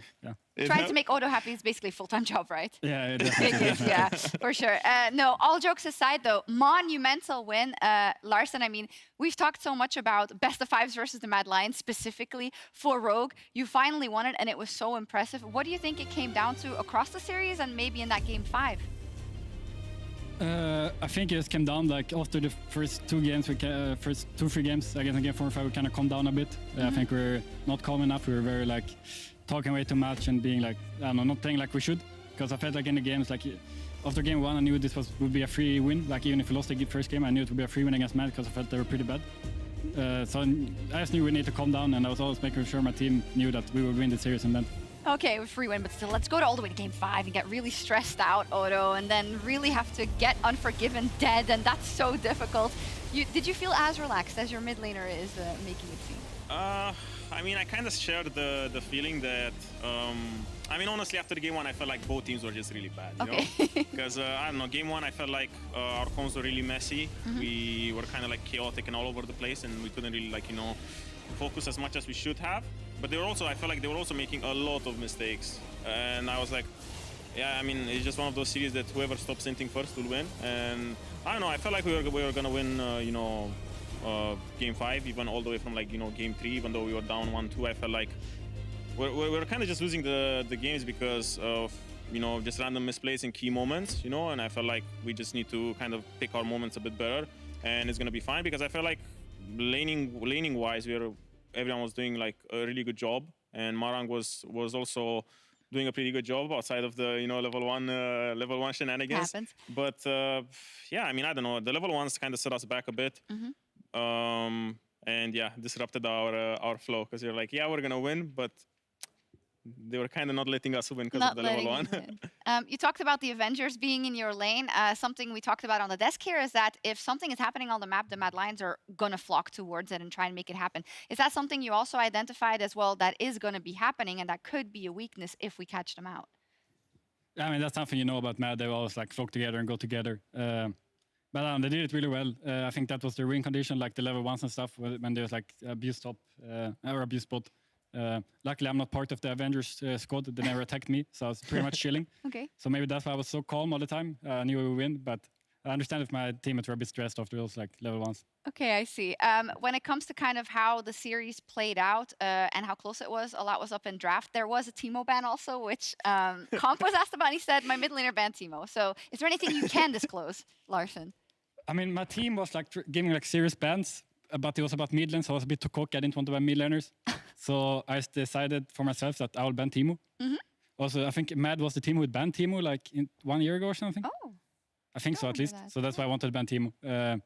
Yeah. I mean, for me, it was kind of funny because I tell Larson, hey, we have like a complete open man. What do you think we just ban Talia? And he's like, nah, he just bans Teemo. And then we go 4-5. And then Larson's like, I think Talia's good ban. It was literally the first thing I said when we went to 4-5 bans. I said, just ban Talia, I guess. Yeah, just I guess it could be a problem. My producer told me that it was Brand that they banned versus G2. Oh, actually. shit. So you dropped the ball, actually. I choked oh, it. no, he also cursed. Oh, Choke of God. the year. What's going on? Yeah, that was the choke of the year. Glad it's that for a change, you know. But regardless, though, about that topic, Game 5, I think, had a lot of Rogue fans probably, and your coaching staff, I want to guess as well, a little scared just because you again stepped into the game really well. But then Matt was able to string a couple of fights together. Unforgiven was doing insane damage at some points, Odo. So how did you kind of recalibrate at that moment in the game to make sure that you could bring it home? I mean, it was really free up until the point where I felt like they kind of got the goal to be a bit more even because we had a pretty big lead in the early game, and I felt like we outraged them so hard with the Caitlyn Lux. They were power spiking super hard. They also didn't have the ward item complete, so they didn't have wards. So it was really easy for us to just play. But I think we messed up on Drake one time, and then they kind of closed the goal gap to the point where they have pretty good engage with Wukong and Silas maybe finding like a miracle engage. Yeah, at the same time, we didn't really have a lot of disengage tools, you know? So I felt like it got to the point where we kind of needed to pull the trigger first. We kind of had to make the opening play with Caitlyn walking forward and you know, trying to get a chunk on the Lucian, which we started doing later on in the game. Mm-hmm. And I think it was one of our only win conditions in that comp, just because we didn't really have a lot of tools. So I don't know, we just needed to kind of everyone play individually well, mark people for the team fight so they don't get like, you know, a good engage. Yeah, specifically Elyoya he was constantly looking for the angle for the engage. There was, it seems, hyper awareness on tracking him in those late game team fights, Larson. Yeah, I mean, he was doing it every time. And actually one time it kind of cost his team the game, I think. Yeah. Before the Elder, he got caught out because we knew he would flank. So he died, and then we got Elder, and then we got Nash and ended the game, right? So kind of, I mean, after a while we understood they need to kill him on the flank. Took a bit too long time, but at least we did it in the end. I mean, it's also, that was their win condition also. They needed to get a full engage on you to bring it home, but you didn't falter and you made it. Means you're going to Worlds. Congratulations. Yeah, I mean, to us, we were already in Worlds. Mentally? I mean, mentally, for me at least. I mean, I think G2 has 1% chance of losing Misfits, kind of. Okay. So, I knew it, but I mean, qualifying for like 4th place wouldn't be cool anyway. That would really cringe. Have you not learned enough from watching and being in the LEC? Don't count your marbles, like, don't let G2, you can't put that much faith in them, man. Like, they don't always. I will see G2 next week. Okay, oh, I see. Okay, nice. But you didn't make it to World, although you already expected to be there. But Odo, yes, another rodeo ride at Worlds. You excited? Yeah, I mean, it's kind of nice because the first 2 years of my career I went to Worlds, and then I took a very long break, and now I guess it's another 2 years at Worlds. So maybe I hope that another very long break won't come again. But yeah, I mean, I'm really happy. I just want to, you know, not care so much right now that we're at Worlds, because I don't want to end up going to Worlds on like 3rd or 4th seed. Yeah. And you know, I don't know, it's just, I feel like it's not the best way to go to Worlds if you have to, I mean, play-ins is nice and stuff, it's always more experience and stuff, but it would be, it would feel like charity, you know, you're going to Worlds just because you kind of got the last spot and other teams are better than you know? So I don't know, I'm really excited for it. I'm gonna think about it a lot more after the playoffs, especially after like, you know, our last Worlds performance, I felt like it wasn't the best. So it's something that I'm really looking forward to. I'm really glad you put it like that, because I feel like that's what people expect, right? Yes, you're happy to make it to Worlds, but people want to see Rogue get that title. And now you're going to Sweden, of course, your home country. You also said, I guess, one of your first or your very first full arena. Yeah, experience. How excited are you to go there? I mean, it's crazy. It's my first arena. It's in Sweden, in an arena I've been to as a kid. I've been watching shows as a kid there, so it's really insane. I mean, yeah, I didn't really care as much about Worlds. I just want to go to Malmo, honestly. That was my main motivation. Oh, I love it. Odo, I mean, for you as a competitor, I guess you're probably very much looking forward to the full crowd experience again. Yeah, I mean, especially after, you know, COVID has been here for so long. I think before this, our last full venue was like in Athens, I think, a couple of years 2019. back. Yeah. It's already been 3 years. So, yeah. I mean, it's crazy because, you know, back in the day, I was kind of taking it for granted, you know, we're going to go on the road shows after LEC and then you get to experience all these cool venues. But for someone like Larson, who never actually got to experience all these like cool venues, you know, to get the energy from the crowd and all of this, I think it's I'm mostly really excited for him, you know, because it's his first time experiencing something like this. Yeah, and for some of the other players as well, it was really cool. Comp on Euphoria was saying, "I want to do it for the boys. I want to win it for all of you who he saw, you know, when it didn't go well in the past, and he watched you guys, and you know, it's cool. You guys seem like a really big family that all is just going for this one goal, which is this. I was gonna say the Summoners Cup, which is also a goal, I guess, but the LEC trophy. So let's take a look at this then. Larson, you said, "Oh, I already think G2 is going to win for sure tomorrow." Why do you think they're such big favorites over Misfits? I feel like it's a Misfits from spring, where they just had a surprisingly good regular season, but they're not actually good. I feel like this happened now, like past 2 splits. It happened last summer as well. I remember they got in top 4 and then they just got stomped. Yeah. I feel like it's just gonna be the same story. If that happens, they do fall down to the lower bracket. Mad is now in the lower bracket, so it depends on who goes down to see where Mad will end up, like in the first or kind of in match 4 or in match 5 because of the seeding, right? So correct me if I'm wrong, but if Misfits were to lose, they would actually be in the first one, I believe, and Mad would be one further. Is that correct, producers? Yes, if Misfits win, no, well, yes. And if G2 win, of course, that means Mad also locks Worlds tomorrow. What's your view on kind of the Mad Lions then in the rest of these playoffs now that you just played them? Odo, do you think they'll get back on their feet and may also make it to Malmö, or? I don't know, honestly, because at the same time, I feel like the level of both teams today was not the greatest, you know? And I felt like they're kind of doing the same thing that they were doing in regular season. You know, I felt like they're kind of picking up wins, but I didn't really feel like, you know, they were really, really good. At the beginning of the split, I think even though they lost to us, I thought that their early part of the season was great and they were playing really, really good. And they were actually, you know, contenders for, you know, the top spot in, at least in regular season. But I feel like they don't have the same, I don't feel the same playing them now as it was, you know, playing or like seeing them play in the regular season. So I don't know. I think if all stays the same, I think Mad will probably still make it. Now it's up to, you know, how prepared or how much better did Excel and Fnatic get, and also how Misfits will show. But I think Mad should still be, you know, my favorite. But out of the rest of the field. So yeah, but you still have the X factor with, like, you know, Fnatic Excel, because they showed really good games during the split at certain moments, and it could always just, you know, come back. Yeah, we talked about it today, saying how it looks like quite an open championship so far. We, of course, haven't seen a lot of the teams play. Larson, would you agree with that, or would you say there's a definite Rogue G2 like pecking order here?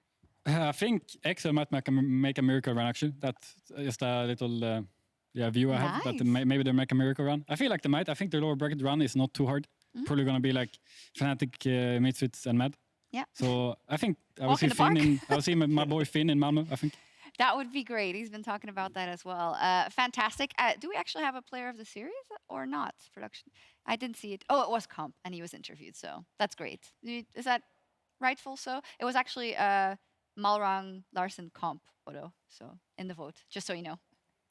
Why did you need to tell me that? I thought maybe you wanted to know. Yeah, I mean, I'm so happy that those 3 were on the vote, and yeah, I mean, Com deserved it.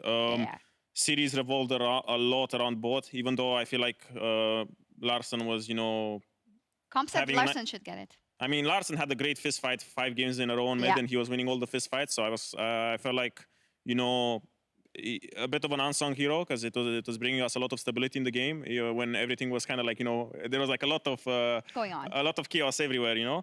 But the way the games played out, I felt like ADs on both teams were, you know, like central point, and everything was around AD carries, especially going into like mid-late game. I mean, it was, but it often starts in the mid lane, doesn't it, Larson? Final question, because I think he maybe is right. Maybe a bit of an unsung hero in the series today. I think a lot of attention went also to how is Nisqy, the freshly crowned MVP, going to do? He had a little bit of not flame on Twitter, just a little bit of spice on Twitter this morning. But did it fuel you in some way to be like, well, I'm playing versus the MVP. I'm going to show him what's up? I mean, I don't know. MVP doesn't matter. I mean, I don't know. I felt like it was going to be pretty easy to play mid lane. Okay. So. But I don't know, it was kind of nice like that he got MVP because it kind of put some pressure on him. Oh, and I see. I don't know, I felt like he maybe felt the pressure in the game or something. Didn't feel like the Nisqy usually played against. He played like fine, but usually plays better, I think. So maybe it like even put some pressure on him, the MVP thing. Maybe. But don't take anything away from you. You had an unreal series. I think that's safe to say, all of you. Congratulations, making it to Malmo, making it to Worlds. And of course, we'll see you in the rest of the playoffs. You will be playing G2 or Misfits, which, if I have to follow you, it'll be G2, I guess. Yeah. All right. We'll see what happens. Let's take a PGL selfie. Wow. What? I love it. You love it? Yes. You don't love it? It's my favorite time of the show. I can never tell if you're serious, Odoame. I'm just gonna think that you're never serious. You're never serious. I'm sweaty, sorry. It's been a long day. Okay, we're all sweaty. Great. Gamers. Awesome. Thank you guys so much for a wonderful PGL and a wonderful series. Only the beginning of our playoffs. That was all for us. But in the LCS currently, CLG is playing Golden Guardians. I'm just cheating to look if that is okay. Bye. Bye, guys.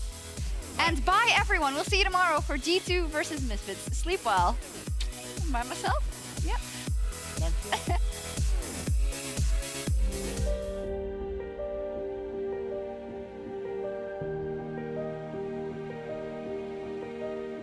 The LEC is back. Got Rogue and the Mad Lions fighting for a guaranteed spot in Malmo and the World Championship.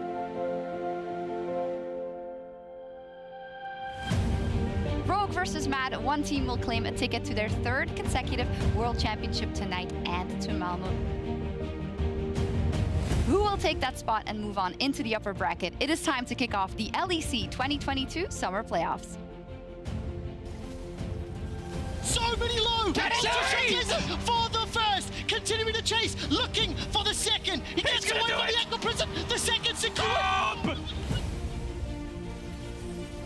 Oh! Ahmed gets the two-man, the prison as well! Comp is down! With Seri down, Mad Lions are emboldened to push forward. It's over here for Rogue. Mad Lions with the ace are inside Rogue's base.